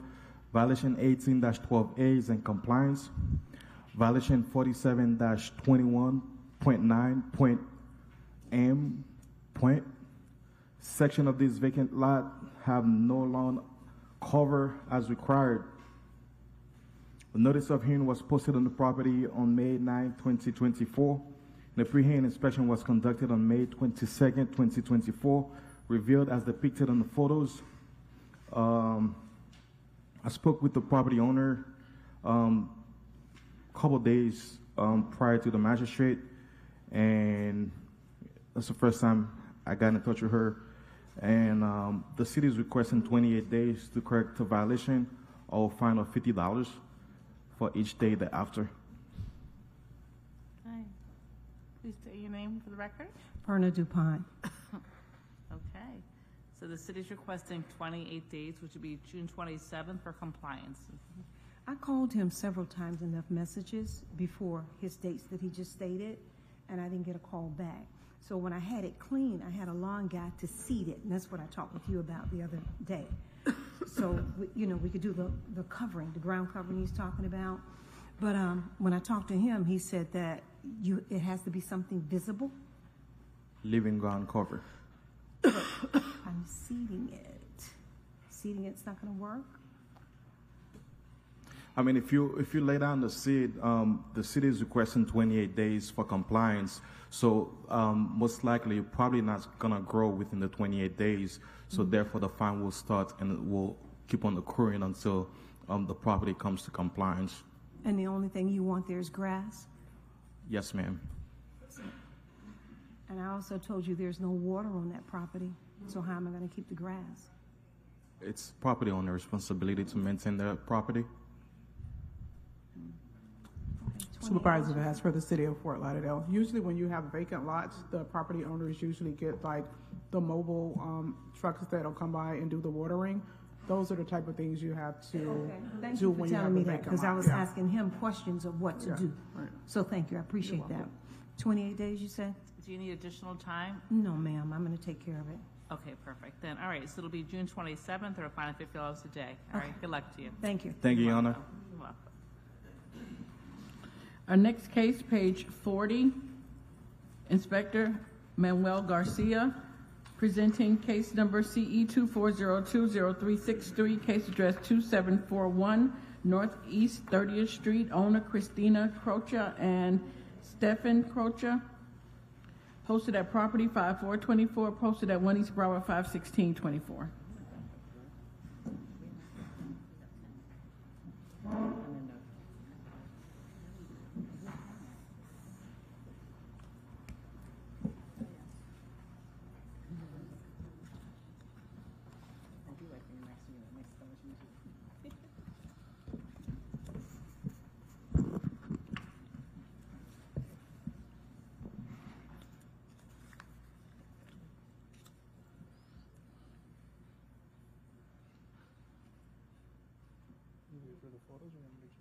Go ahead, start.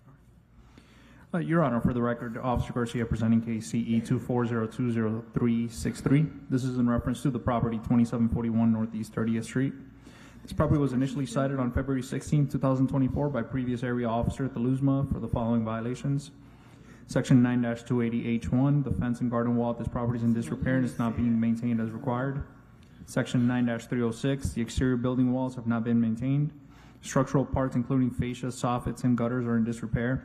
There are areas of the exterior that have stains and missing and peeling paint. Section 18-12A has complied. 18-11B, the swimming pool located at this unoccupied property has stagnant water, trash, and debris. The building does not have the required utility service and safeguards and has not been taken that need to be taken to prevent human beings or animals from falling into or having access to the pool per code ordinance. The pool in this condition presents a health and safety issue for the community, and that may become a breeding ground for mosquitoes and a public nuisance. A reinspection was performed on May 4, 2024 by Officer Thaluzma and found that the property remains in violation as per the photos depict. Due to the findings presented at today's hearing, the city is requesting the following: 28 days to comply or a fine of $50 per day per violation thereafter for sections 9-280H1 and 9-306. 10 days or a fine of $100 per day thereafter for section 18-11 parentheses B. Hi, good afternoon. Please state your name for the record. Yes, I'm Mitchell Klebansky. I'm the guardian for Christina Crotchet. I got involved in this probably there was another, before Ms. Thaluzma, there was another code enforcement officer. And the only things at that time were the pool and the landscape around it. That's all been taken care of. I have a fence around the pool now. I got pictures of it if you need to see. I have all the landscape in the back and the front is all taken care of. The second violations that he just mentioned is the painting, and that was then put in on a second violation, which I found in April, and that was I need time to take care of that. That's the painting and everything. How much time do you need? The city was well, because it's a guardianship. Right. I'm figuring at least 90 days, just because I have to get a petition. Yeah. I understand. Okay, so as far as I also have stayed in contact with the code enforcement officer, and I even text her today to see if she wanted to go by and see what I've done already. Okay. Supervisor Bass for the City of Fort Lauderdale. Moving forward, you can contact me, the supervisor for that area, if you have any to schedule re-inspections that need to be conducted. As far as the pool, I heard you state that you put a fence around it, but have the green stagnant water been removed from the property? Because that in itself is a health and safety issue. It got blasted or whatever they call it, and it's getting cleaned up. I have a picture of it if you want to see it. Oh, no, we'll take a picture when we do the re-inspection. Okay. So the city isn't opposed to the 91 days for all the violations except for the 1811 for the pool. With the pool, we need to verify within 10 days that is in compliance. okay, so the fence and garden wall, you want 91 days for that as well, or you're saying that's a compliance Well, already? for the paint job and the wall, everything's been cut down and it's all been cleaned up around the pool. The pool's been blasted, and I'm going to have maintained at least twice a month. So for 9-280H1 and 9-306, I'm going to give a compliance date of 91 days, which is going to be August 29, 2024, or a fine of $50 a day. And for 18-11B, there'll be a compliance date of June 9th, or a fine of $100 a day. Okay. All right, good luck. Thank you. You're welcome. Our next case, page 5, Supervisor Dorian Cologne, case number CE 2403-0419, case address 100 Isle of Venice Drive, owner Guardian Isle of Venice LLC, posted at property 51324, posted at 1 East Broward 51624.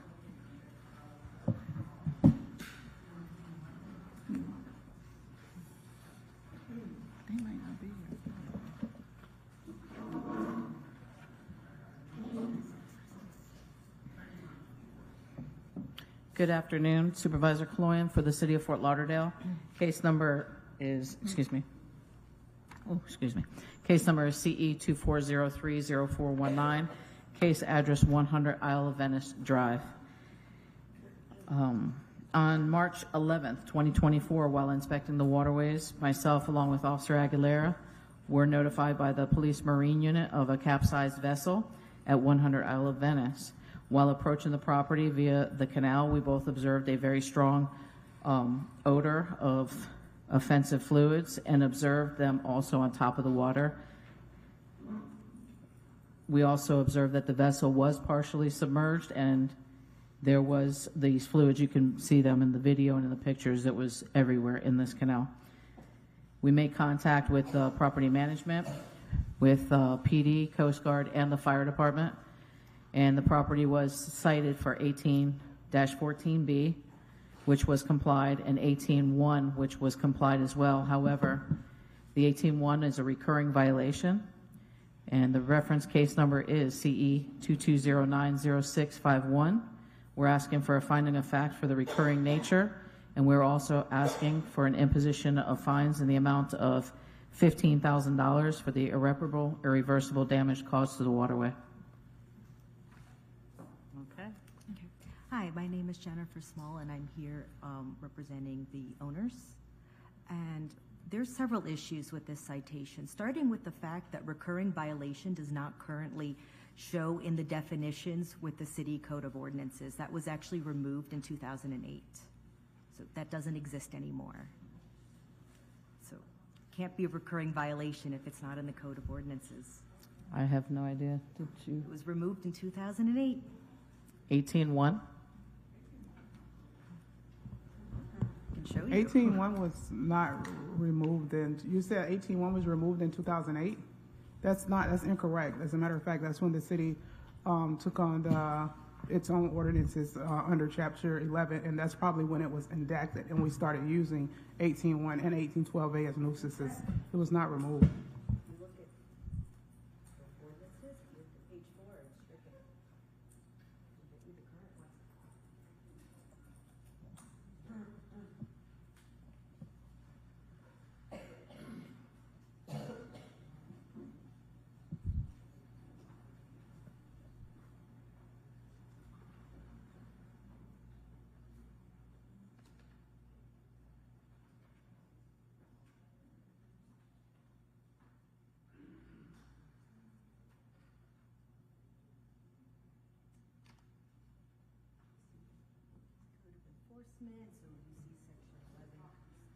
Ma'am, you have to step back to the mic. You can't argue in front of the magistrate. Recurring violation does not appear in the 2024 version of the City Code of Ordinances. Therefore, this citation cannot be a recurring violation if that designation doesn't exist anymore.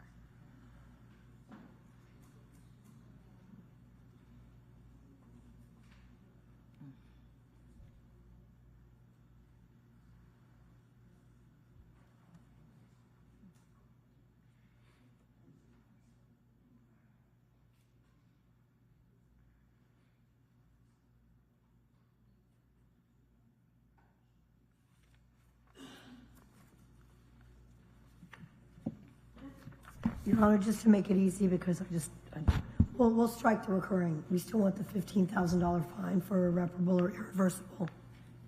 This magistrate hearing was triggered by that recurring violation designation. No, it was not. Absolutely not. No, it was not. That's what it said in the notes. In addition to that, why was the property owner cited for a boat? We don't own the boat.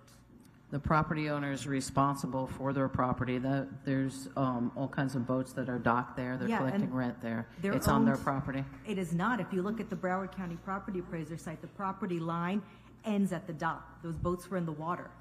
It's not on the property.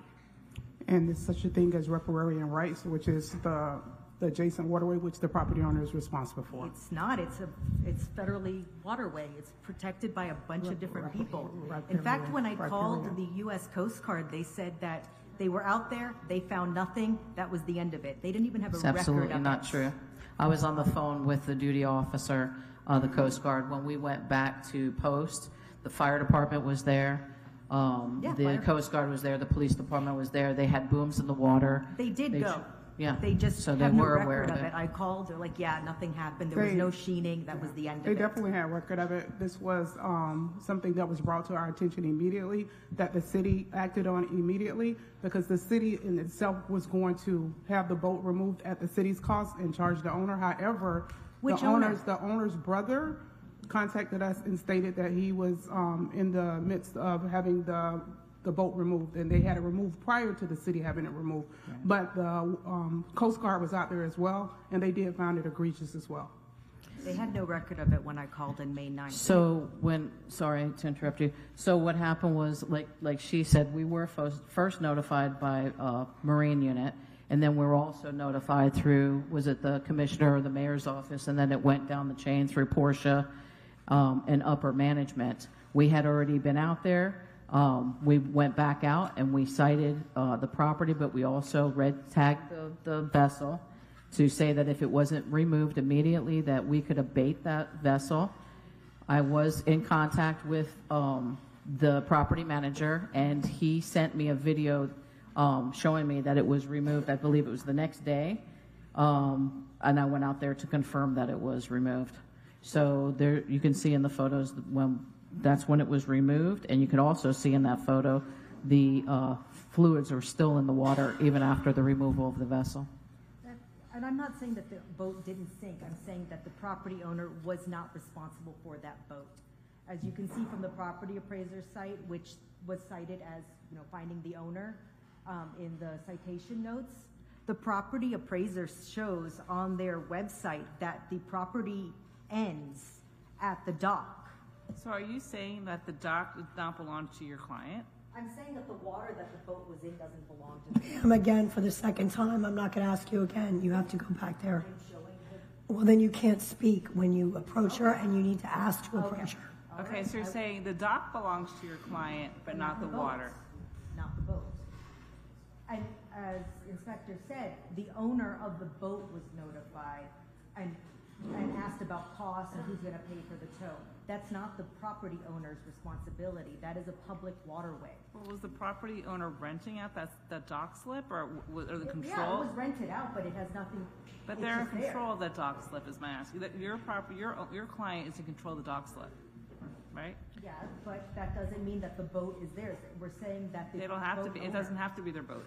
They're responsible for anything that comes of the dock. I mean, if there's a boat that they rented the dock slip for, then they're responsible for anything that happens because of that. What ordinance is that?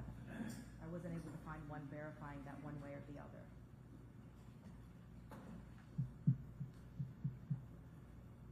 And you can see that federal waterway, the intercoastal, is a public waterway. It is not owned by Guardian Isle of Venice. If it happened in the middle of the waterway, it's another story. This is right behind the house where the dock Still in is. there.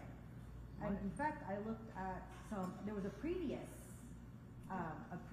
boat sinking that happened in that area, and the Florida Department of Environmental Protection cited the boat owner, not the owner of the property. And when I contacted the city of Fort Lauderdale to find more records about that, city of Fort Lauderdale had nothing on that 2009 boat sinking in the same area. So, it seems very inconsistent application of this. Who's responsible? The city of Fort Lauderdale also has a code saying that code enforcement can patrol that, but federal and state regulations would supersede any city ones. And Florida Department of Environmental Protection says that it's the boat owner. In fact, there are federal regulations that say it would be the boat owner and not the property. Okay, I'm going to have the city respond as regards to the boat, the homeowner being responsible for the dock and the boat that. Sure, Your Honor. As we've seen over the years, in many, pardon me, in many circumstances, Your Honor asked the pertinent question earlier. This was a rental by the owner. The owner is responsible for boats, as the senior code officer said, under riparian rights for that boat. It's not certainly the city or the federal government or the state of Florida that's responsible for a boat in the water. Similarly, it's not the boat. The boat owner's direct responsibility may be vis-a-vis the lease agreement they have with the property owner. But again, the city has also heard many cases where the property owner says, well, the boat owner has abandoned this boat, I can't do anything with it. It's still their responsibility to move it, and there is a process under state law for the notification of that owner to that boat owner to be able for the property owner to remove it. It's the property owner's responsibility for boats that are moored and secured to their property. Interesting. We're just asking for the $15,000 irreparable or irreversible, which is clearly shown in the photos and videos that are presented today. I have an article about a boat that was docked against the owner's will, basically, in Fort Lauderdale, and she couldn't get the owner to move it. She owned the house and the dock, but not the boat. And when the reporter contacted City of Fort Lauderdale Code Enforcement, here's what was said. We also contacted Fort Lauderdale Code Enforcement. They can find the boat owner, tow the vessel, and bill the owner for its removal. That's what happens. It's not the property owner. The property owner is not in charge of the boat. The boat owner is in charge of the boat. Not sure about the undated article, and a quote from. Would you like to see it? No, a quote from then how the we verify? PR division, because I have sat here and personally witnessed us cite, and again, other properties are irrelevant to this property, but I'll give you parenthetical background from my personal experience of sitting here as the code enforcement attorney for 10 years. We cite the property owner. It's the property owner's issue and problem to deal with the boat, whether it's abandoned, whether it's there be a lease agreement. We have never said, and our position with code enforcement in hearings as opposed to a strategic communication quote to a reporter, we have had real cases here, and we held the land property owner responsible, always. So you're saying that the article's incorrect because you don't want to look at it? It's not admissible as evidence, is what she's saying. Okay, well, how about this Florida Department of Environmental Protection report about a 2009 boat sinking that occurred in the same area where the boat owner was cited. The property of the owner of the adjacent property is not mentioned in this report. And according to the report, it follows the National Contingency Plan, which is federal, and the Fort Lauderdale ordinances say that state and federal regulations would supersede Fort Lauderdale. Again, Your Honor, same area doesn't mean anything to me. I mean, it could be in the middle of the waterway. We're talking here a very specific boat that, again, was acknowledged by council that had a lease agreement for this boat to be at this property. Therefore, the boat owner is the property owner is responsible. There may be a civil issue vis-a-vis the boat owner on the lease agreement, just like a regular tenancy. Fort Lauderdale ordinance on authority to regulate waterways says, the city shall have the right to regulate the use of all waterways within city limits and the conduct of all persons using same consistent with and not in conflict with federal or state regulations. However, we've got the Oil Pollution Act of 1990, which lists the responsible party in the case of a vessel being any person owning, operating, or demise chartering the vessel. We were doing none of those things. We neither own nor operate or demise charter this boat. On top of that, the National Contingency Plan also uses that definition for the responsible party. This would both be examples of federal regulations, which Fort Lauderdale has conceded would supersede Fort Lauderdale regulations. Fort Lauderdale has conceded nothing, ma'am. Do not speak for the city of Fort Lauderdale. I'm not attempting to. I am simply citing the ordinances. Okay, I so would think the ordinances would speak for themselves. I don't think that the city attorneys, it's their position based on the testimony, what she's been testified to. So based on the evidence given to me, I still believe it's the homeowner's burden to make sure that this hazard doesn't exist. It's a 15,000. Really? Fort Lauderdale ordinances say that it's actually the city's burden to prove who has a violation here. And the city they have proven it based on the evidence presented. We don't own that boat. Okay, you just said that there was a lease agreement, there was an agreement between the owner of the property and the person who is leasing the dock. And your hearing procedures also say the burden of proof shall be with code inspector to show by the greater weight of evidence that a code violation exists and that the alleged violator committed or responsible for maintaining or permitting the violation to continue. Okay, so it's my position that they met the burden. You don't have to agree with me, but that's my position. They met the burden. You can appeal my decisions from court. I will. The 14th Amendment's also behind me. This is a violation of the right to property. Okay, like I said, you can appeal my ruling, but I feel the city has met their burden. So according to the violation 1814B, it's a $15,000 fine. I'm going to reduce it to $10,000. And as far as 18-1, I guess the city has withdrawn that violation. Am I correct in that or no? We've withdrawn withdrawn the recurring nature of the Right, violation. the recurrent nature. So, right, so I'm not But going to wasn't enter it a that finding, I'm not going to enter a finding of fact as to 18-1. I'm only making a finding as, a ruling as to 18-14B. Wasn't it that recurring violation that triggered, that recurring violation designation that triggered this hearing? No. Oh. Not at all. Both violations triggered this hearing. Because that's, I believe that's what it said on the notes for the violation. Ma'am, that's not what it said. The environmental spill into the waterways, a major environmental hazard, is what generated this violation. And the hearing's over. I didn't say the hearing, not the violation. Didn't the recurring violation trigger the mandatory hearing? No. Really? And again, this hearing is concluded. Okay. Clerk, please read the next case. Our next case, page 90. Inspector Blvd Xantis, case number CE 23070172, case address 1206 Northwest 14th Court, owner Mariel Charles and Jethro Mark.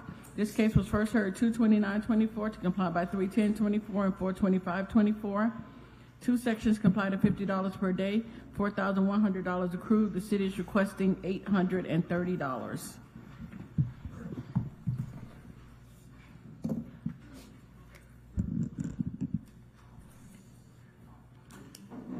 Good afternoon again, your magistrate, Officer Xantis on behalf of the City of Fort Lauderdale, Community Enhancement, case number CE 2307-0172, property address 1206 Northwest 14th Court. This case was first heard in February 29, 2024, and the magistrate ruled in favor of the city, and property owner was ordered 10 days to correct violation 18-1 and 56 days to correct all other violations. At this time, all violations are in compliance. The city is requesting administrative cost of $130. I'm sorry, $830. Okay. Good afternoon. Please state your name for the record. Good afternoon. What is your name, sir? Jethro Mark. Okay, so do you understand what the city is seeking? Okay, so you had fines of $4,100 plus administrative costs of $830. The city is waiving the fines of $4,100, and they're seeking administrative costs of $830. That's what they're seeking. $830.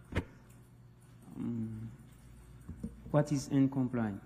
Yeah, they waived all your fines. Because you're in compliance, they're requesting that you had fines of $4,100. They're asking to waive those fines and only order that you pay the administrative cost of $830. Do you need a translator? The problem is everything already done at the house. Okay. Do you need a translator, or do you understand what's going on? What did you say? Do you need an interpreter? Yes, please. What language? Creole. Okay. Thank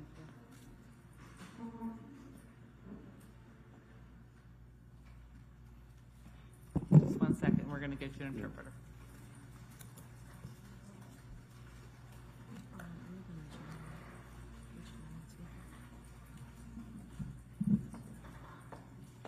You need this, Bernstein? Yes, thank you. Bernstein.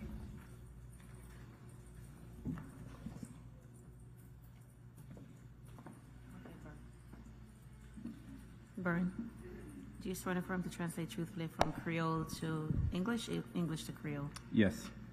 Go ahead. Okay, so let me repeat what I said earlier. The city, there were fines that totaled $4,100. Okay. The city has requested those fines be waived, and the only thing they're requesting are administrative costs of $830. Okay. Did you swear him in as a translator? Yeah. Okay. Yeah, so yo di kon sa ou te gen $4,000 pou te dwe siti ya. Kounya ou dwe siti ya $830. Yo modo kounya sou ou aksepte $830 pou paye siti ya. Pou ki sa $830? ou te gen violation nan kay la. Yo te bon on lè pou fin fèt violation la. Lo pat fin fèt nan dat lè ou te gen, yo komanse fine ou chaque jour. Ou te fini de violation avant fine nan te komanse. Ou te gen l'autre dé là, ou pot ko fini. So, l'autre pot ko fini nan, yo te commencé à charger chaque jour. Kounya, peut-être yo charge chaque jour, l'argent vient $4,000, y a descendu pour $830.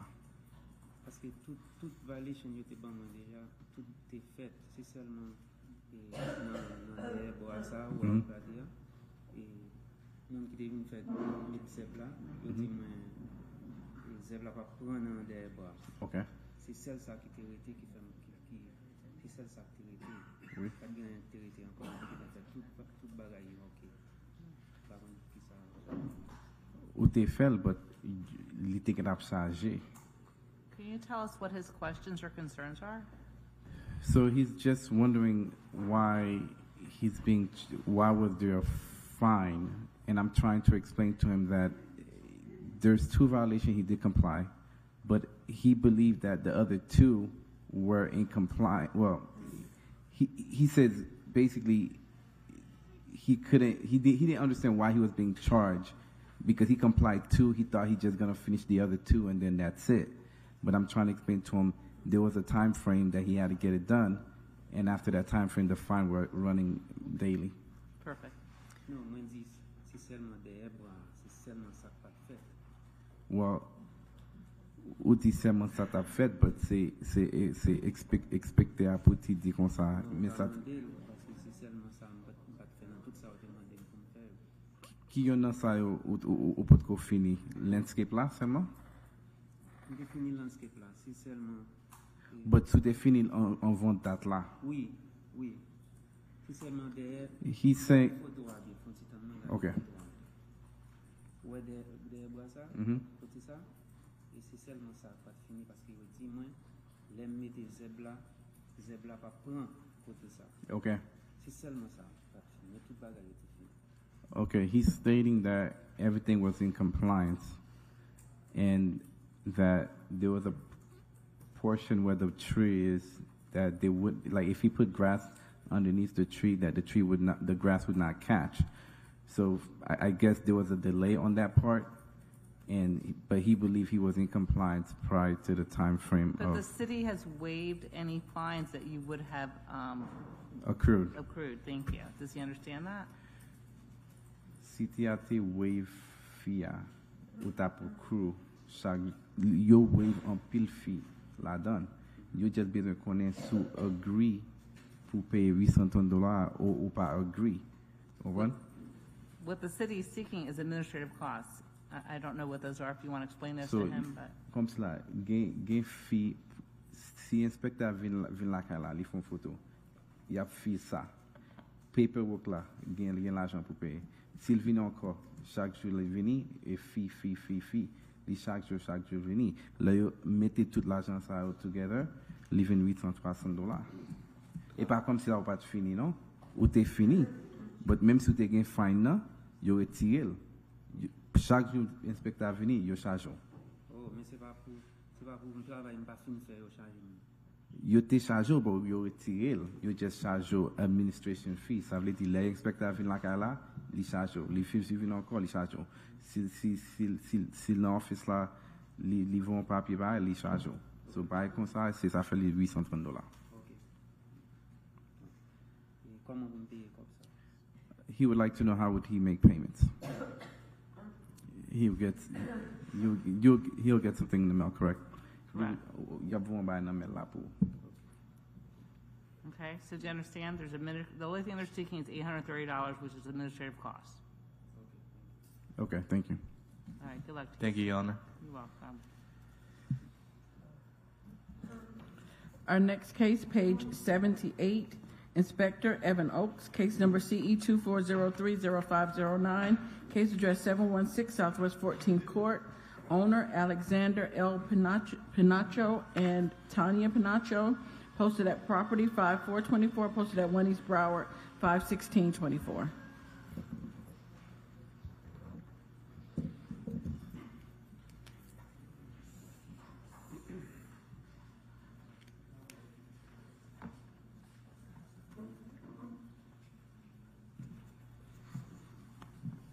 Good afternoon. Nadine, could you repeat the address one more time? 1716 Southwest 14th Court. So,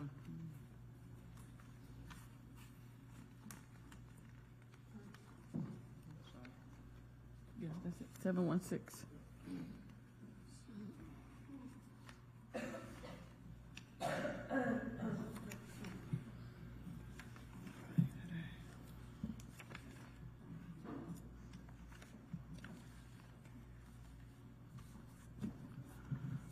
Good afternoon, Inspector Evan Oaks, City of Fort Lauderdale Community Enhancement, presenting case CE 24030509, property address 716 Southwest 14th Court.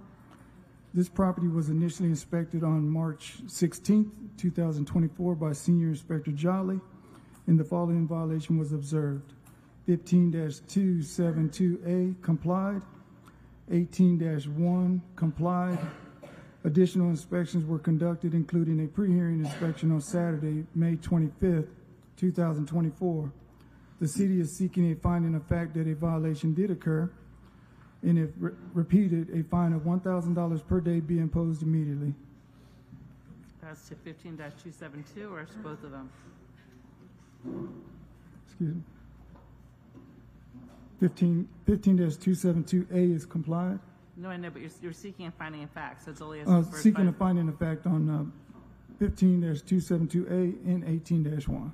Oh, for both of them? Yes, ma'am. That's what I thought. So it's only as the 15-272. Yeah, that's what I thought. Neither one of them are recurring.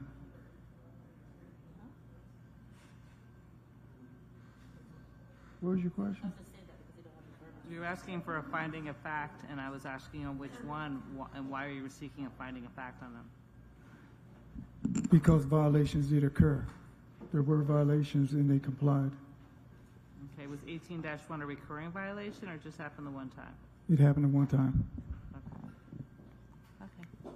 Hi, I'm Alex Pinacho. I'm the property owner.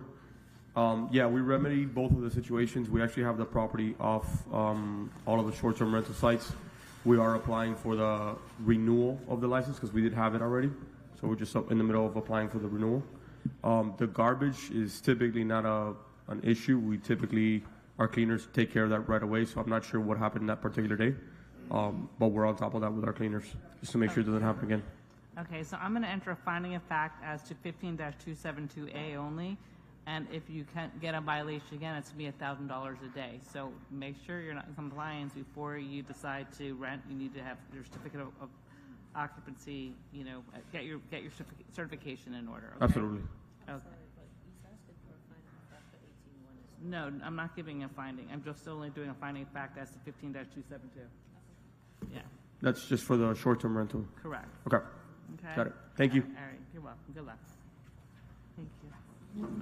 Our next case, page 85, Inspector Paulette Del Grosso, case number CE 23090452, case address 1451 North Federal Highway, owner BH Plaza Del Mar LLC. This case was first heard 1/25/24 to comply by 3/28/24. One section not complied at $100 per day, $6,300 accrued. The city is requesting the full amount, and the fines continue to accrue.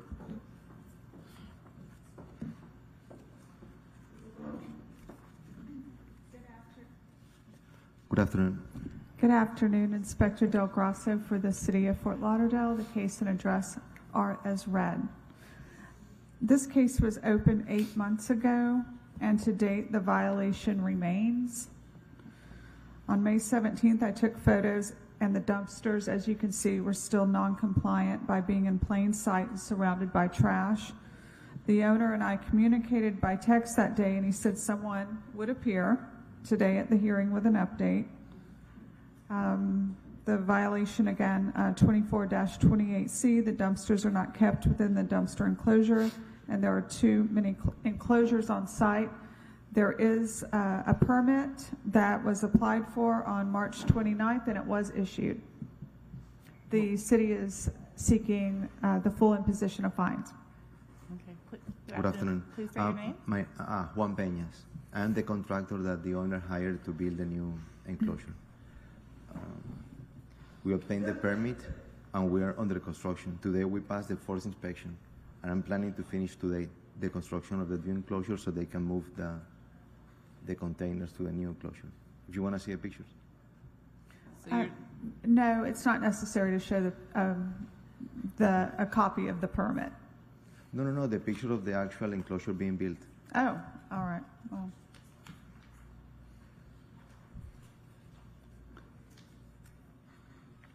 Today we passed the first inspection. okay.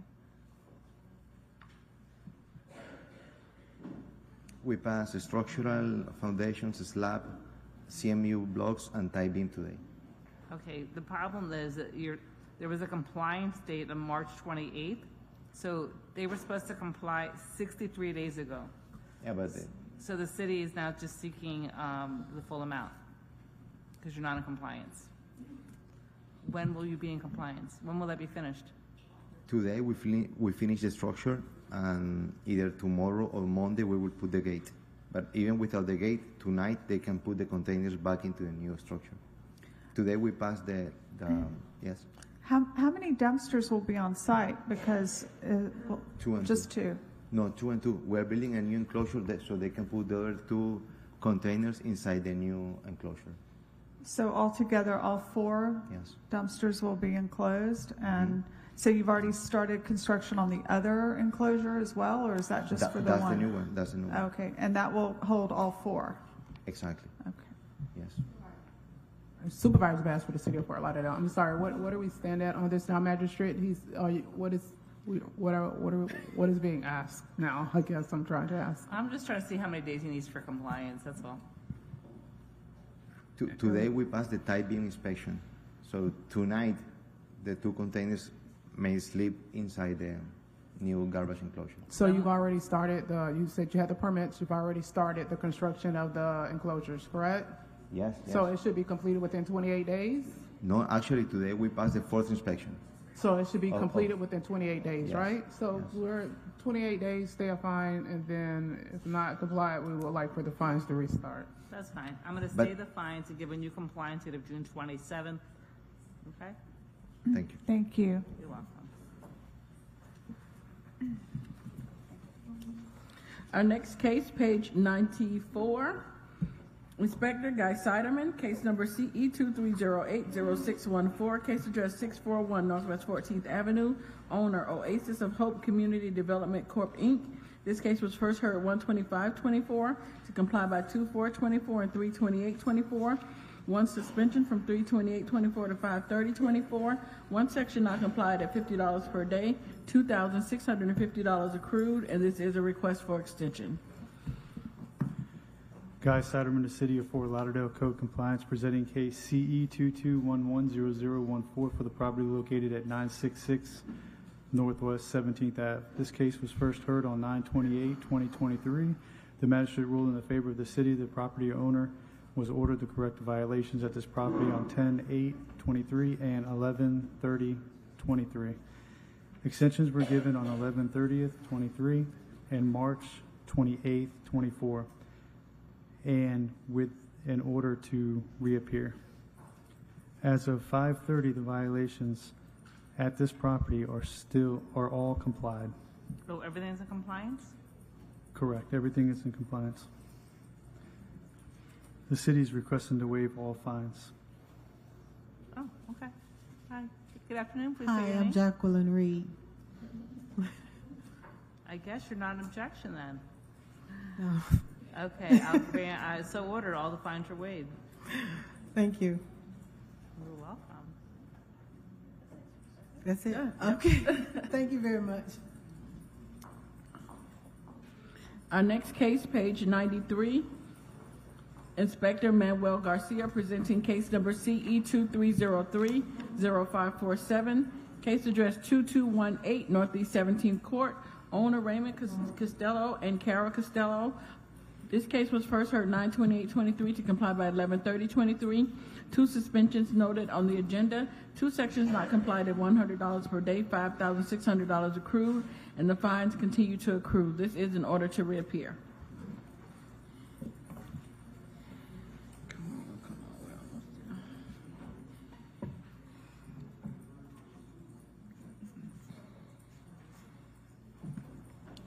Your Honor, for the record, Officer Garcia presenting case CE 230300547, reference to the property 2218 Northeast 17th Court on behalf of the previous area officer, Teluzma. This case was first heard on September 28, 2023, and since extensions were granted on November 30th, 2023, February 29th, 2024, and March 28th, 2024. At this time, the property remains in violation as per the photos depict. The city is requesting the full imposition of fines to the sum of $5,600, which will continue to accrue until the violation has been complied. All right. Good afternoon. Please say your name for the record. Ray Costello, owner of 2218 Northeast 17 Court. Your Honor, if I could give you this paper. Sure. Thank you. That'll show from the beginning, we started with the permit company. They filed permits, we paid for permits, and we're just waiting for all the different agencies to go through the process, because it's a very lengthy process with the When do they think engineering. you're going to be done? I know it's a long process. They said within a couple of weeks. It's already at, I think, Broward already. And they said it's just a matter of waiting for the permit to be issued to start the work. And then once the permit's issued, is your contractor telling you how long the project will take? Probably a month after the permit's issued, it'll be done. Yeah, City of Fort Lauderdale, Supervisor Bass, because it's probably what you said, it's with the Corps of Engineers, Broward County Corps of Engineers now, right? So the city is, 91 days? Stay of fines, it's a massive, right? Yeah, they've had, it was originally heard back in September of 2023. All right, yes, 91 days stay of fines. And in order to reappear, just to make sure that you're moving forward with it at that time. No problem.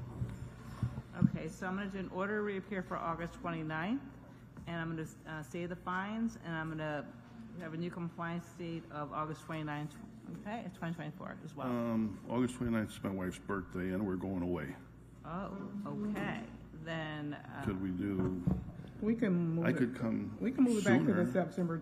Or do you want to come Or July? further You want out. to come July rather than September? you want July 25th or September 26th? September would be better. Okay, so I'm going to do an order to reappear for September 26th, 2024, just because I'm impressed that you know your wife's birthday. That's pretty impressive, you know? Yeah. And I'm going to say the fines, and I'll give you, I'm just going to do the compliance date for September 26th as well then. Thank you. You're welcome. Thank you. We're going to go back to page 94 and recall case number CE 2308-0614, case address 641 Northwest 14th Avenue, owner Oasis of Hope Community Development Corp. Inc., Inspector Guy Siderman. This is a case, a request for extension. Unfortunately, the inspector read the wrong case into the record, so we have to rehear this case. Oh, okay. So is my order wrong then? No. Yeah, we have to change it. I am. Okay, so I had waived the fines on the top, so is that incorrect? We're going to waive it, but we have to read it in later. Okay. So we're going to do this case. Okay. Sorry. That's okay. No worries. Go ahead.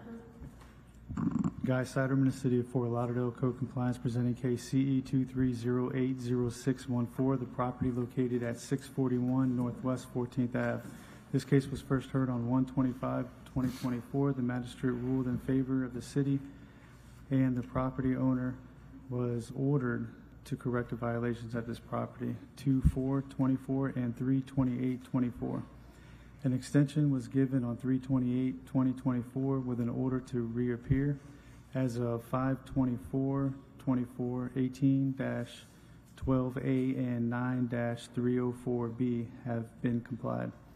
The violation for 4721.9M remains as per the photos depict.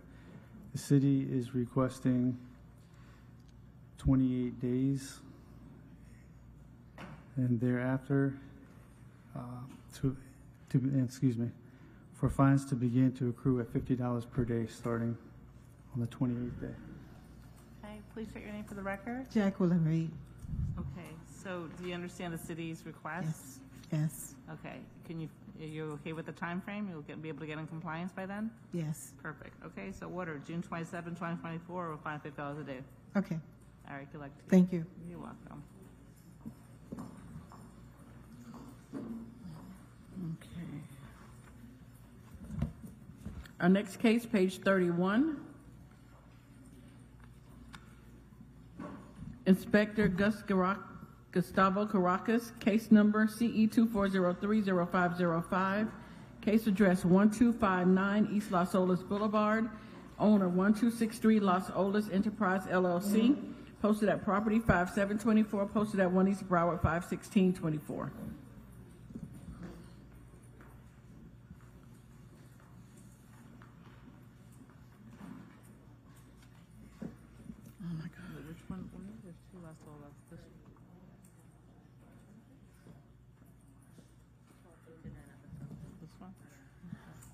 Good afternoon, Special Magistrate. Gus Caracas for the City of Fort Lauderdale, Code Compliance Inspector, presenting case number CE 2403-0505 for the property located at 1259 East Las Olas Boulevard. Inspection of the property was performed on March 13 of this year and cited for the following violation. 25-4. There are A-frame signs along the public sidewalk of this property and surrounding areas. It shall be unlawful for any person to use or obstruct such public sidewalk as to interfere with the usage of the public right-of-way. Special Magistrate, this is a recurring violation of cases number CE 23030188, CE 23060154, CE 23100605, and CE 23110518, and is presented to the Special Magistrate for a finding of fact whether or not it comes into compliance before the Special Master. Courtesy notice was mailed to the property owner listed on BCPA via first class mail March 13, allowing 7 days to come into compliance. Contact has been made with the tenants and with the owner, and also with the property representative that we have here today. Special Magistrate request form sent on March 13 for today's scheduled hearing, and pre-hearing inspection was done on May 28th, and the pictures presented here were taken to confirm the violation has been brought into compliance. Special Magistrate, we would like for you to find this as a finding of fact case only for today. Okay. Good afternoon. Please state your name. Good afternoon. Yeah, Katiba. Okay, so the city is basically seeking just an order entering that this problem has occurred and it reoccurs, okay? There's no fines entered, but you don't want it to happen again because a fine will be entered at some point. Yeah, definitely will not. I'm in contact with him, and we're on it. And Ma'am, did you state your name and your relation to the property? Yeah, Katiba. I'm the property manager. Okay, so order. All right. Thank you very much. That's Thank it. you so much. Appreciate you. Thank you for your patience.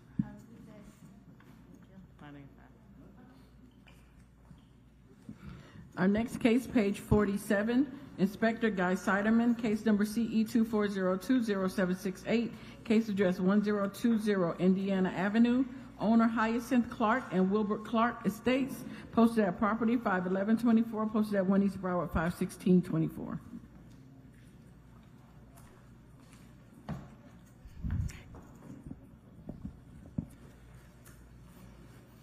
Guy Siderman, City of Fort Lauderdale, Code Compliance, presenting case CE 24020768 for the property located at 1020 Indiana Avenue.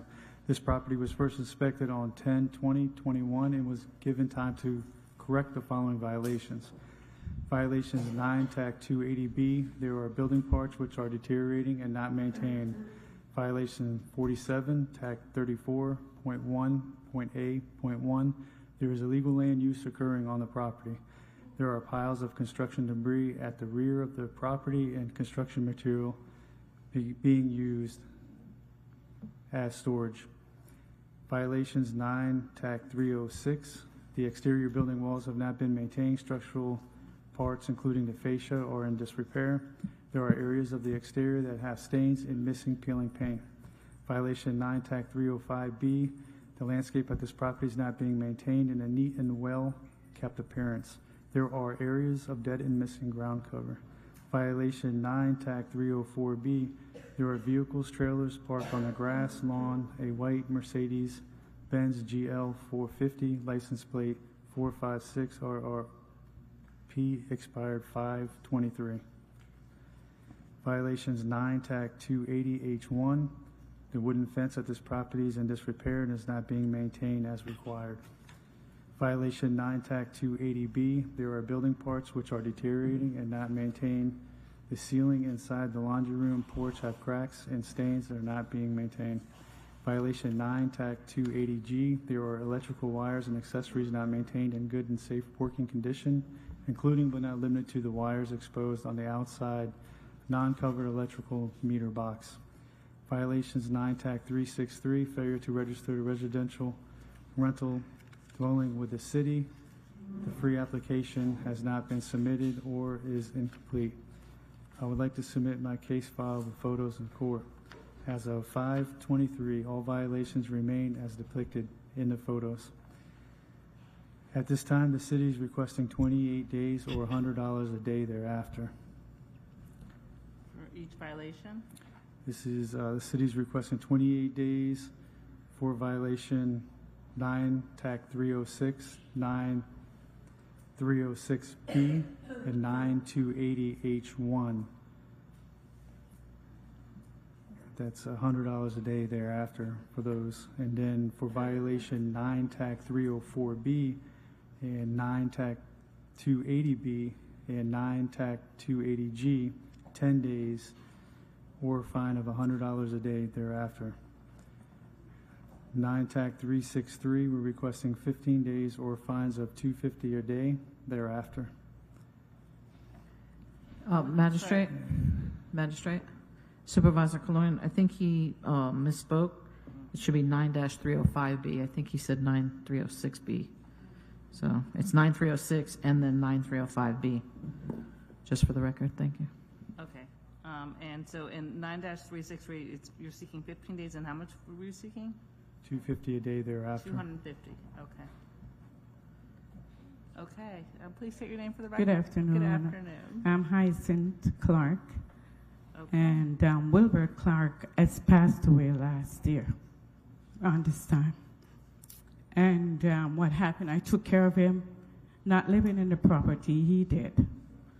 After he passed away, I went ahead and rent the house out in front of it, not knowing that I have to get permission from Fort Lauderdale just to get, some assistant to pay the bills while Wilbert Clark passed away. What happened is now I had breast cancer, dealing with a lot of problems, and I haven't tried to do anything yet because I'm just recovering. I went to I was staying at somebody else's place until I recuperate, had surgery, everything. So I'm recuperating to take care of Wilbert Clark's problems. Is somebody still renting it, or is it? Yes, the one that called court enforcement. They want the house to buy, and I refused to sell them the house, so they call. I think I spoke to you, Mr. Guy. I don't know if it's you or some inspector. I was in the hospital, so I called inspector and told them that I'm not capable right now to do anything, but I order a real estate person to take care of the property. The tenants fired them. They want to see the owner. So therefore, they thought that they could step over me and get the house to buy. They want to rent or lease. So they incur all these things in order to stay in the property, not paying no rent, because they are not paying no rent right this moment. So I'm moving back into the house. Okay. I don't want no, there, you know. Do you have to file an eviction proceeding with them? Yes, we did. Oh, you already did? Yes, so the judge told them, if you're having all these problems, you moved into the property recently, so you know all these proper, you know, thing occurs. So therefore, move out.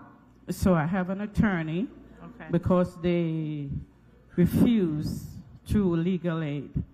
So they're helping me to proceed with this, because that's what they want to, you know, do all of this to, you know, mess the property up. So you're no longer going to rent the property out? No. Okay. I'm moving back into my house. Okay, so 9-363, is the city going to withdraw that one since she's not going to rent it? What do you want to do with that one? I'm sorry, she just needs to send an email. Once she sends an email saying that she's occupying the property and it's not rented out, the city will comply that. She just needs to put it in writing. Okay. Okay, and how much time do you need? We want to work with you. Obviously, we understand, you know, your condition. How much time do you need to get in compliance with the others? To do all these things, it's going to take a little while. You know, with financial strain at this time, I'm asking if you could give me as much as possible to take care of this problem, please. Sure. Okay, does the city have any objections? So some of the things, obviously, like the automobile, that'll probably be, their vehicle trailers parked on the grass and lawn, they probably belong to the current renter, so that'll be gone, right? It belongs to No, the Mercedes-Benz is mine. I couldn't drive, so therefore, because when I was going through, they didn't want me to drive at that time. Okay, so are you going to renew your tag on it? Yes, I just get my license restored. Okay. Yes. Okay, so 91 days, is that enough time to try to get in compliance? Yes. Okay, so for violations 9-306, 9-305B, 9-304B, and 9-280H1, I'm going to do 91 days. Thank you. Or a fine of $25 a day. Okay, and then I'm sorry, your magistrate? Magistrate, you said you're giving 91 days for the 9304B. That's just for parking on the grass. It could simply just be taken off the grass. oh, that's true. I'll take it off. Okay, so you can move that one immediately. Well, actually, he had said 28 days. So I'm going to move, I'll just change, right? Did you say 28 days for that violation? That one was 10 days. Excuse me, the next door neighbor is putting up, you know, that, because they were their fence, because they have a pool, so they're putting up new fence going to the back, you know, so they didn't want me to move any vehicle there. They want to be ordered to take care of digging and right, but you shouldn't be do the parking on the post. grass. It doesn't matter what your neighbor wants. Yes. You need to move your car. Yes, I will. Okay, so I want the car moved within 10 days, okay? That'll be by June 9th, All right. or that'll be a fine of $25 a day, okay? Okay. And then violations 90-280B, which is building parts which are deteriorated, not maintained, the ceiling inside the laundry and the porch have cracks and stains not being maintained. 9-280G, which is there are electrical wires, accessories not maintained in a good, safe working condition, including but not limited to wires exposed on the outside, non-covered electrical meter box. Those two, how much time do you need to get in compliance? Those are already fixed, because what we're doing is trying to fix up the back area so I could stay there. Okay. So it's already taken care of. Okay, that'll do 28 days then, which will be June 27th. Okay. Okay, and if not, there'll be a fine of $25 a day as well. Okay, so just make sure that you have the city come down and re-inspect it so that you're in compliance. Okay. And then on 9-363, I'm going to leave that at 15 days or $250 a day, $250 a day, because once you send them an email saying that it's not being rented out, then they're going to withdraw that violation. Okay. So you should just either send that immediately so that they can withdraw that violation. So that compliance date is June 14th. June 14th. Do you know where to send the email to? No. Okay, can somebody give her that information? Yes, we'll make sure. She can get the inspector's card, or you can get with the administrative personnel in the back. She'll make sure she has that information. Okay, any other questions? No. All right, good luck to you, ma'am. Thank you. You're welcome. That's it?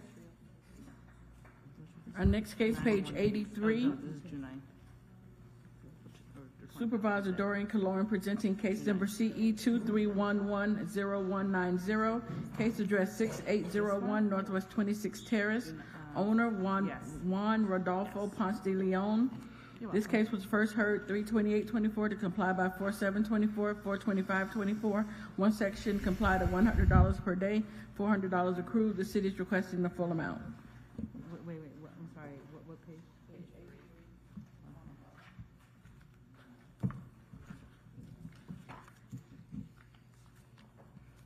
Good afternoon, Supervisor Kaloyan for the City of Fort Lauderdale, presenting case CE 23110190, case address 6801 Northwest 26 Terrace. This case was first heard on March 28, 2024, to comply by April 7th and April 25th, 2024. 9305B has been complied, and it's a recurring violation. And 9304B was complied, and that was a recurring violation. And the city is requesting the full amount to be imposed for a total of $400. We're also seeking a finding of fact. And a finding of fact, correct. I don't think I should pay anything.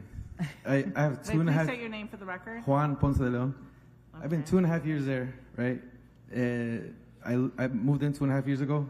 The city, you guys been on me since. I've been complying with everything. I painted, I did the grass. I still have 2 more items to finish up with the pool. I got a pool permit, got that done. And like, the grass thing was ongoing for a long time. I didn't have the money for it. Like, you guys want to set me back again, you know? Well, it's not like I don't want to fix my house. I'm going to do it. No, we understand that, but the violations ran 4 days, and they're both recurring violations. So that makes a difference in it. I still think you guys should. And if you guys go to my neighborhood, everybody's grass is dead. You know, I'm probably the only one with green grass right now. Now, you know, even the wealthy ones have pretty dead grass, and that's what you guys got me for. I mean, it's just very, very unfair. It's just grass. Are they putting a picture up? Can you? Okay, thank you. This isn't a new business, right? Yeah.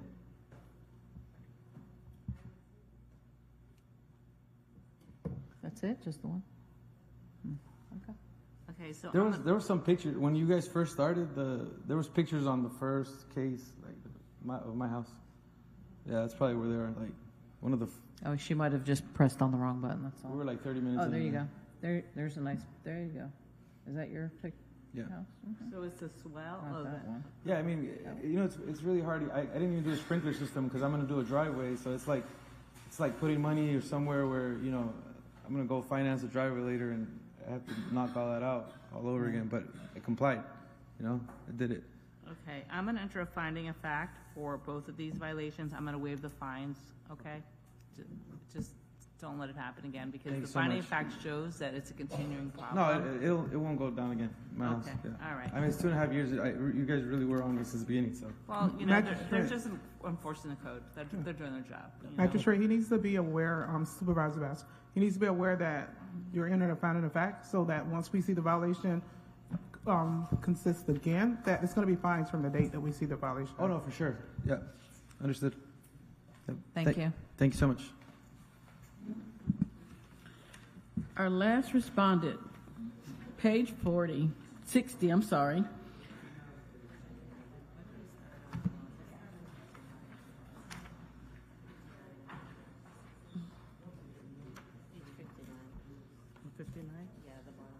We're going to start at page 59. Inspector Manuel Garcia. Case number CE 24031059. Case address 2926 Cortez Street, owner Cortez Property Development LLC, posted at property 51724, posted at 1 East Broward 51624.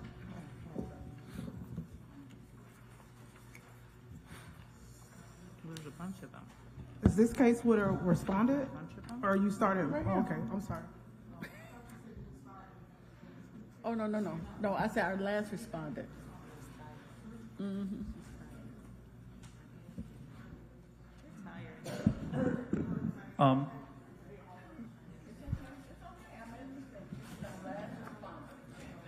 Can we repeat the case number for me? Because there's multiple cases on. Okay. The gentleman before us today is not acting as a respondent. He's, I am. You got the power of I got attorney? an authorization letter and gave it to the lady up front. Okay, perfect.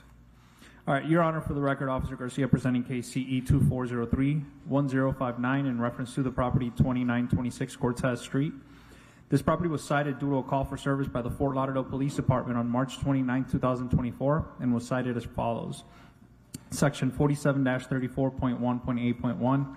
There is illegal land use occurring at this PRD zone property. There is an illegal pay for parking activity taking place at the subject vacant lot consisting of, but not limited to, over 30 vehicles using the property to park and pay contracted company by the name of Park by App Incorporated, which is operated by Asta Parking.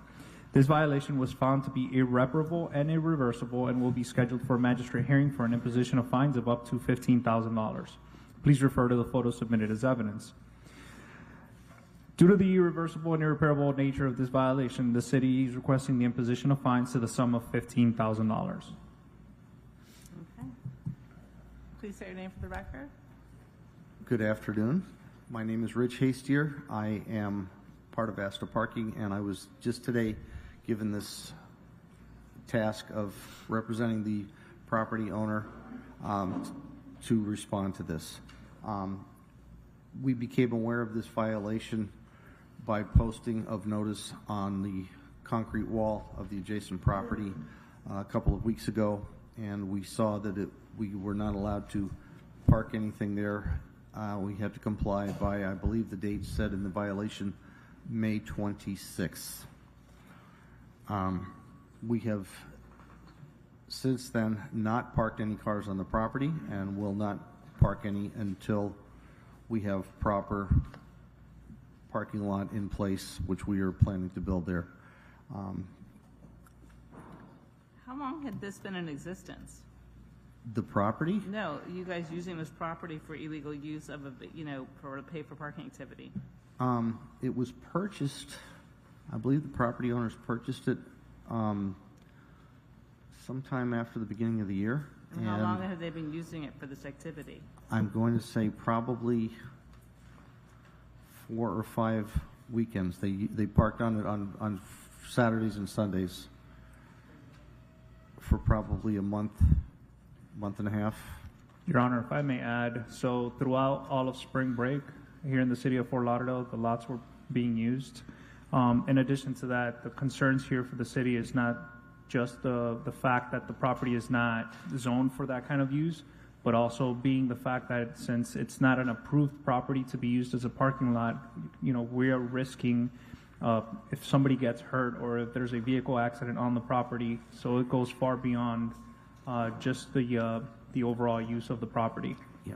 And being that this property is not licensed or insured to even operate under these conditions, doesn't even have a business tax from the city of Fort Lauderdale. So there's just a lot of variance that add on to the violation itself. It's not just the fact that it was being illegally used, just for your consideration. My knowledge of what I can respond to that is I don't believe they do have a business tax license to operate there.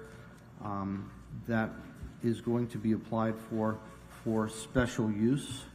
The adjacent property where Hard Rock, Cafe Ibiza, some of those properties where Asta Parking has parking lots legally operating, has an overflow, and we have applied for special permit for events on Fridays and Saturdays through the summer.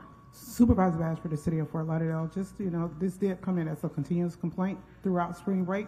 So the city is standing on what they're asking for the imposition of fines, because this was being used illegally, as an illegal land use. Okay, I'm going to grant fines of $10,000. $10,000? Okay, all right, thank you. Thank you.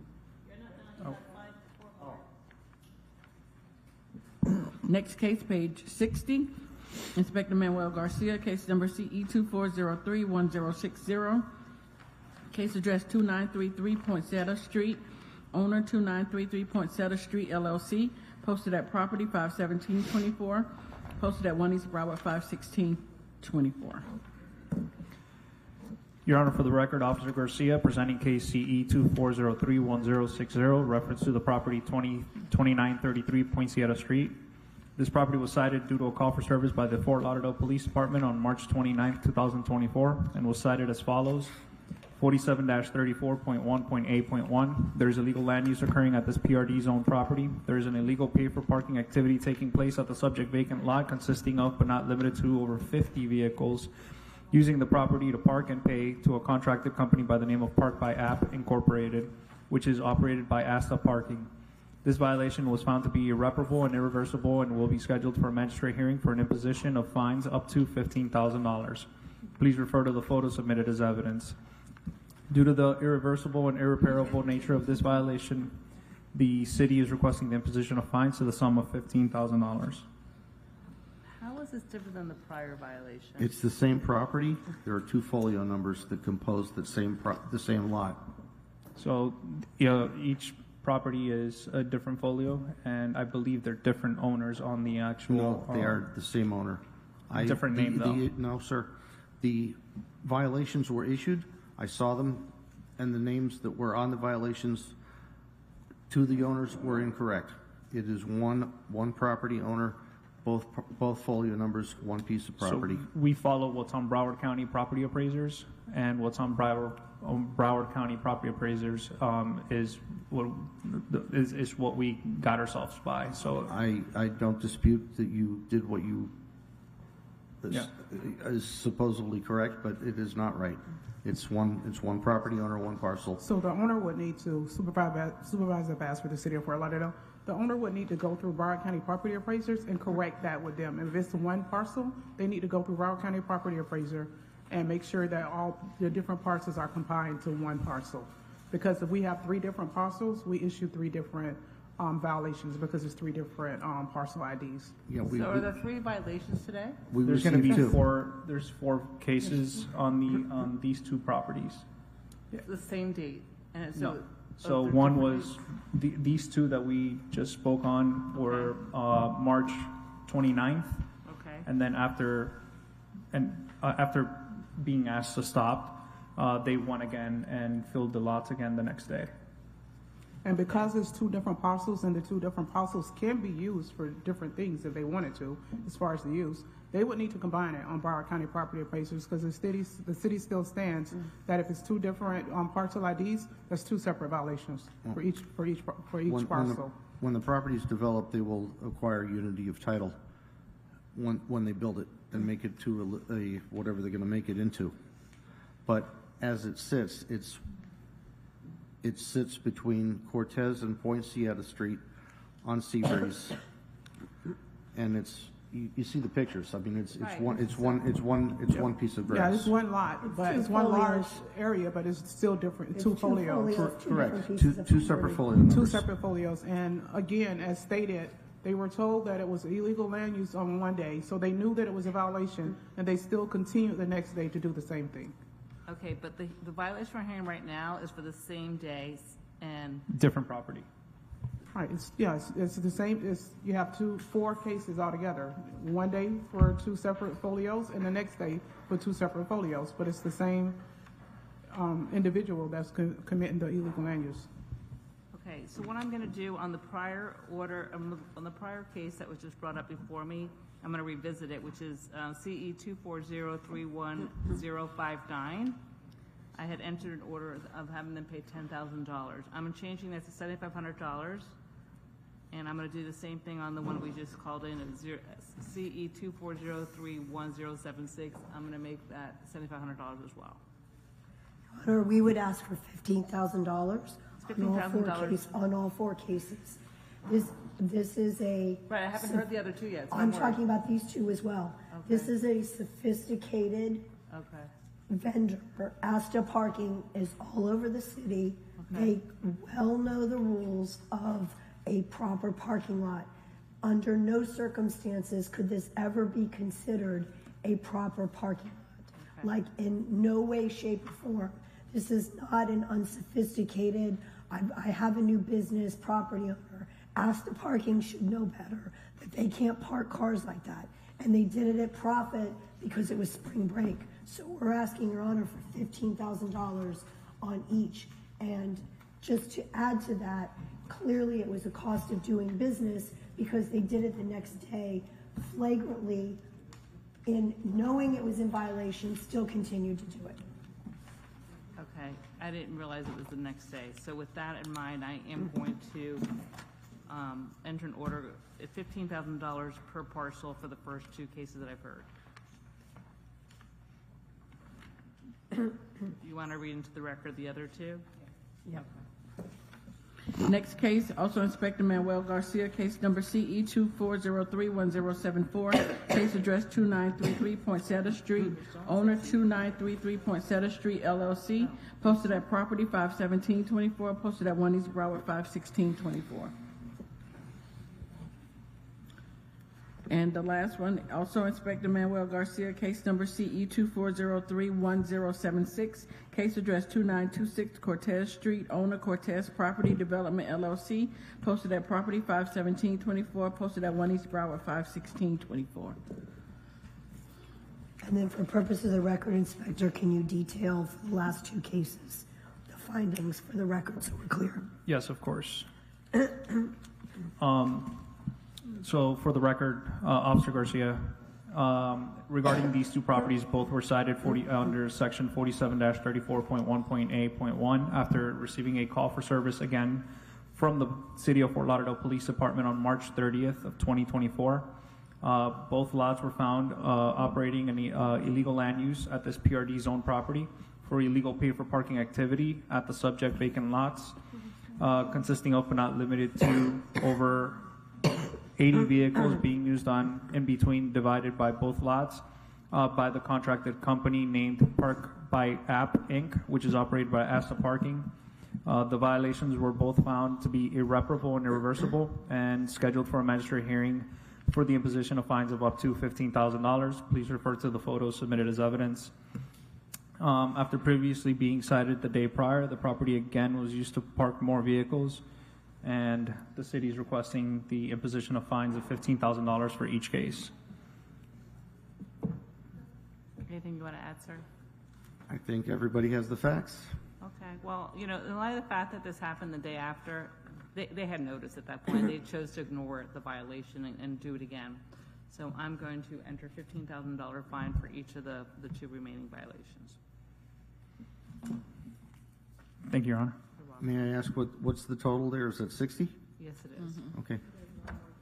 Is there one more? Oh, okay, I did four, no? That's a different property, though. This is a good you were one. just batting 100? No, this is a good one. I'm going to smile when I leave this one. Good, that's good. Next case, page 97, Inspector Supervisor Doreen Cologne, case number CE 2301076, case address 3100 Northeast 32nd Avenue, owner Pac-Man Intercoastal LLC. This case was first heard 5/25/23 to comply by 6/5/23 and 7/28/23. 3 suspensions noted on the agenda. 6 sections not complied at $100. Fines imposed of $5,000, and the fines start 5/31/2024. This is in order to reappear. Good afternoon. Supervisor Cologne for the City of Fort Lauderdale, case number CE 2301076, case address 3100 Northeast 32nd Avenue. This property was first cited on 1/28/23, brought before the magistrate on 5/25/23, 7/27, 9/28, 1/25/24, and 3/27/24, which resulted in extensions granted. And the reason being to, just as a reminder, this was the building that's supposed to be demolished. However, they had the FPL wire running through the area, so they could not do it. So basically, you asked for the mandatory reappearance for a progress report, and we're here again. Yes. Richard Hastier, Pac-Man Intercoastal. I'm happy to report that Florida Power and Light has removed the transformers from the transformer vault in the building. They have issued their take service letter, and the demolition contractor is in possession of that letter. They are in process of having the permit being issued. They told me 2 weeks ago it would be a 3-week process, so I'm expecting in about 1 week we are going to start demolition. Okay, so I think we're ready for a compliance date. How much time do you need to get in compliance then? Well, it depends on how long it takes to knock the building down. I would say 30 days. Okay, well, we either have 28 or 56. What's the city want to do? Let's Maybe just do the 56. I was going to say, let's do 56, so there's no more Yeah, problems. the building We should can the building get should this- be it should be nice level ground by then. All right, so I'm going to say the fines and do a compliance date of July 25th. Very good. All right, thank you. Thank you. Good luck. All right. Yeah, we're going to take a 10-minute break.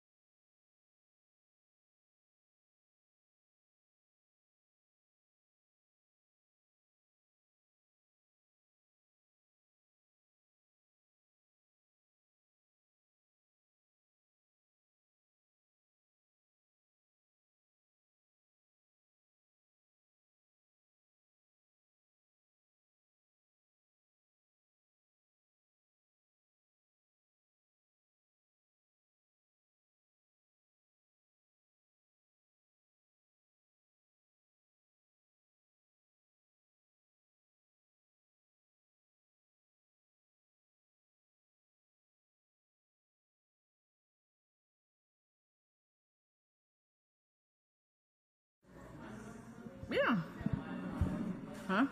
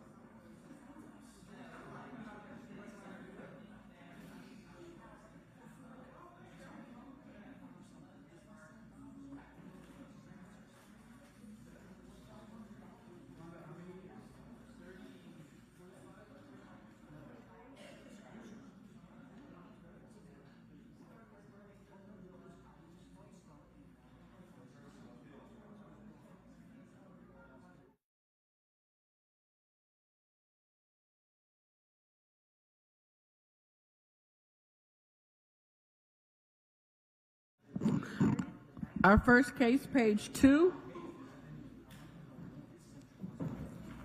Inspector Robert Kasarowicz, case number FC 24030007, case address 300 Southwest 1st Avenue, number 145 and 150, owner Limerick Group LLC, posted at property 5924, posted at 1 East Broward 51624.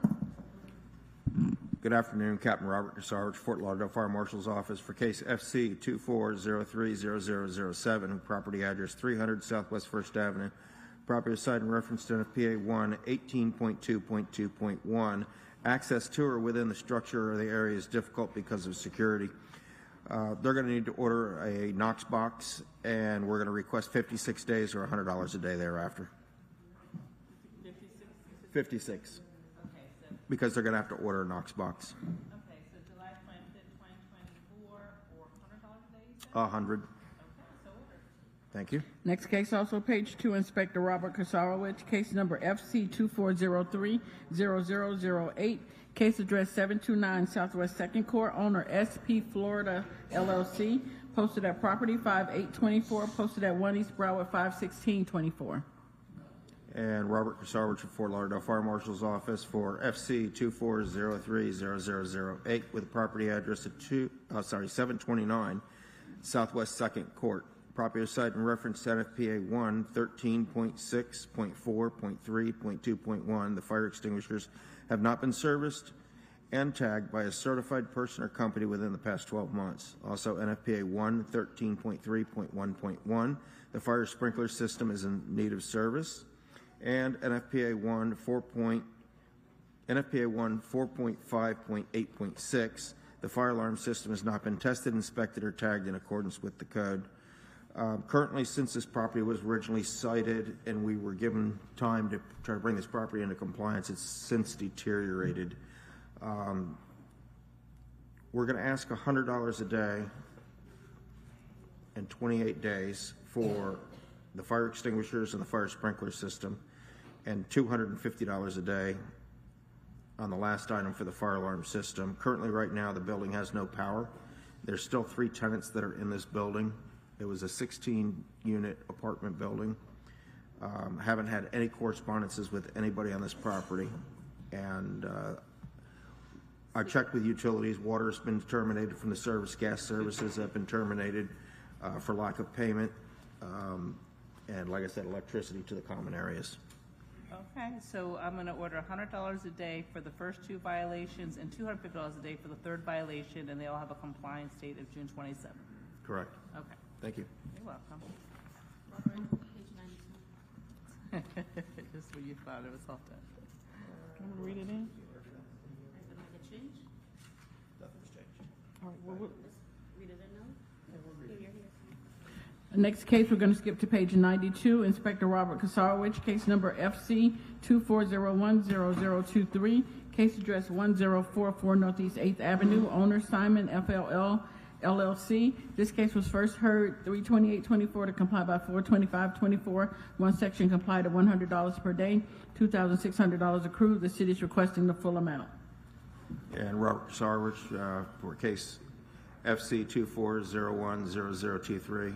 Property address of 1044 Northeast 8th Avenue, and violation as noted.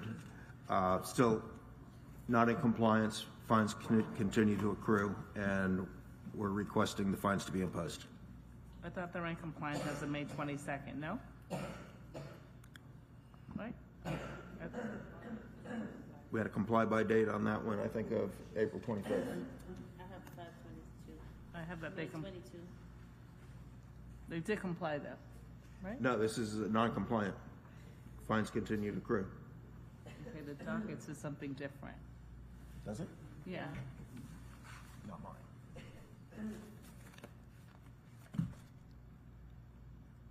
Oh, very good. So it's been updated? It has been updated. Okay, so ordered. I'm gonna order the fines to be paid then. Thank you very much. I'm sorry for the confusion on that one. That's okay. Next case, page 4, Inspector Edward Eason, case number CE 240100378, case address 631 Southwest 5th Avenue, owner Nicholas J. Ferraris, posted at property 5924, posted at 1 East Broward 51624.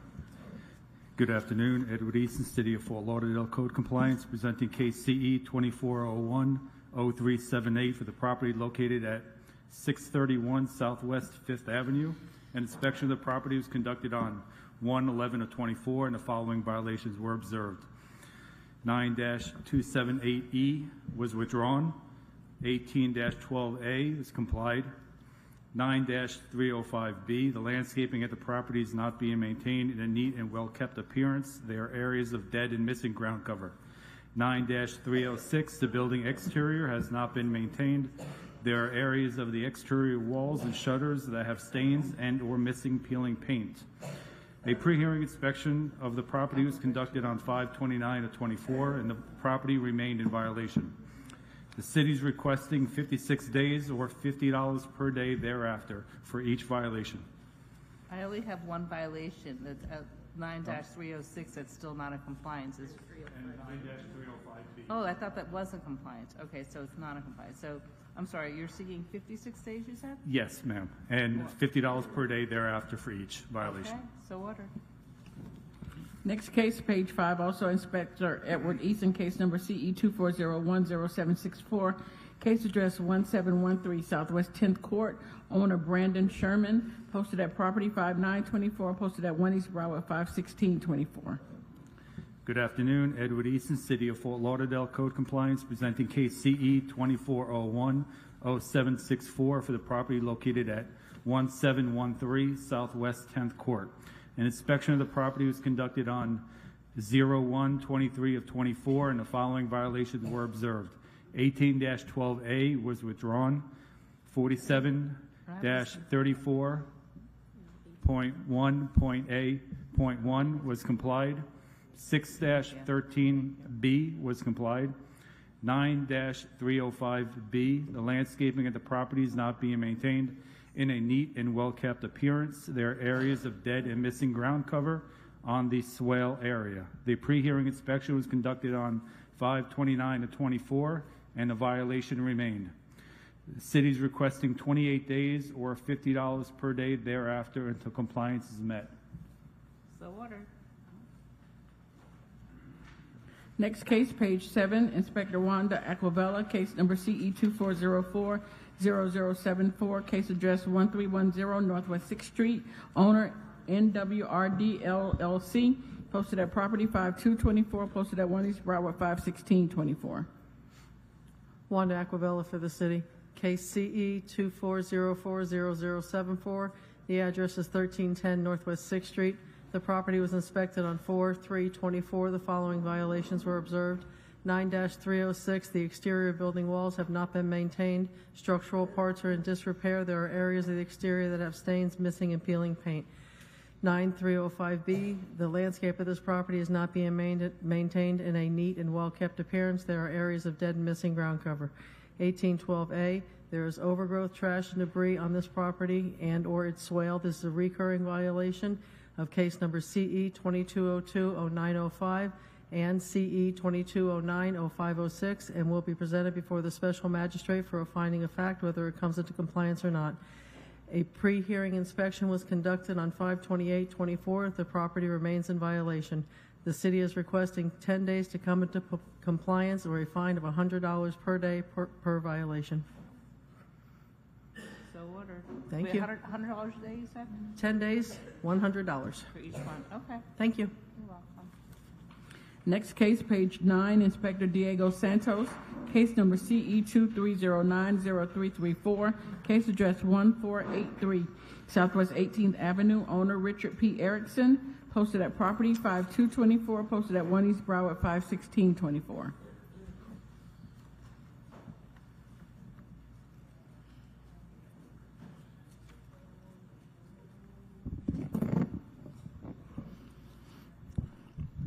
Good afternoon, Inspector Diego Santos, represent the City of Lauderdale. Case as read. This case was opened September 13, 2023, and the following violations were observed. 47-34, 1A1.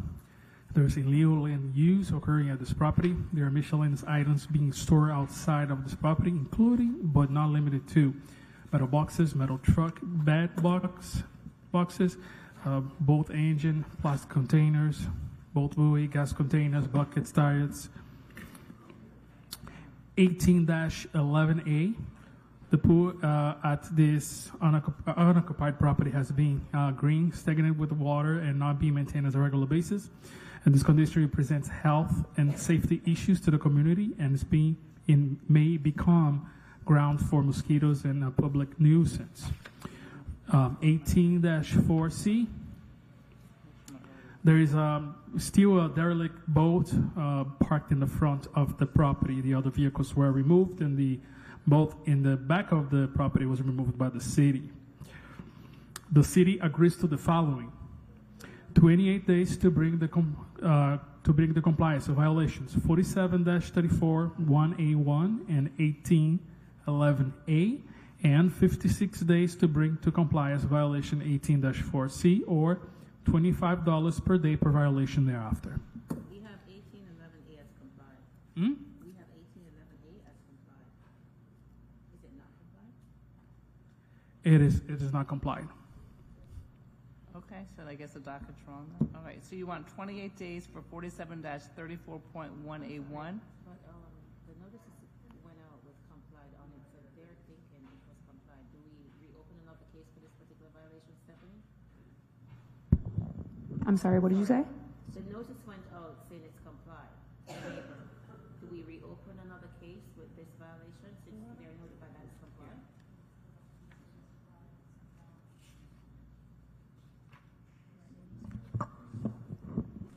Yeah, because they think it's in compliance. It's in the cellar.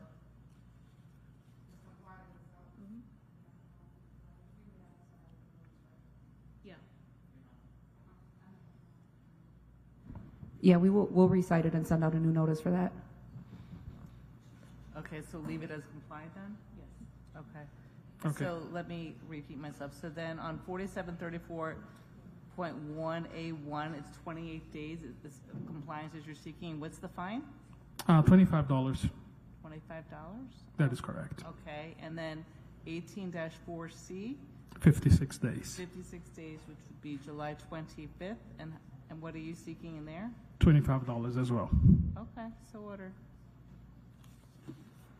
Next case, page 10, Inspector Diego Santos, case number CE 23100705, case address 934 Southwest 22nd Street, owner Cole Okerson and Heather Thomas Okerson, posted at property 5824, posted at 1 East Broward 51624. Inspector Diego Santos, representing the City of Lauderdale. Code case as read. This case was opened back on October 10, 2023, and the following violations were observed. 9-304B complied, 9-308B complied, 9-280B complied, 9-306, the exterior building walls has not been maintained. Structural parts including fish and softies are in disrepair. The areas of the exterior has standard missing peeling paint. 18-1 complied, 1812A complied, 47-191B complied, and the 9-308A comply. The city is requesting the following: 56 days to comply the violation, 9-306, or $50 per day thereafter. So enter.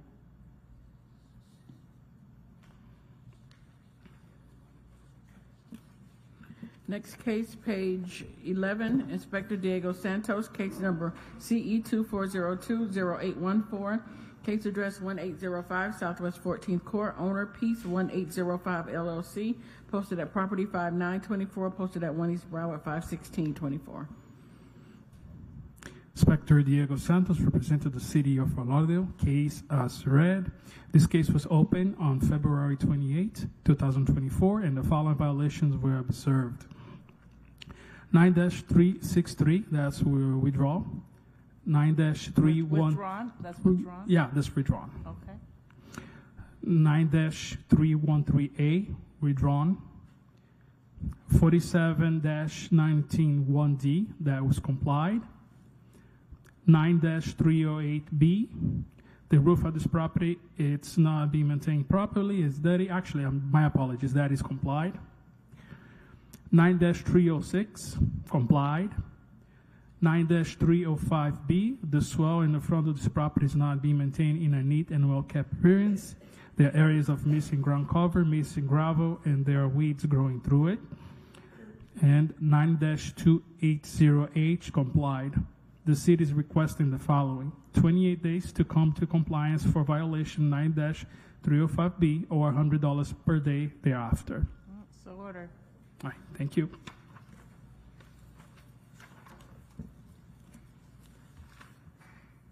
Next case, page 14, case number CE 23070284, case address 1227 Northeast 5th Terrace, owner 1227 Northeast 5th Terrace LLC. Inspector John Claude Noel, this case is being rescheduled. Next case, page 15, Inspector John Claude Noel, case number CE 23090134, case address 1034 Northwest 7th Avenue, owner South Bimini LLC, posted at property 51524, posted at 1 East Broward 51624. Inspector Jean-Claude Noel for the City of Fort Lauderdale, presenting case CE 230900134, address 1034 Northwest 7th Avenue. I inspected this property on September 8, 2023, cited for the following violations. Violation 9-306 complied. Violation 9-305. The landscape of this property is not being maintained in a neat and well-kept appearance. There are some areas that are dead and missing ground cover, to include this well. Violation 9-308 complied. Violation 47-20.20H is withdrawn. A pre-hearing inspection was conducted on May 29, 2024, and found the violation of 9-305B not in compliance. The city is requesting 28 days to comply with, or a fine of $100 per day per violation thereafter. So entered. Thank you, ma'am. Next case, also page 15, Inspector John Claude Noel, case number CE 24010347, case address 805 Northeast 17th Way, owner Gregory Vernikov, posted at property 51524, posted at 1 East Broward 51624. Inspector Jean-Claude Noel with the City of Fort Lauderdale. This case has complied. There is overgrowth at this property and the swale. This is a reoccurring violation. See the previous case number CE 2208064. The case will proceed to special magistrate to obtain finding of fact whether or not it comes into compliance or prior to the hearing. A pre-hearing inspection was conducted. Everything's complied. I'm just requesting a finding of fact for this case. So ordered. Next case, page 17, Inspector John Claude Noel, case number CE 23090224, case address 1030 Northwest 7th Avenue, owner South Bimini LLC, posted at property 51524, posted at 1 East Broward 51624. All violations are complied. Okay, you're seeking anything or just? Nope. Okay. Complied, ma'am. Next case, page 18, Inspector Marco Aguilera, case number CE 240400473, case address 2211 Southwest 27th Terrace, owner Joshua Paul Clinton, posted at property 5124, posted at 1 East Broward 51624. Marco Aguilera, City of Fort Lauderdale Code Compliance Officer for case and address as read. The property was first inspected on 4/17/24 and the following violation was observed. 9-280H1, the wooden fence on the west side of this property is in disrepair and is not being maintained as required. This is a repeat violation of case CE 23050944, and as such, fines will begin to accrue from the day it was first observed. The property came into compliance on 5/16, which puts the property in violation for 30 days at $200 per day. At this time, city is requesting to impose the full amount of fines in the amount of $6,000. How much? $6,000. Okay, so entered. Thank you. Yeah, that's what he said. Yes. Next case, page 19, Inspector Marco Aguilera, case number CE 24030194, case address 3912 Southwest 14th Street, numbers 1 and 2. Owner Aldine Watson, posted at property 5624, posted at 1 East Broward 51624. Marco Aguilera, City of Fort Lauderdale, Code Compliance Officer for case and address as read. An inspection was first conducted on 3/6/24 and the following violations were observed. 9-305B, the landscape of this property is not being maintained in a neat and well-kept appearance. There are areas of dead and missing ground cover in the swale. This is a recurring violation of case CE 21030226.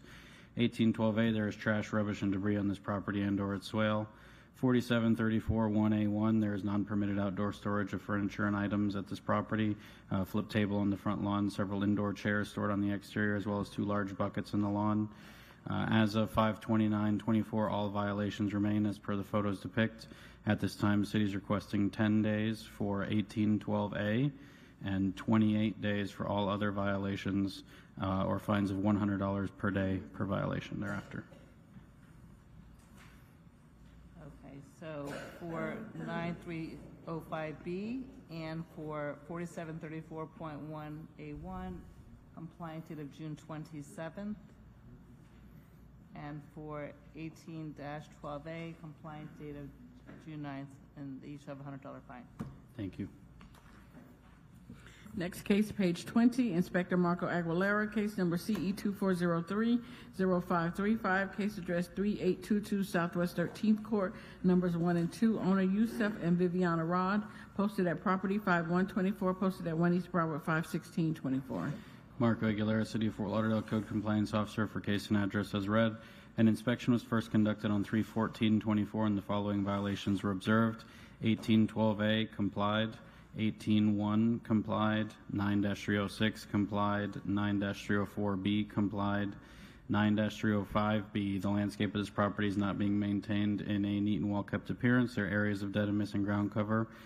This is a recurring violation of previous case CE 21020908. 9-363 complied. As of 5/20. Wait, what about 6/5? The chicken roosters being kept stored on the residential property. Complied as well, sorry. As of 5/20/24, all violations cited have been complied. At this time, city is requesting a finding of fact for 9-305B. 9-305, okay, so entered. Thank you. Next case, page 21, Inspector Marco Aguilera, case number CE 24030192, case address 3924 Southwest 14th Street, numbers 1 and 2, owner Dahab Family Revocable Trust, posted at property 5124, posted at 1 East Broward 51624. Marco Aguilera, City of Fort Lauderdale, Code Compliance Officer for case and address as read. An inspection was first conducted on 3/6/24 and the following violations were observed. 47-341A1, there is illegal land use occurring at this property. There is non-permitted outdoor storage of household items, including but not limited to buckets, ladders, jugs, etc. 47-2020H, there are parking facilities that are not maintained at this property. The gravel in the swale is in disrepair, uneven, and has weeds growing throughout.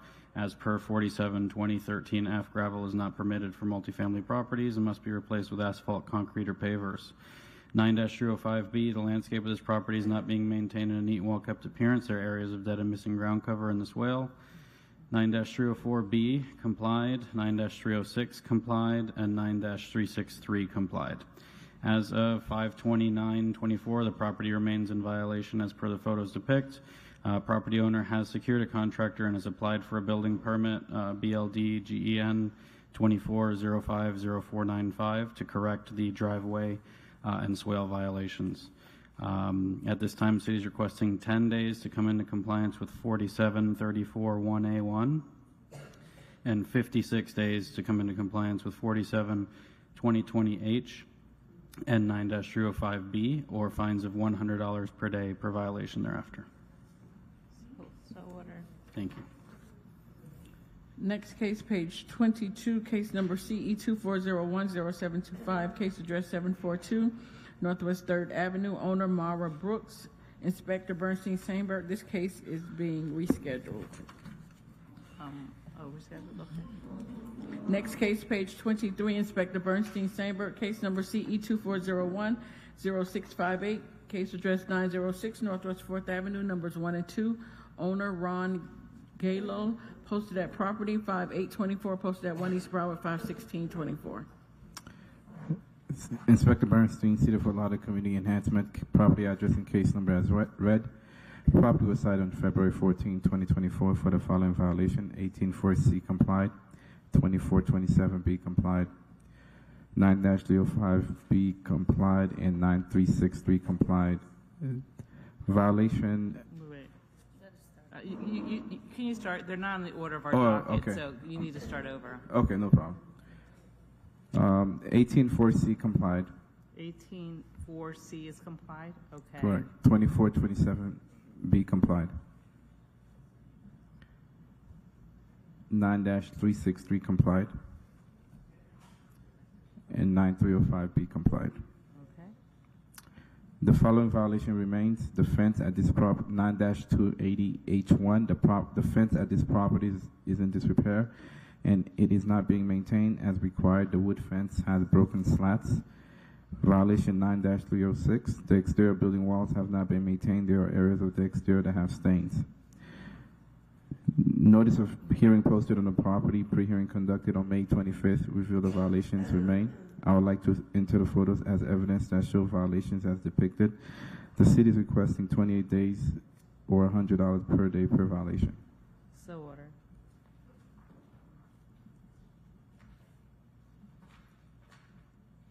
Next case, page 24, Inspector Bernstein Sainberg, case number CE 24030478, case address 1751 Southwest 30th Place, owner Christian Benvenuto, posted at property 5824, posted at 1 East Broward 51624. Bernstein Sainberg, City of Fort Lauderdale Community Enhancement, case number and property address as read. 2427B complied. 4734.1.8.1 violation remains. There is an illegal land use occurring at this RS8 single-family property. This property is conducting business of selling cars under the company Dream Car 2024 LLC. I observed multiple violations on this property where the registration does not match the address of this property. There is an advertisement online showing this property owner is conducting sale of a vehicle. According to some biz, this property is listed as the principal mailing and registration address for Dream Car 2024 LLC. The landscape at this 9-305B, the landscape at this property is not being maintained in a neat and well-kept appearance. There are areas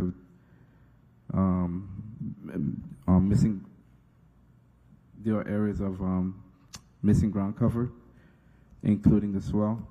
9-363, failure to register the residential rental dwelling within the city. The free application has not been submitted or is incomplete. Notice of hearing posted on the property, pre-hearing conducted on May 25th, reveal the violation stated remains. I would like to enter the photos as evidence that show violations as depicted. The city is requesting 10 days for 9-363 and 28 days for 47-34.1.8.1 and 305B, or a fine of $100 per day per violation. Thanks, order. Next case, page 25, Inspector Bernstein Sainberg, case number CE 24030439, case address 1710 Southwest 22nd Street, owner Lisa Ann Wright and Jose Pellon and all others, posted at property 5824, posted at 1 East Broward 51624. Inspector Bernstein Sainberg, City of Fort Lauderdale Community Enhancement, case number and property address as read. As of today, all violations are in compliance. For the record, this case will be read for recurrent violation for Section Code 1812A, There is trash, rubbish, and debris on this property or its swell. This is a recurrent violation. Reference case CE 20050375. This case will be presented to the special magistrate seeking a finding of fact whether or not the violation complies prior to the hearing date. So entered. It's 18-12A only, right? Correct. Okay. Next case, page 26, Inspector Bernstein Sambert, case number CE 24030283, case address 3704 Southwest 14th Street, numbers 1 and 2. Owner Ramiro Valajos and Joanna Valajos, posted at property 5824, posted at 1 East Broward 51624. Bernstein Sambert, City of Lauderdale Community Enhancement, case number and property address as read. All violations are in compliance. For the record, this case will be read for a recurrent violation for Section Code 9-305B. The landscape at this property is not being maintained in a neat and well-kept appearance. There are areas of dead and missing ground cover, including a swell. This is a recurrent violation. Refer to case number CE 21020883. This case will be presented to the special magistrate seeking a finding of fact whether or not the violation complies prior to the hearing date. Also, Section Code 9-306, the exterior building walls have not been maintained. There are areas of the exterior soffits that have stains and missing peeling paint. This is a recurrent violation. Refer to case number CE 21020883. This case will be presented to the special magistrate seeking a finding of fact whether or not the violation complies prior to the hearing date. So ordered. Thank you. Next case, page 28, Inspector Gustavo Caracas, case number CE 24020332, case address 215 Northeast 3rd Street, owner 3rd Street Capital 203-215, Propco LLC, posted at property 5224, posted at 1 East Broward 51624.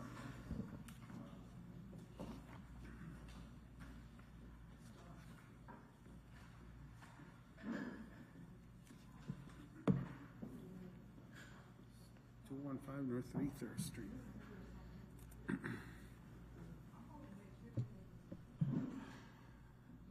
Good afternoon. Officer Caracas for the City of Fort Lauderdale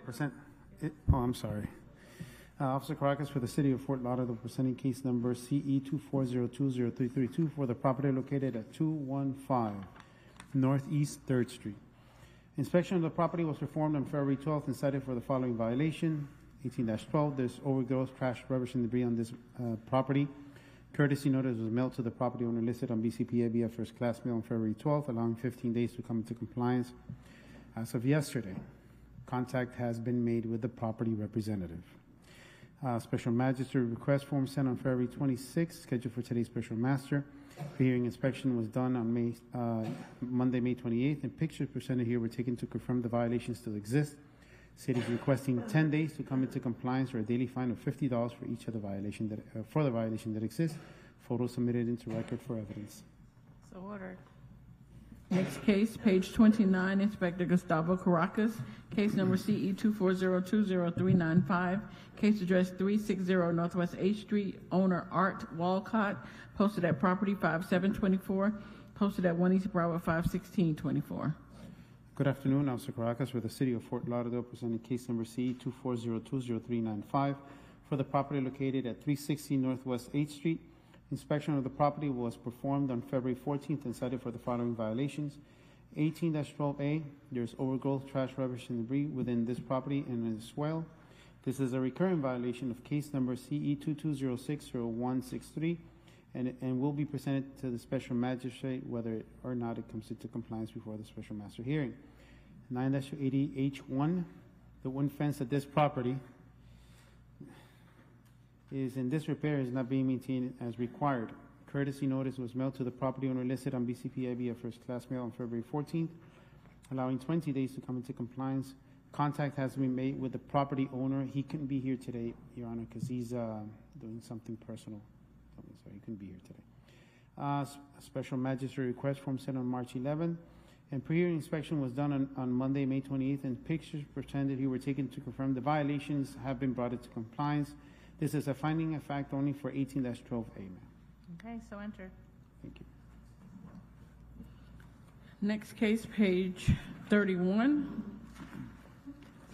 Inspector Gustavo Caracas, case number CE 24030507, case address 1034 East Las Olas Boulevard, owner 1034 Las Olas LLC, personal service on 5724, posted at 1 East Broward on 51624. Good afternoon, Officer Caracas with the City of Fort Lauderdale, presenting case number CE 24030507 for the property located at 1034 East Las Olas Boulevard.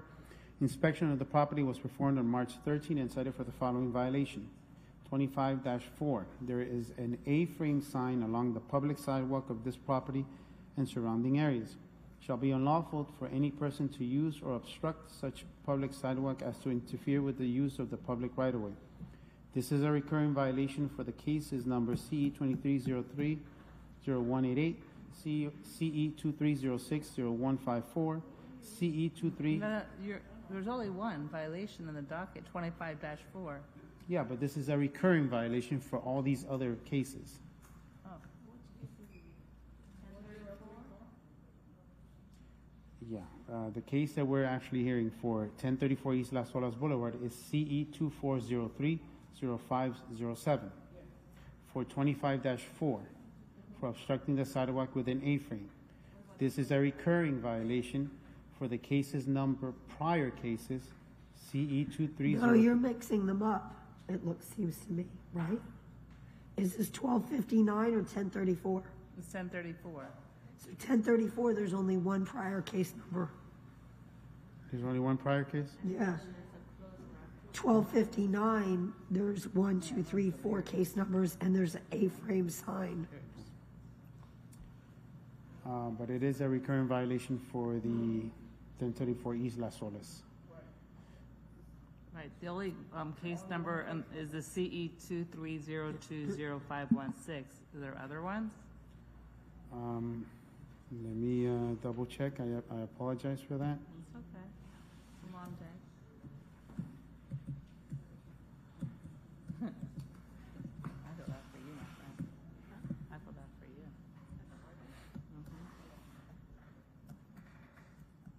You're wonderful, and we've established that already. You're wonderful. 1034.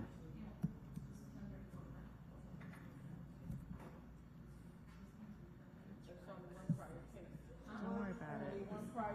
One prior case, okay. I apologize if I made a mistake. So, yes, I apologize for that. So, for the case 2403-0507, the violation is 25-4. There's a clothes rack and sign that has been deposited or placed on the public sidewalk blocking the public right-of-way passage. It shall be unlawful for any person to obstruct such public sidewalk to interfere with the use of the public. And this is a recurring violation and is presented to you, Special Magistrate, for prior case CE 23020516, whether or not it comes into compliance before the Special Master.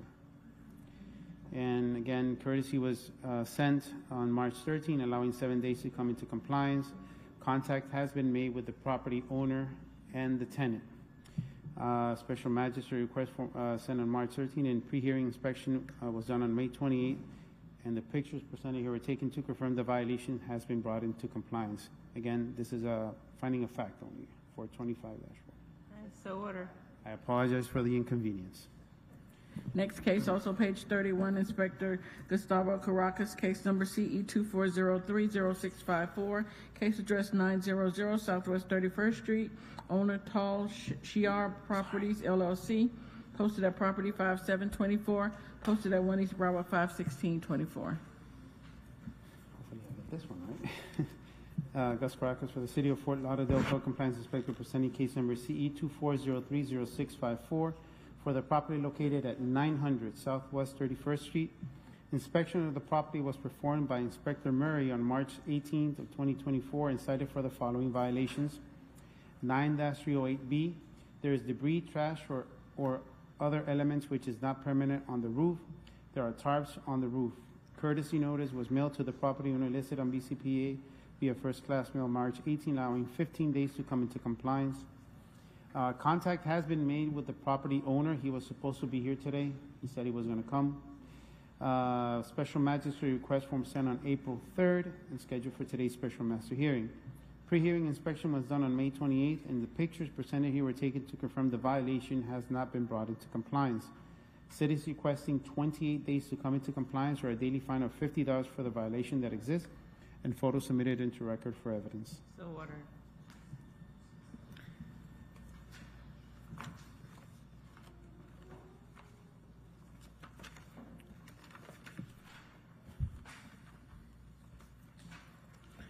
Our next case, page 36, where's 34?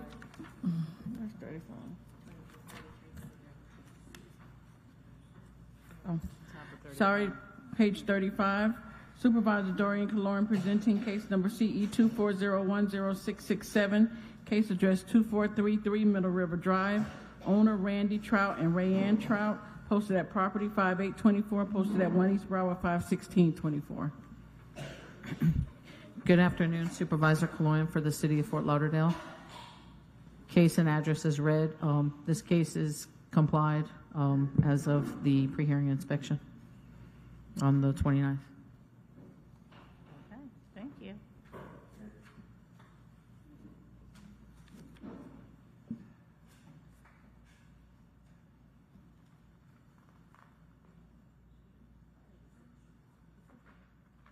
Next case, page 36, Supervisor Dorian Kaloran presenting case number CE 24010308, case address 1011 Northwest 45th Street. Owner Craig Middleton, posted at property 51124, posted at 1 East Broward 51624. Sorry, what's the address? Thank you. Supervisor Kaloyan for the City of Fort Lauderdale, case and address as read. This case was first cited on January 4th, 2024 for the following violations. 9305B, it's not complied. Landscape at this property is not being maintained and a neat and well-kept appearance. There are areas of dead and missing ground cover, and it's also a recurring violation. Previous case number is CE 22050559. And will be presented to obtain a finding of fact. 9304B also is not complied. The driveway is not being maintained in smooth, well-graded condition. Asphalt driveway in front of the property is broken, cracked, and is in disrepair. This is also a recurring violation. See previous case number CE 22050559, and will be presented to the magistrate for a finding of fact. 9-280B is not complied. There are building parts which are deteriorated and not maintained. The garage door is broken and in disrepair. 47-34.1.A.1 was withdrawn. 17-7.5A is complied. 47-34.4.C.1 has been withdrawn. 9-279F is complied. 9-307A is not complied. There are broken windows on this property in need of replacing and or repair. 9-280H1 is complied. However, it is a recurring violation. See the previous case number, CE 23050928, and we are seeking a finding of fact for that one as well. 9306 has been complied. 184C has been complied. However, this is a recurring violation. See previous case number CE 23050928, and we are seeking a finding of fact for the recurring nature. 1812A has been complied, and that one is also a recurring violation. Case number CE 23050928, and we're seeking a finding of fact for that one as well. Pre-hearing inspection was conducted, and the following violations remain as I stated previously and as depicted in the photos. City is requesting 28 days to comply or a daily fine of $100 per day per violation thereafter, and for the ones that were complied or not complied but were recurring violations, we want that as a finding of fact.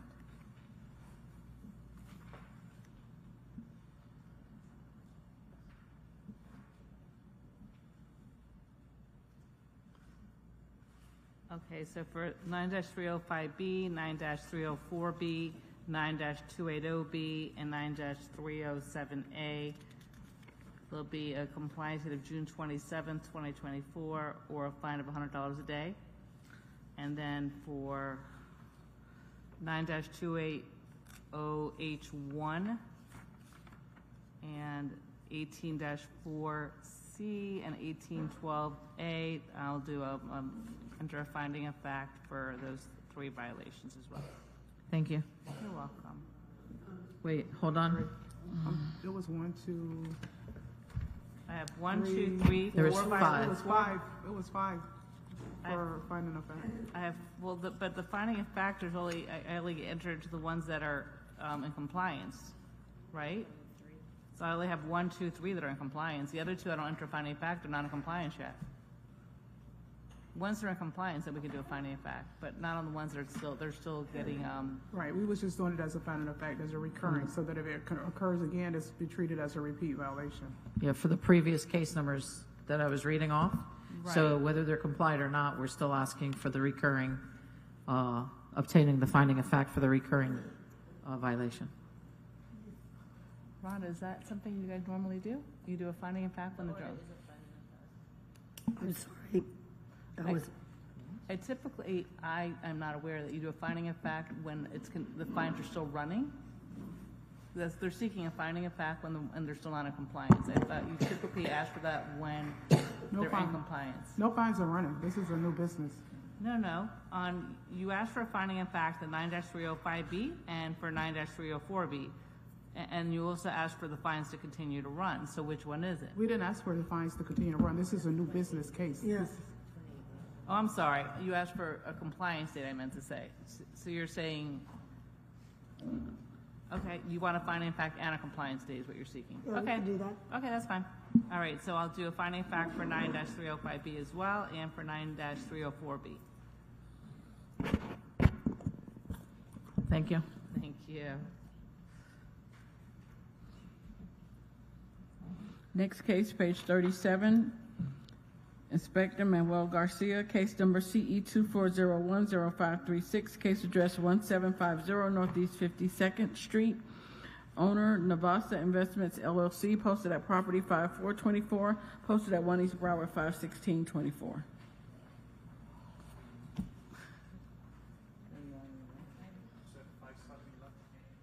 One 1750 Northeast 52nd Street. You're already here, just. You could sit. You just shamed this poor man. He could have sat here.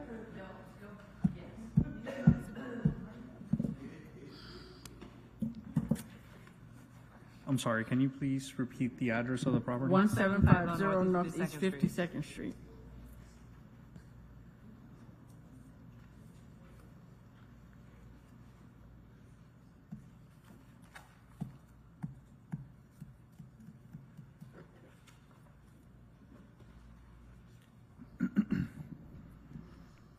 Your Honor, for the record, Officer Garcia presenting case CE 24010536, reference to the property 1750 Northeast 52nd Street.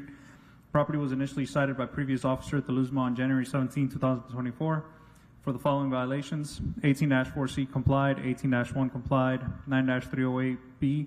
The roof at this property is dirty, faded, molded, mildewed, stained, discolored, or another element which is not permanent to the roof. 9-304B, the asphalt driveway on this property is in disrepair and it's not being maintained.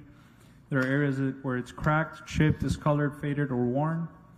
Reinspection was performed on May 18, 2024 and found that the property remains in violation as per the photos depict.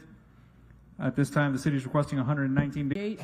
Inspector Manuel Garcia, case number CE 2401.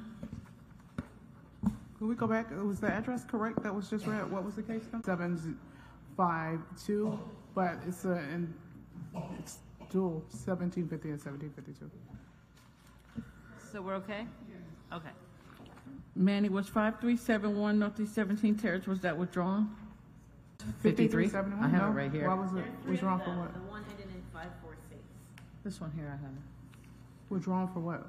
Why you're asking? No. Here. 5371? No, it's they are complied, but we're asking for finding of facts is recurring. From what I'm looking at the page of top of page of 38, is what you're referencing? Mm-hmm. Okay. I have it here. I can just Okay, read so it we're in. good. Okay. All right. Officer Garcia presenting case CE 24010546, address 5371 Northeast 17 Terrace. Case was first cited on January 17, 2024 for the following violations: 9-304B, which has complied. There are derelict vehicles, a red Chevy Corvette, tag number Bravo Victor 9-7 Sierra Zulu, decal expired June of 2024, and a white GMC Savannah van with no license plate, fixed, parked on lawn surface in front of the property. This is a recurring violation of previous case number CE 221-00828. Case is being presented to the special magistrate to obtain a finding of fact, whether compliance is met prior to the hearing or not. Violation has complied. 18-4C complied. 9-280H1 complied. 18-12A, there is overgrowth, trash, rubbish, and debris on this property. This is a recurring violation of previous case number CE 2307-0484 and is being presented to the special magistrate to obtain a finding of fact. The violation has complied. All violations are complied at this time. The city is just requesting a finding of fact. Okay, so ordered. What was wrong? What about the photos? Are these the photos?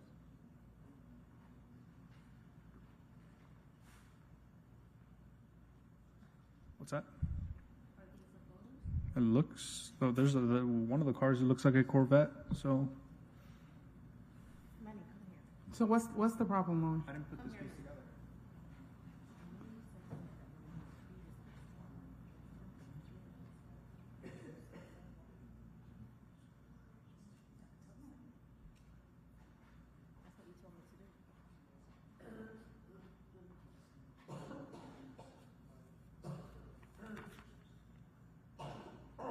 She's just sounding lovely.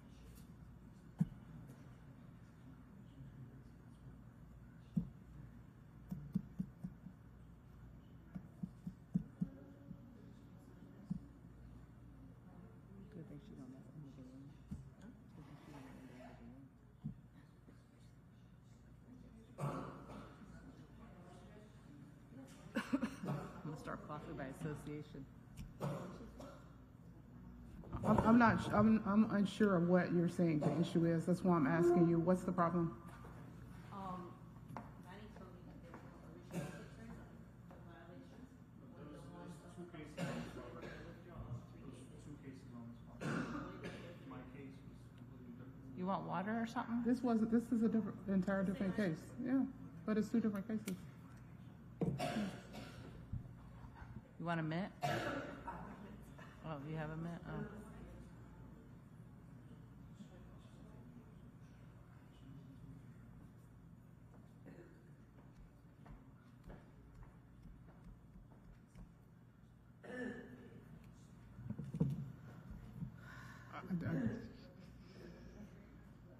Yeah. Yeah.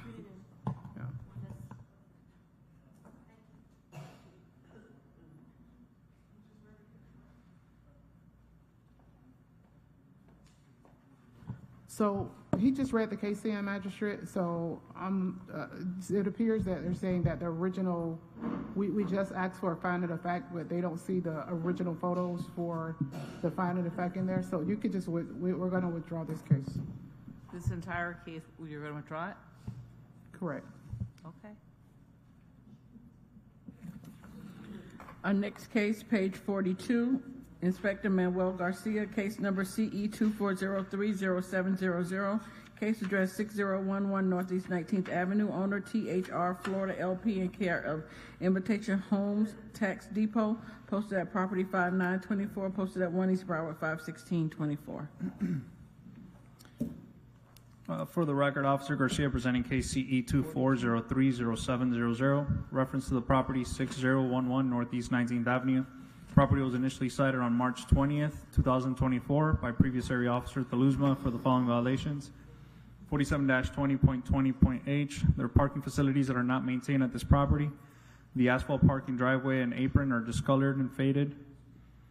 9-305B, the landscape of this property is not being maintained in a neat and well-kept appearance. There are areas of dead and missing ground cover. This is a recurring violation in reference to case CE 23080911. This case is being presented to the special magistrate to obtain a finding of fact, whether in compliance or not. 18-12A, there is overgrowth, trash, rubbish, and debris on this property and/or its swell. This is a recurring violation of case CE 23080911. Case is being presented to the special magistrate to obtain a finding of fact, whether in violation or not. Please refer to the photo submitted as evidence from the finding of a violation on March 20th, 2024. A re-inspection was performed by Officer Teluzma on May 18, 2024, found that the property has complied as per the photos depict. At this time, the city is requesting a finding of fact for sections 9-305B and 18-12A. So order. Next case, page 45, Inspector Guy Siderman, case number CE 231000419, case address 812 Northwest 19 Terrace, owner Angela B. Stark and Wendell Bryant, posted at property 5924, posted at 1 East Broward 51624. Guy Siderman, City of Fort Lauderdale, Code Compliance, presenting case CE 231000419 for the property located at 812 Northwest 19 Terrace. This property was first inspected on 10/13/2023 and given time to correct for the following violations. Violation 9, TAC 280H, withdrawn. Violation 47, TAC 19.9, withdrawn. Violation 905B, the landscape at this property is not being maintained in a neat and well-kept appearance. There are areas of dead and missing ground cover. Violation 9, TAC 280H1, the fence at this property is in disrepair and is not being maintained as required. The chain link fence in the property is damaged and in disrepair and is not being maintained. Violation 24, TAC 27B, complied. Violation 9, TAC 363, failure to register a residential dwelling within the city. The free application has not been submitted or is incomplete. Violation 9, TAC 305, complied. Violation 18, TAC 12A, complied. I would like to submit my case file and photos to the court. The city is requesting 28 days or a fine of $100 thereafter for violation 9 TAC 305B, 9 TAC 280H1. For violation 9 TAC 363, the city is requesting 15 days or a fine of $250 a day thereafter. Okay, so ordered. Next case, page 46, Inspector Guy Siderman, case number CE 24030024, case address 824 Northwest 15th Avenue, owner YN Investments LLC, posted at property 5824, posted at 1 East Broward 51624. Guy Siderman, City of Fort Lauderdale, Code Compliance, presenting case CE 24030024 for the property located at 824 Northwest 15th Avenue. This property was first inspected on 3/2/24 and given time to correct for the following violations. Violation 9 TAC 306, withdrawn. Violation 9 TAC 280H1, complied. Violation 9 TAC 304B, complied. Gravel driveway is not well graded and or dust free. This is a reoccurring violation of case CE 2002027. This case will be presented to the special magistrate seeking finding of fact or not, whether or not the violation complies prior to the hearing date. Violation 18 TAC 4C, complied. I'd like to submit my case file and photos for the court. At this time, the city is requesting a finding of fact for the reoccurring violation. So ordered.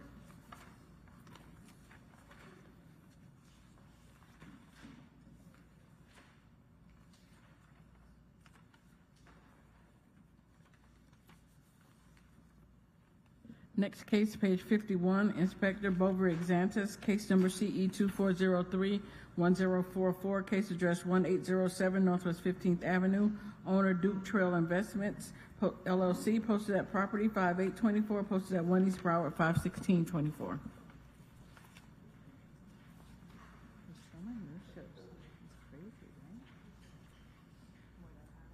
Yeah, it's crazy. Good afternoon again, your magistrate. Case and address as read by the clerk. Property was first inspected in March 2029, and the following violations were observed. Violation 18-12A, there's overgrowth, trash, rubbish on this property, and swell. This is a repeat violation per case CE 2305-0892. Fines shall begin to accrue immediately and run daily until compliance is met. This case will be scheduled for a special magistrate hearing whether it comes to compliance or not to impose fines accrued. Violation 9-313.8 is complied. Notice of hearing was posted on the property on May 9th, 2024. Pre-hearing inspection was conducted on May 22nd, 2024, revealed as depicted on the photos. This case is not in compliance, and the city is requesting $400 to be imposed. How much? $400. Per day, as of when? But it's in compliance. The case is in compliance, so we they're just in compliance. Yeah, it is in compliance. So we just want $400 to be imposed. I'm sorry, Supervisor Cloyne, is that for the repeat? Yeah. Yeah, that was 1812A, so we're asking for the $100 each time we went out and re-inspected that we saw that it was still in violation. It's a repeat violation. Do you have dates? Meaning, The 4 inspections. I have compliance pictures on the 22nd, but they emailed me their compliance pictures on the 21st this month. So they came to compliance on the 21st this month. That wasn't the question. The question was, do you have the 4 dates of inspection that you went out when it was not in compliance? Sure, yeah. I mean, I can pull it up. I'll pull it up right now. Supervisor Cole is about to pull the 4 dates up now, so we can reference the 4 dates against the repeat violation. Hold on, let me just get the case number really quick. What is it? Is it 03? Just give me 1 second.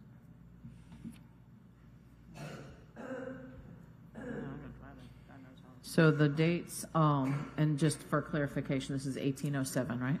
1807. Okay. So the 3 dates is March 29th, 2024, April 11th, 2024, and you said it was complied when? On the 21st. Of? May. Yeah, so May 9th, 2024, and then May 22nd is when he complied it, but it was, you said the 21st, so. So there's 4 days. 4 days. Yeah, and we doubled the amount from the last hearing, which was, the fine was $50. We doubled it for $100 for the repeat violation and counted the days that we went out that it was not complied. Okay, and you want a finding of fact for 18-12A as well, correct? No. Just $400. You don't want a finding of fact on that? No. It's a repeat violation, so. Okay, all right, so just $400 fine is ordered. Yeah, it's a repeat violation, so it's just the imposition of the fine amount for the dates. Okay.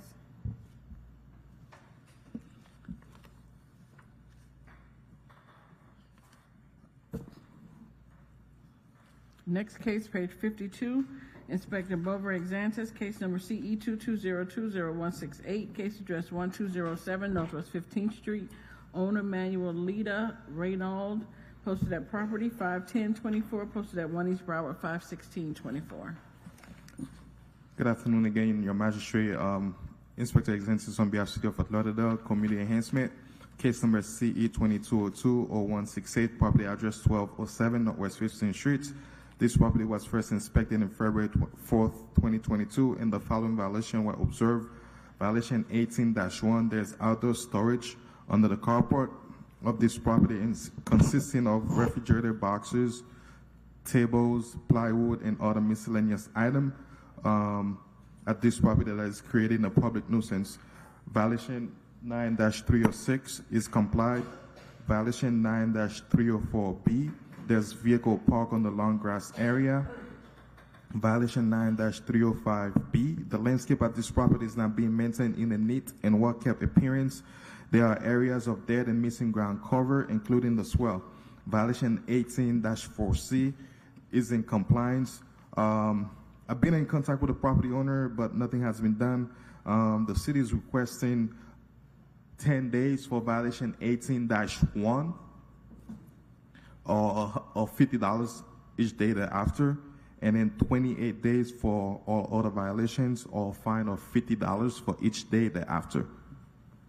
So ordered. Next case, page 53, Inspector Bovary Exantis, case number CE 2206-0177, case address 1450 Northwest 19th Court, owner Abdul Majid and Bibi Shameen, posted at property 5824, posted at 1 East Broward 51624. Good afternoon again, Your Honor. Officer Exantis on behalf of City of Fort Lauderdale, Community Enhancement, case number CE 2206-01. I messed that up. So case and address as read by the clerk. Property was first inspected in June 9, 2022, and the following violation were observed. Violation 9-305B, the landscape at this property is not being maintained in a neat and well-kept appearance. There are areas of dead and missing ground cover on property as well. Violation 18-12A is in compliance. Violation 9-304B is in compliance. I was about to check the property this morning. They are in compliance, though the picture is not on there because I expected it this morning. And violation 9-280H1 is in compliance. Violation 9-306 is in compliance. Notice of hearing was posted on property on May 8, 2024. Pre-hearing inspection was conducted on May 23, 2024, revealed as depicted in the photos. I've been in touch with the son of the property owner, to whom I explained all violations and corrections.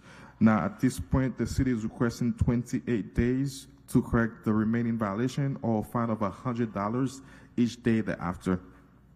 All right, so ordered. Next case, page 54, Inspector Bovary Exantis, case number CE 231000475, case address 1437 Northwest 10th Place, owner Molly Pearl King, posted at property 5924, posted at 1 East Broward 51624. Again, Your Honor, good afternoon. Property address, case number is CE 231000475, address 1434 Northwest 10th Place. This property was first inspected on October 14, 2024. I'm sorry, oh my goodness, I'm sorry. Let me start over. Case and address as read by the clerk. And this property was cited for the following violation. Violation 18-12A, there's overgrowth, trash, rubbish, and debris on this property and its well. Violation 9-304B, the gravel driveway is in disrepair. There's grass and weeds going through it. Violation 9-280H1, the chain link fence at this property is in disrepair. The fence is leaning and missing posts and is not being maintained as required. A notice of hearing was posted on the property on May 9th, 2024, and a pre-hearing inspection was conducted on May 22nd, 2024, revealed as depicted in the photos. I've been in touch with the property, with the son of the property owner, and all the violations were explained unto him, and he could not make it to the hearing today due to his mom and his dad that are sick, and we're gonna ask 10 days for violation 18-12A or fine of $50 each day thereafter, and then for the remaining violation, we're gonna ask for 28 days or fine of $50 for each day thereafter. Can you, 9-305B, can you repeat, I didn't hear what you said earlier. What was the violation? 9-305B, the landscape at this property is not being maintained in a neat and well-kept appearance. There are areas of dead and missing ground cover on the swell area. Okay, so for the first violation, 18-12A, 10 days to get in compliance, June 9, 2024. And for the other three violations, it'll be 28 days for compliance or $50 a day, which is June 27. Okay. Correct, Your Honor.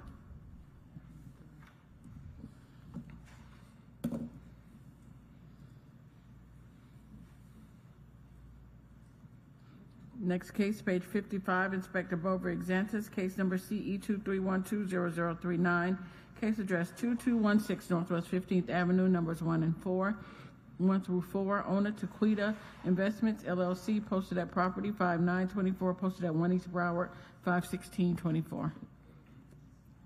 Again, good afternoon, Your Honor. Officer Exensis on behalf of City of Fort Lauderdale, Community Enhancement, case number CE 23120039, property address 2216 Northwest 15th Ave. This property was first inspected in December 2nd, 2023, and the following violations were observed. Violation 47-34.4.B.1. There's overnight parking of commercial vehicle and watercraft at this location. This violation will be presented before the special magistrate for finding of fact whether the violation comes to compliance or not prior to the scheduled hearing.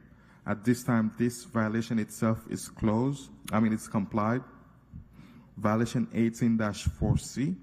There is a white derelict Nissan Murano parked or stored on this property with no tag and flat tires. This violation will be presented to the special magistrate as a finding of fact whether the violation comes to compliance or not prior to the scheduled hearing. At this time, this violation also is complied. Violation 9-304B, parking on the lawn dirt surface prohibited. There are vehicles, trailers parked on the grass lawn area. This violation will be presented before the special magistrate as a finding of fact whether the violation comes to compliance or not prior to the scheduled hearing. This violation also is in compliance. Violation 9-305B, the landscape at this property is not being maintained in a neat and well-kept appearance. There are areas of dead and missing ground cover. This violation will be presented before the special magistrate as a finding of fact whether or not the violation comes to compliance prior to the hearing. Violation 24-27B, there are waste containers left roadside overnight after collection day and not pulled back to an approved location. This violation will be presented to the special magistrate as a finding of fact whether or not the violation comes to compliance prior to the hearing. Violation 18-12A, there's overgrowth, trash, rubbish, and debris at this property. This violation will be presented before the special magistrate for a finding of fact whether or not it comes to compliance. I have been in touch with the property owner. A notice of hearing was posted on the property on May 9, 2024. The pre-hearing inspection was conducted on May 23, 2024, revealed as depicted on the photos. The city is requesting 10 days for violation 18-12A and violation or fine of $50 for $100, for each day thereafter. And city is also requesting 10 days for violation 24-27B, or a fine of $100 for each day thereafter. And for the remaining violation, the city is requesting 28 days for compliance, or a fine of $100 for each day thereafter. Okay, so there'll be a finding of fact as to every single violation you read into the record, and then there'll be a compliance date of June 27th for 9305B, or $100 a day fine, and then there'll be a compliance date for 24-27B and 18-12A of 10 days, which is June 9th, or $100 a day for each violation. Correct, Your Honor. Okay. Next case, page 56, Inspector Bover Exantis, case number CE 23120576, case address 2204 Northwest 15th Avenue, numbers 1 through 3. Owner Dave C. Sinclair, posted at property 5924, posted at 1 East Broward, 51624. Again, good afternoon, Your Honor. Officer Exensis on behalf of City of Fort Lauderdale, Community Enhancement, case number CE 23120567. Property address 2204 Northwest 15th Ave. This property was first inspected on December 21st, 2023, and the following violation were observed. Violation 9-305B. The landscape at this property is not being maintained in a neat and well-kept appearance. There are areas of dead and missing ground cover. Violation 47-34.1.A.1 is in compliance. Violation 47-21.16.8. There's a dead tree stump on the lawn of this property. The dead stump are considered as public nuisance and prohibited. Violation 9-304B, the approach to the asphalt driveway is in disrepair. It has cracks, holes, and needs to be repaired. Violation 18-12A is in compliance. The city is requesting 28 days to comply with all violation or a fine of $100 for each day thereafter. So ordered. Next case, also page 56, Inspector Blvd, Xantis, case number CE 24011015, case address 1624 Northwest 17th Lane, owner Duex Capital Group LLC, posted at property 51024, posted at 1 East Broward 51624. Officer Xantis on behalf of City of Fort Lauderdale, Community Enhancement, case number CE 24011015, address 1624 Northwest 17th Lane. This property was first inspected in January 31st, 2024, and the following violations were observed. Violation 9-363, failure to register the residential rental dwelling within the city. The free application has not been submitted or is incomplete. Violation 9-280H1, the wooden and the chain link fence at this property are in disrepair and not being maintained as required. Both fences have broken and disconnected and missing section. Violation 18-12A, there's overgrowth, trash, rubbish, and debris at this property or its well. Violation 9-304B, the parking lot is in disrepair. There are areas with holes, cracks in the cement parking lot. A notice of hearing was posted on the property on May 10th, 2024, and a pre-hearing inspection was conducted on May 23rd, 2024, revealed as depicted in the photos. I have not been in contact with no one. No one has reached out to me, and the city gonna request 15 days for violation 9-363, or a fine of $250 for each day thereafter. 10 days for violation 18-12A, or a fine of $100 for each day thereafter. And for the remaining violation, the city is requesting 28 days, or a fine of $100 for each day thereafter. So ordered. Next case, page 58, Manuel Garcia presenting case number CE 24010726, case address 2192 Northeast 56 Court, owner 2192 Northeast 56 LLC, posted at property 51724, posted at 1 East Broward 51624.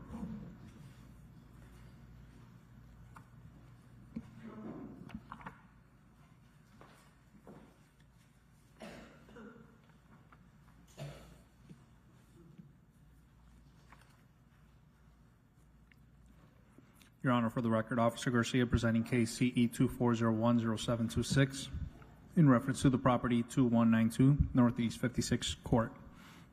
This property was initially cited by previous area officer at the Luzma on January 20th, 2024 for the following violations. 9-363, failure to register the residential dwelling within the city. The free application has not been submitted or is incomplete. 47-20.20B has complied.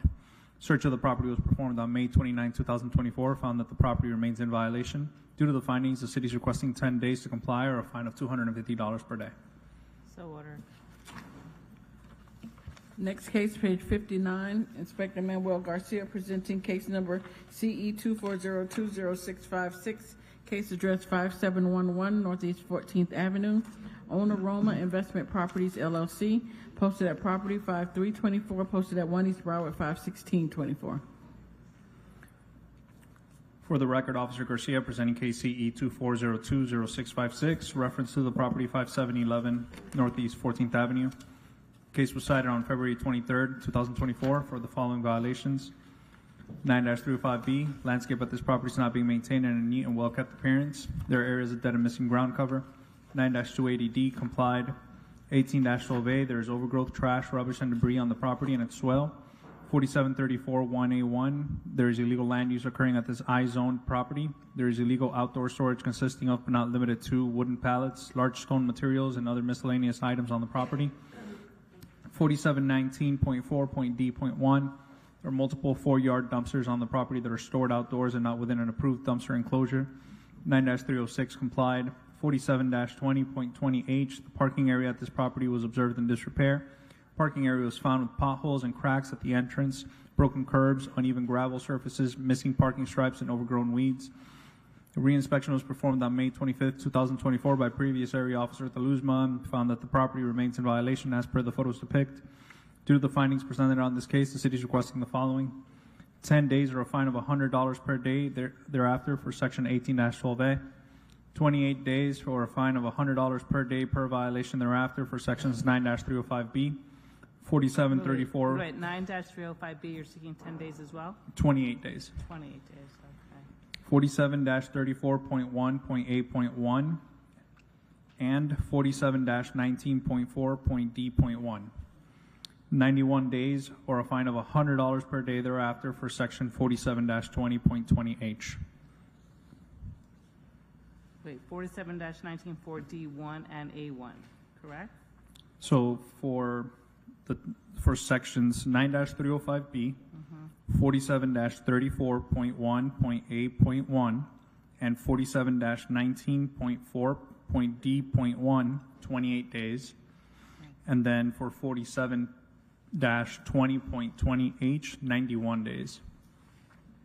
And for each violation is $100? Yes. Okay, so order.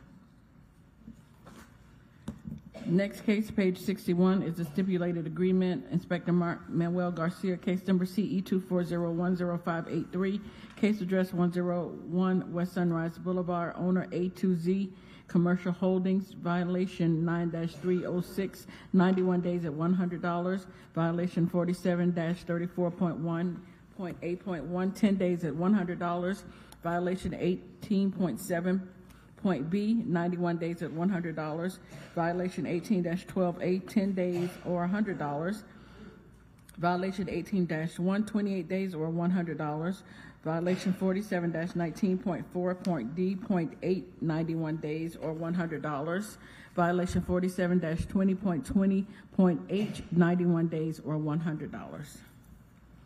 So ordered. Next case, page 63, Inspector Manuel Garcia, case number CE 240204448, case address 1633 Northwest 8th Avenue, owner Musa Kutain Hickenbottom, posted at property 51724, posted at 1 East Broward 51624. I'm sorry, you said 1623?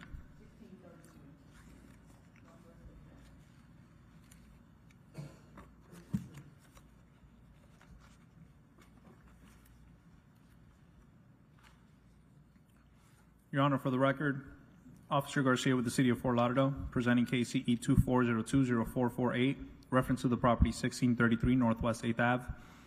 This property was initially cited on February 16, 2024 for the following violations. 9-305B, landscape at this property is not being maintained in a neat and well-kept appearance. There are areas of dead and missing ground cover. 47-20.20H, the parking area at this RDS 15 zone property is in disrepair. The parking area was observed covered in a non-dustless material, uneven surfaces, and cracks. Re-inspection was performed on May 17, 2024, found that the property remains in violation as per the photos depict. City is requesting the following: 28 days or $100 per day for section 9-305B, 56 days or $100 per day for section 47-20H. 56 days? Yes. Okay, so ordered. Next case, also page 63, Inspector Manuel Garcia, case number CE 240204434, case address 1645 Northwest 8th Avenue, owner Leon Allen, posted at property 51724, posted at 1 East Broward 51624. For the record, Officer Garcia, City of Fort Lauderdale, presenting case as read. Property was initially cited on February 16, 2024 for the following violations. 9-306, exterior building walls have not been maintained. There are areas of the exterior that have stains. 47-34.1.8.1, there is illegal land use occurring at this RDS 15 zone property. There is illegal outdoor storage consisting of, but not limited to, pallets, ladders, plywood, and other miscellaneous items. Reinspection was performed on May 17, 2024, found that the property remains in violation as per the photos depict. At this time, the city is requesting 28 days for section 9-306 or a fine of $100 per day, and 10 days for section 47-34.1.8.1 or a fine of $100 per day. Wait, you said 10 days? For 4734, What about that 9-305B and 1218A? 1812A. There's two other violations you didn't address. the other two violations were complied. I'm sorry. It's okay, just gonna follow you. All right, so ordered. Next case, page 64, Inspector Manuel Garcia, case number CE 2402-0440, case address 1639 Northwest 8th Avenue. Owner Ghislaine Duperlord, posted at property 51724, posted at 1 East Broward 51624.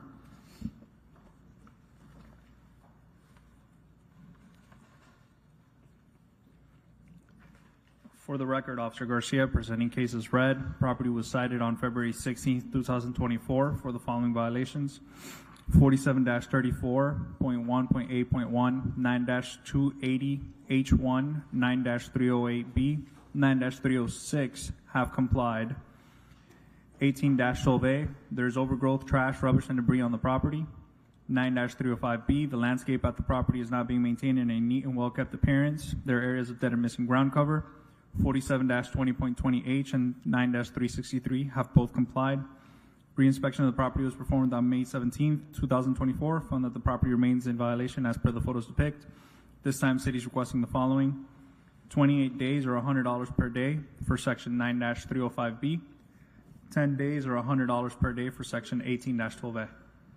19-308B, are they in compliance? I'm sorry? 19-308B, is that a compliance already? Yes. Okay. So ordered. Yeah, and 1812A, you wanted 10 days, correct? Yes. Okay, so ordered. Next case, page 65, Inspector Manuel Garcia, case number CE 24020451, case address 1632 Northwest 8th Avenue. Owner Marietta Marcelon, posted at property 51724, posted at 1 East Broward 51624. For the record, Officer Garcia, case as read. This property was initially cited on February 16, 2024 for the following violations. 9-306 complied. 9-308B, there's debris, trash, and another element which is not permanent on the roof. 47-20.20H, the parking area at this RDS 15 zone property is in disrepair. Parking area was observed uneven and improperly graded, covered in a non-dustless material with potholes and cracks. Reinspection was performed on May 17, 2024 and found that the property remains in violation as per the photos depict. Communication has been made with the property owners, who are working to comply with the pending violations. At this time, the city is requesting 28 days or a fine of $100 per day per violation thereafter. So ordered. Next case, also page 65, Inspector Manuel Garcia, case number CE 24020801, case address 1623 Northwest 8th Avenue, numbers 1 and 2. Owner Anna C. Augustin, posted at property 51724, posted at 1 East Broward 51624. For the record, Officer Garcia presenting case and address as read. Property was initially cited on February 28, 2024 for the following violations. 9-280H1, chain link fence at this property is in disrepair and is not being maintained as required. Areas of the chain link fence were observed broken without support and leaning. 9-280B complied. 47-34.1.8.1 complied. 18-12A, there's overgrowth, trash, rubbish, and debris on the property and its swell. 9-305B, the landscape at this property is not being maintained in a neat and well-kept appearance. There are areas of dead and missing ground cover. 47-20.20H complied. Reinspection was performed on May 17, 2024 and found that the property remains in violation as per the photos depict. At this time, the city is requesting the following: for sections 9-280H1 and 9-305B, 28 days, or a fine of $100 per day. 10 days, for Section 18-12A, 10 days, or a fine of $100 per day thereafter. So ordered. 28 days is for. 9-305B is 28 to 100. Correct. Got it, thank you. Next case, page 67, Inspector Manuel Garcia. Case number CE 24030144, case address 1606 Northwest 8th Avenue, owner 1608 8th Avenue LLC, posted at property 51724, posted at 1 East Broward 51624. You said 1606, correct? Yeah. All right. For the record, Officer Garcia presenting case and address as read. Property was initially cited on March 5th, 2024 for the following violations. 18-4C. There's a derelict vehicle on the property. The vehicle is observed to be in derelict conditions as per the definition under Section 18-3 due to an expired Florida license plate or missing license plate. 47-34.1.8.1. There's illegal land use that is occurring at this RDS 15 zone property. There is illegal outdoor storage consisting of but not limited to boxes, toys, strollers, and other miscellaneous items. 9-305B, the landscape at this property is not being maintained in a neat and well-kept appearance. There are areas of dead and missing ground cover. 47-19.5.D.5, there are buffer walls on the property that need maintenance. The buffer walls were observed stained. 47-20.20H, parking area at this RDS 15 zone property is in disrepair. Parking area was observed to have uneven surfaces, cracks, missing parking stripes, and covered in a non-dustless material. 18-12A, there's overgrowth, trash, rubbish, and debris on this property and its swell. 9-363 has complied. Reinspection of the property was performed on May 17, 2024. Found that the property remains in violation as per the photo. I'm sorry, my throat is dry. As per the photos depict, at this time the city is requesting the following: 10 days or a fine of $100 per day for Section 18-4C. 10 days or a fine of $100 per day for Section 47-34.1.8.1. 28 days or a fine of $100 per day for Section 9-305B. 28 days or a fine of $100 per day for Section 47-19.5.D.5. 91 days for Section 47-20.20H, or a fine of $100 per day thereafter. 10 days for Section 18-12A, or a fine of $100 per day thereafter. So ordered. Next case, page 70, Inspector Manuel Garcia, case number CE 24030235, case address 1101 Northwest 2nd Avenue, owner Soto Sopa Housing LLC, posted at property 51724, posted at 1 East Broward 51624. For the record, Officer Garcia with the City of Fort Lauderdale presenting case and address as read. This property was cited on March 7, 2024 for the following violations. 9-280C, the walkway on the property was observed in need of maintenance. There is overgrowth of weeds and landscape obstructing the path. There are areas of the walkway that are uneven and cracked. 47-21.16.A, there's a dead tree stump at the front yard of this RD 15 zone property that is causing a public nuisance. 9-306, the exterior building walls have not been maintained. There are areas of the exterior that have stains and missing or discolored paint. 9-305A, there is overgrowth of landscape material encroaching onto the public right-of-way. 9-305B, the landscape at this property is not being maintained in a neat and well-kept appearance. There are areas of dead and missing ground cover. 9-280H1, the chain link fence at this property is in disrepair and is not being maintained as required. There are areas of the chain link fence that are missing support due to overgrown weeds and overgrown landscape on the property. There are weeds and vines overgrowing on the chain link fence. 9-313A, the property is not identified by approved contrasting color address numbers. 9-363, failure to register the residential rental dwelling within the city. The free application has not been submitted or is incomplete. 18-12A, there is overgrowth, trash, rubbish, and debris on the property and its swell. There is overgrown foliage that extends onto the right-of-way. A reinspection of the property was performed on May 17, 2024 and found that the property remains in violation as per the photos depict. Due to the finding, the city is requesting the following: 28 days or $100 per day per violation for sections 9-280C, 47-21.16.A, 9-306, 9-305B, and 9-280H1. Wait, what was the last one? 9-280H1.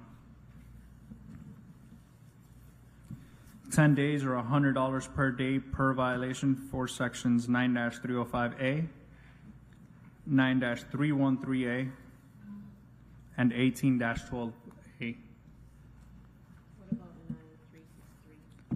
What about 9-305B? I'm a little lost here. 9-305B is 28 days or 100. Okay, and what is 9-363? So for 9-363, I'm going to withdraw that violation because the property is vacant and it's actually being set for demolition. It's not being rented out at the moment. Okay, so for 28 days for and $100 is 9-280C, 47-21.16A, 9-306, 9-305B, 9-280H1, correct? Yes. And then 10 days or $100 a day for 9-305A and for 9-313A. And 18-12A. Oh, okay, that's 10 days as well? Yeah. Okay, so ordered. Sorry, I slammed this property with a ton of violations. It's okay, you're doing your job. Next case, page 72, Inspector Leonard Champagne, case number CE 240100639, case address 5230 Northeast 20th Avenue, owner Aaron Abramov and Natalie Abramov, posted at property 5924, posted at 1 East Broward 51624. Come on, Lenny. I want to stand too. I think my back is hurting. 5230, right? Yeah, 5230. Leonard Champagne for the City of Fort Lauderdale for case number CE 24010639, 5230 Northeast 20th Avenue. This property was cited on 1/19/2024 for 15282 D2B. There is operation of a short-term rental during a suspension period at this location. The violation was complied on 2/8/2024. The city is asking for two $1,000 fines for the 2 days it was out, for the $2,000. $1,000 per day for 2 days for $2,000 to be imposed. Okay, do you want the dates? He's asking for $2,000 totals, two days at $1,000 each. What are the 2 days that were at issue? Yeah, this was for operating without a license, so that carries the $1,000 per day. Oh, the dates were for $1,000 on 1/19/2024 and 1/22/2024. Wait, can you repeat the dates again? January 19th and January 22nd. Just to clear that up, what happens was it was cited on a certain day and then it complied on 2/8/2024. But what happened was, unless we have pictures of the violation itself, we weren't able for the other 7 days because you have to be able to show the violation itself. Okay.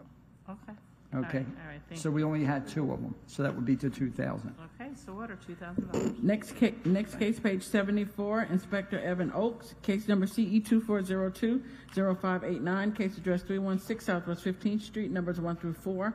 Owner Leron Nintino Padlad, posted at property 5424, posted at 1 East Broward 51624. Good afternoon, Code Compliance Officer Evan Oakes, representing the City of Fort Lauderdale, presenting case number and property address as read. This property was initially inspected on February 23rd, 2024, and the following violation was observed. 15-272A. This property is being utilized as a vacation rental without the required certificate of compliance from the city.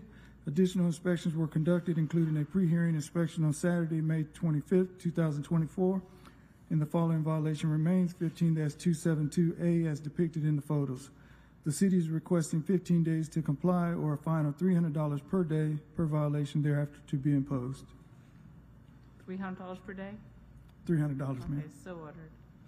Next case, also page 74, Inspector Evan Oaks, case number CE 24030175, case address 1441 Southwest 27th Court, owner Vincent Beasley, posted at property 5824, posted at 1 East Broward 51624. Code Compliance Officer Evan Oaks, City of Fort Lauderdale, presenting case number and property address as read. This property was initially inspected on March 6, 2024, and the following violation was observed. 15-272A complied. Additional inspections were conducted, including a pre-hearing inspection on Saturday, May 25, 2024. The city is seeking a finding of fact that a violation did occur, and if repeated, a fine of $500 per day be imposed immediately. So ordered. Next case, page 75, Inspector Evan Oaks, case number CE 24040591, case address 1421 Southwest 32nd Street, owner A&J Lux LLC, posted at property 5924, posted at 1 East Broward 51624. Code Compliance Officer Evan Oaks, City of Fort Lauderdale Community Enhancement, presenting case number and property address as read. This property was initially inspected on April 19, 2024, and the following violation was observed. 15-272A, this property is being utilized as a vacation rental without the required certificate of compliance from the city. Additional inspections were conducted, including a pre-hearing inspection on Saturday, May 25, 2024, and the following violation remains. 15-272A as depicted in the photos. The city is requesting 15 days to comply or a fine of $500 per day per violation thereafter to be imposed. So ordered.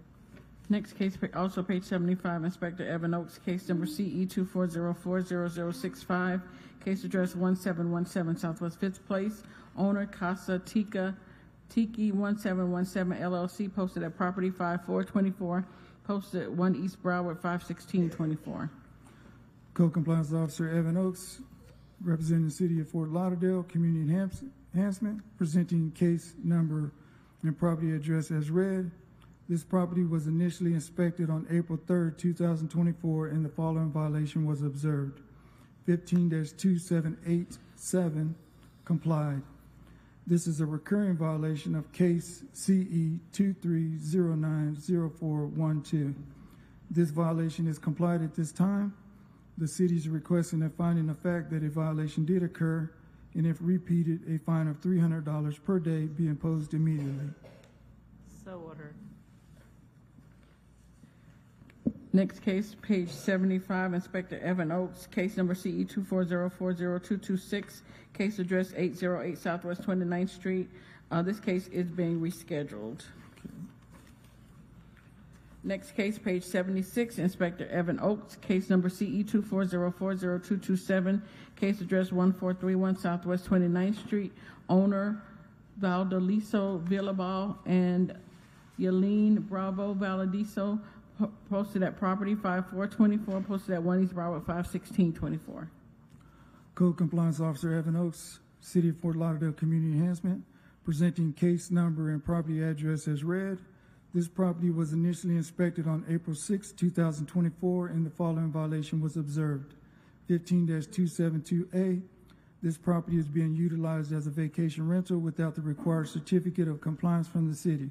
Additional inspections were conducted, including a pre-hearing inspection on Friday, May 24, 2024, and the following violation remains. 15-272A as depicted in the photos. The city is requesting 15 days to comply or a fine of $500 per day per violation thereafter to be imposed. So ordered. Next case, page 76, also at the bottom, Inspector Evan Oaks, case number CE 24040297, case address 2525 Okeechobee Lane, owner Finia Jehangard, posted at property 51024, posted at 1 East Broward 51624. Code Compliance Officer Evan Oaks, City of Fort Lauderdale Community Enhancement, presenting case number and property address as read. This property was initially inspected on April 10, 2024, and the following violation was observed. 15-272A complied. Additional inspections were conducted, including a pre-hearing inspection on Saturday, May 25, 2024. The city is seeking a finding of fact that a violation did occur, and if repeated, a fine of $500 per day be imposed immediately. So ordered. I see, just before we go forward, on the other one that we just did prior to that, 1431 Southwest 29th Street, did you want a finding in fact? Because you didn't ask for it. I'm looking in the notes. Well, it's currently not complied. Okay, all right, that's fine. Got it. Next case, page 77, case number CE 240402229, case address 571 Southwest 29th Street, owner Marcus Davis. This case is being rescheduled. Next case, also page 77, Inspector Evan Oaks, case number CE 240400325, case address 1600 Southwest 5th Court, owner Mark Fishman, posted at property 51024, posted at 1 East Broward 51624. Code Compliance Officer Evan Oaks, City of Fort Lauderdale Community Enhancement, presenting case number and property address as read. This property was initially inspected on April 13, 2024, and the following violation was observed. 15-281A, there is operation of a vacation rental with an expired certificate of compliance at this location. Additional inspections were conducted, including a pre-hearing inspection on Friday, May 24, 2024, and the following violation remains. 15-281A, as depicted in the photos.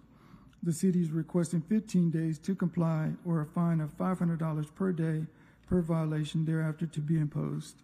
So ordered. Next case, also page 77, Inspector Evan Oaks, case number CE 240400420, case address 2525 Southwest 34th Avenue, owner Eduardo Angelo and Christina Maggiorano Iliosi, posted at property 5224, posted at 1 East Broward 51624. Code Compliance Officer Evan Oaks, City of Fort Lauderdale Community Enhancement, presenting case number and property address as read. This property was initially inspected on April 12, 2024, and the following violation was observed. 15-2787, complied. This violation is complied at this time. The city is seeking a finding of fact that a violation did occur, and if repeated, a fine of $300 per day be imposed immediately. So ordered. Yeah, 300. Yes.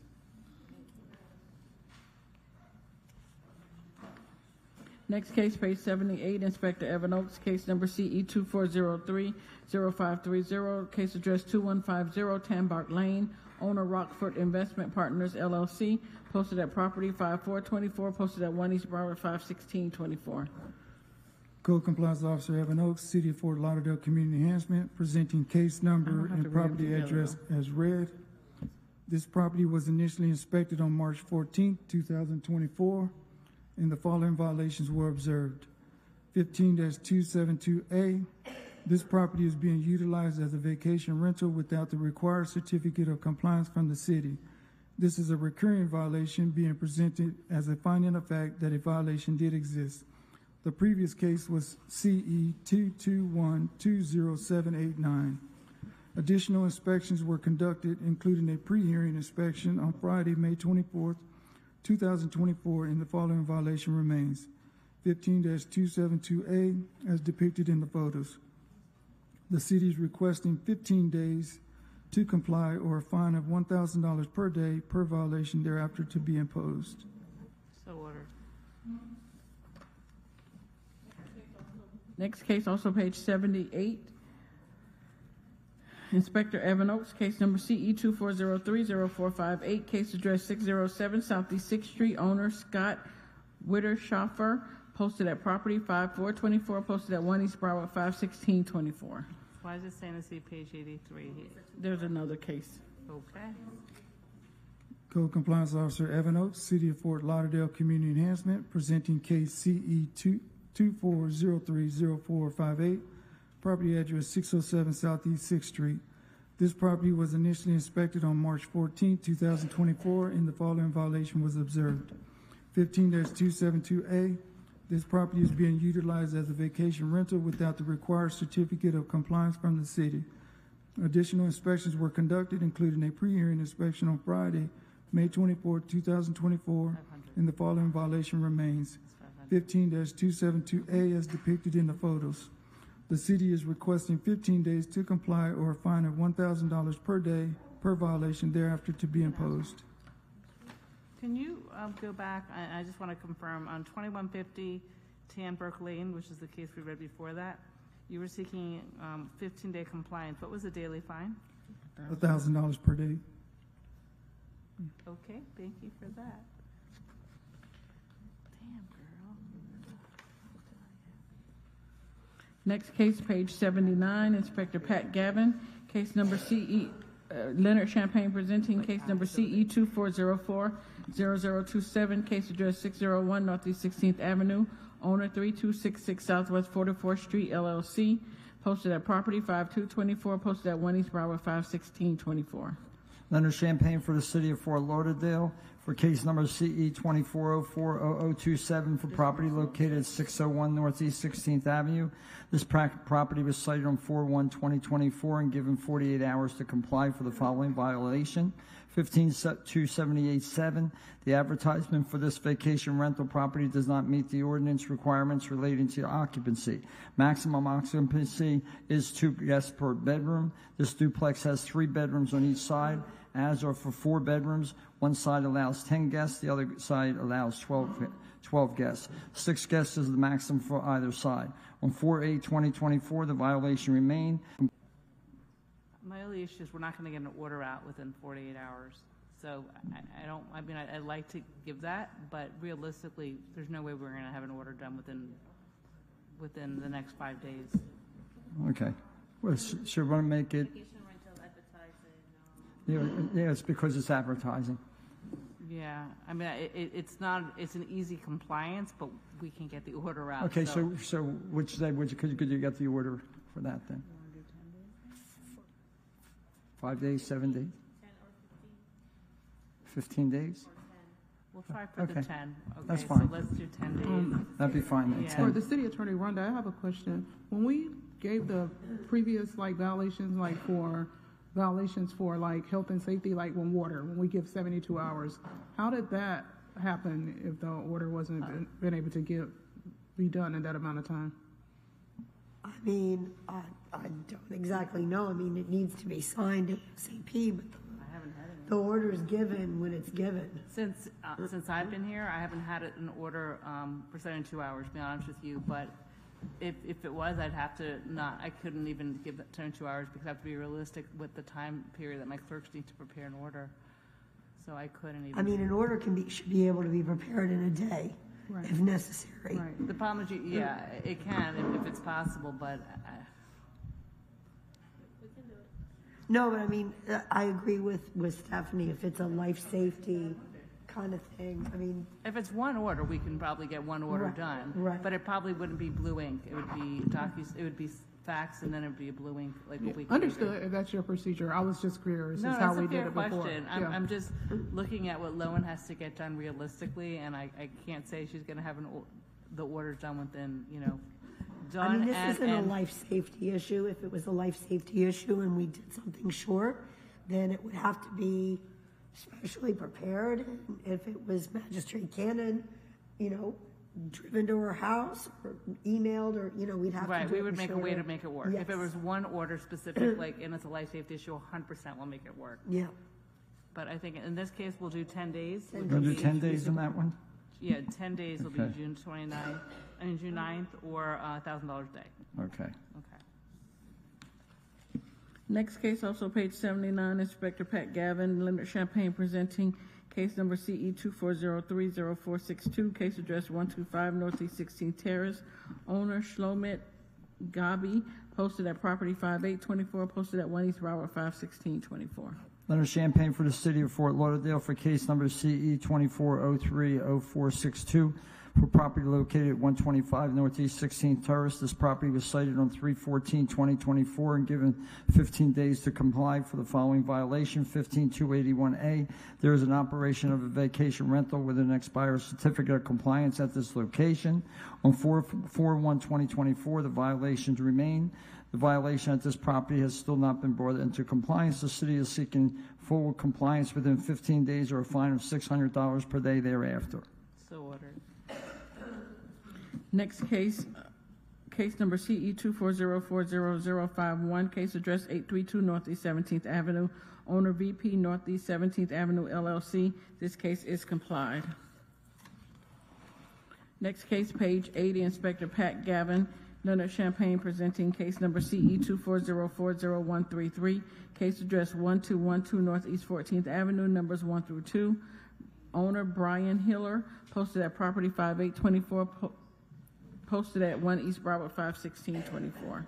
Leonard Champagne for the City of Fort Lauderdale for KCE 24040133 for property located at 1212 Northeast 14th Avenue. This property was cited on 4/4/2024 and given 15 days to comply for the following violation. 15272A, property is being utilized as a vacation rental without the required certificate of compliance from the city. On 4/22/24, the violations remained. The violation at this property has still not been brought into compliance. The city is seeking full compliance within 15 days or a fine of $500 per day thereafter. So ordered. Next case, also Inspector Pat Gavin, Leonard Champagne, presenting case number CE 240400185, case address 1009 Northeast 17th Court, owner Garrett Cardwell and Bianca Quiridango, posted at property 5824, posted at 1 East Broward 51624.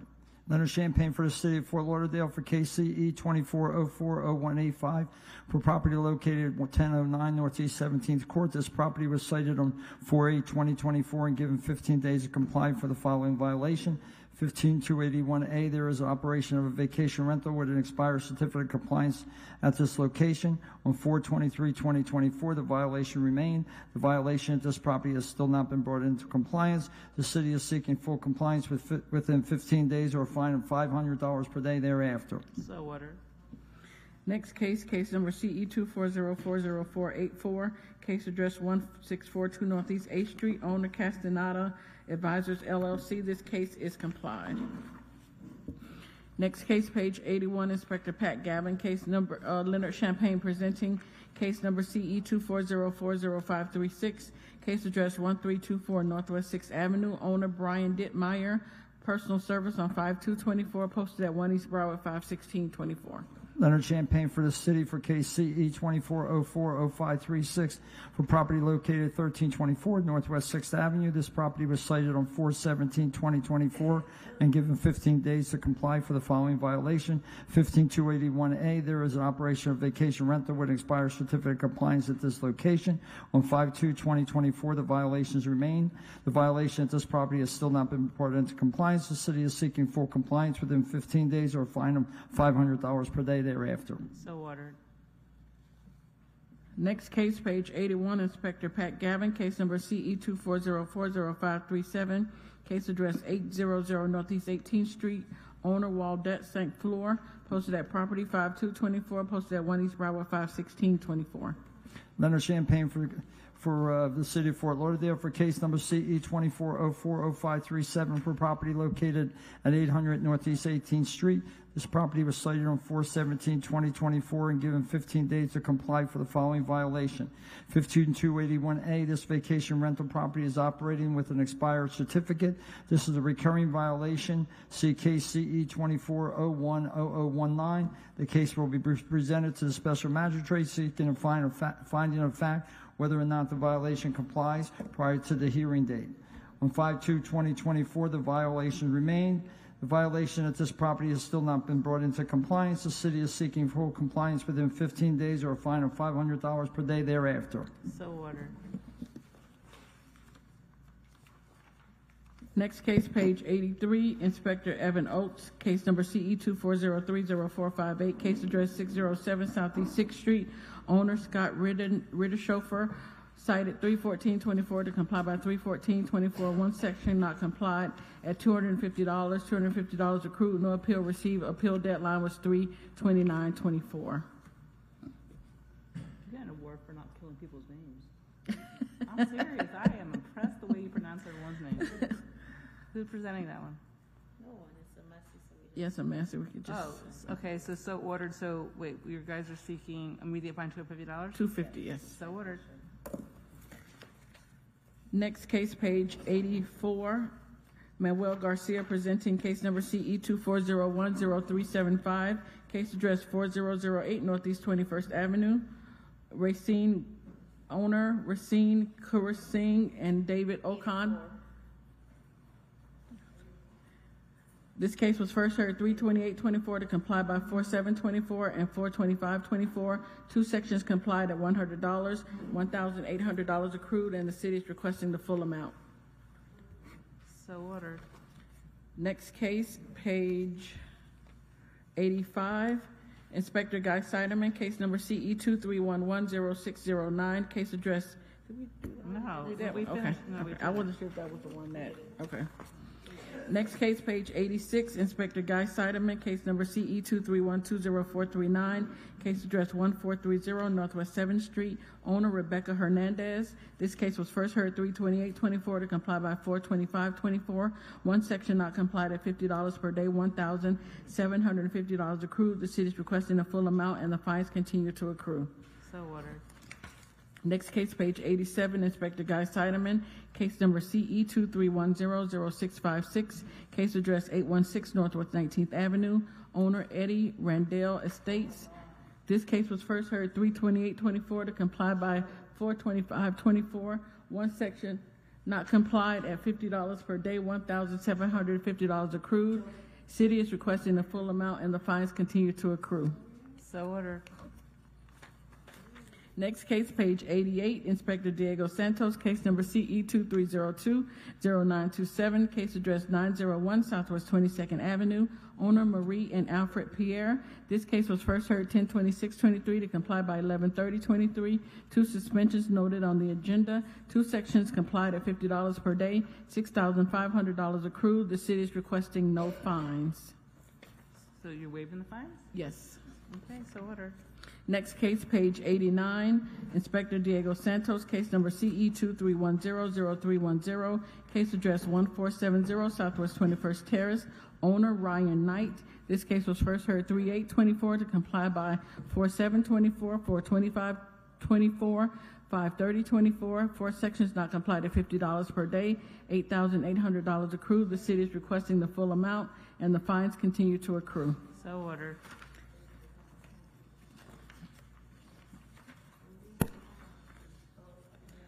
Next case, page 93.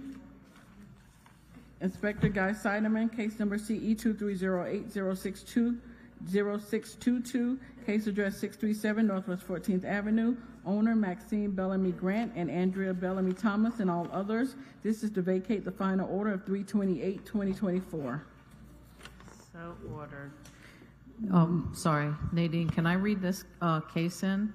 It was an order to reappear for the next one. I'm sorry, on page 94. Not read it in, but the person that was here was elderly and ill, so we told her she could leave. Okay, but Next case, just for the record, though, we vacate the order on 637 Northwest 14th Avenue. But on this case, everything's complied, and the city's asking for the fines to be with 0 fines. Okay, you want to read Okay. into the record, though? No, she's doing the next page, 94. Yeah.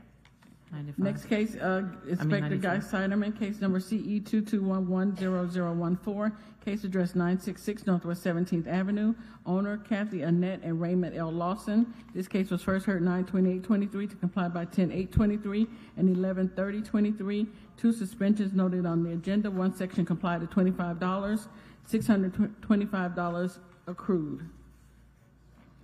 And the city's requesting 0 fines. Okay, I waive all the fines. So ordered. Is that it?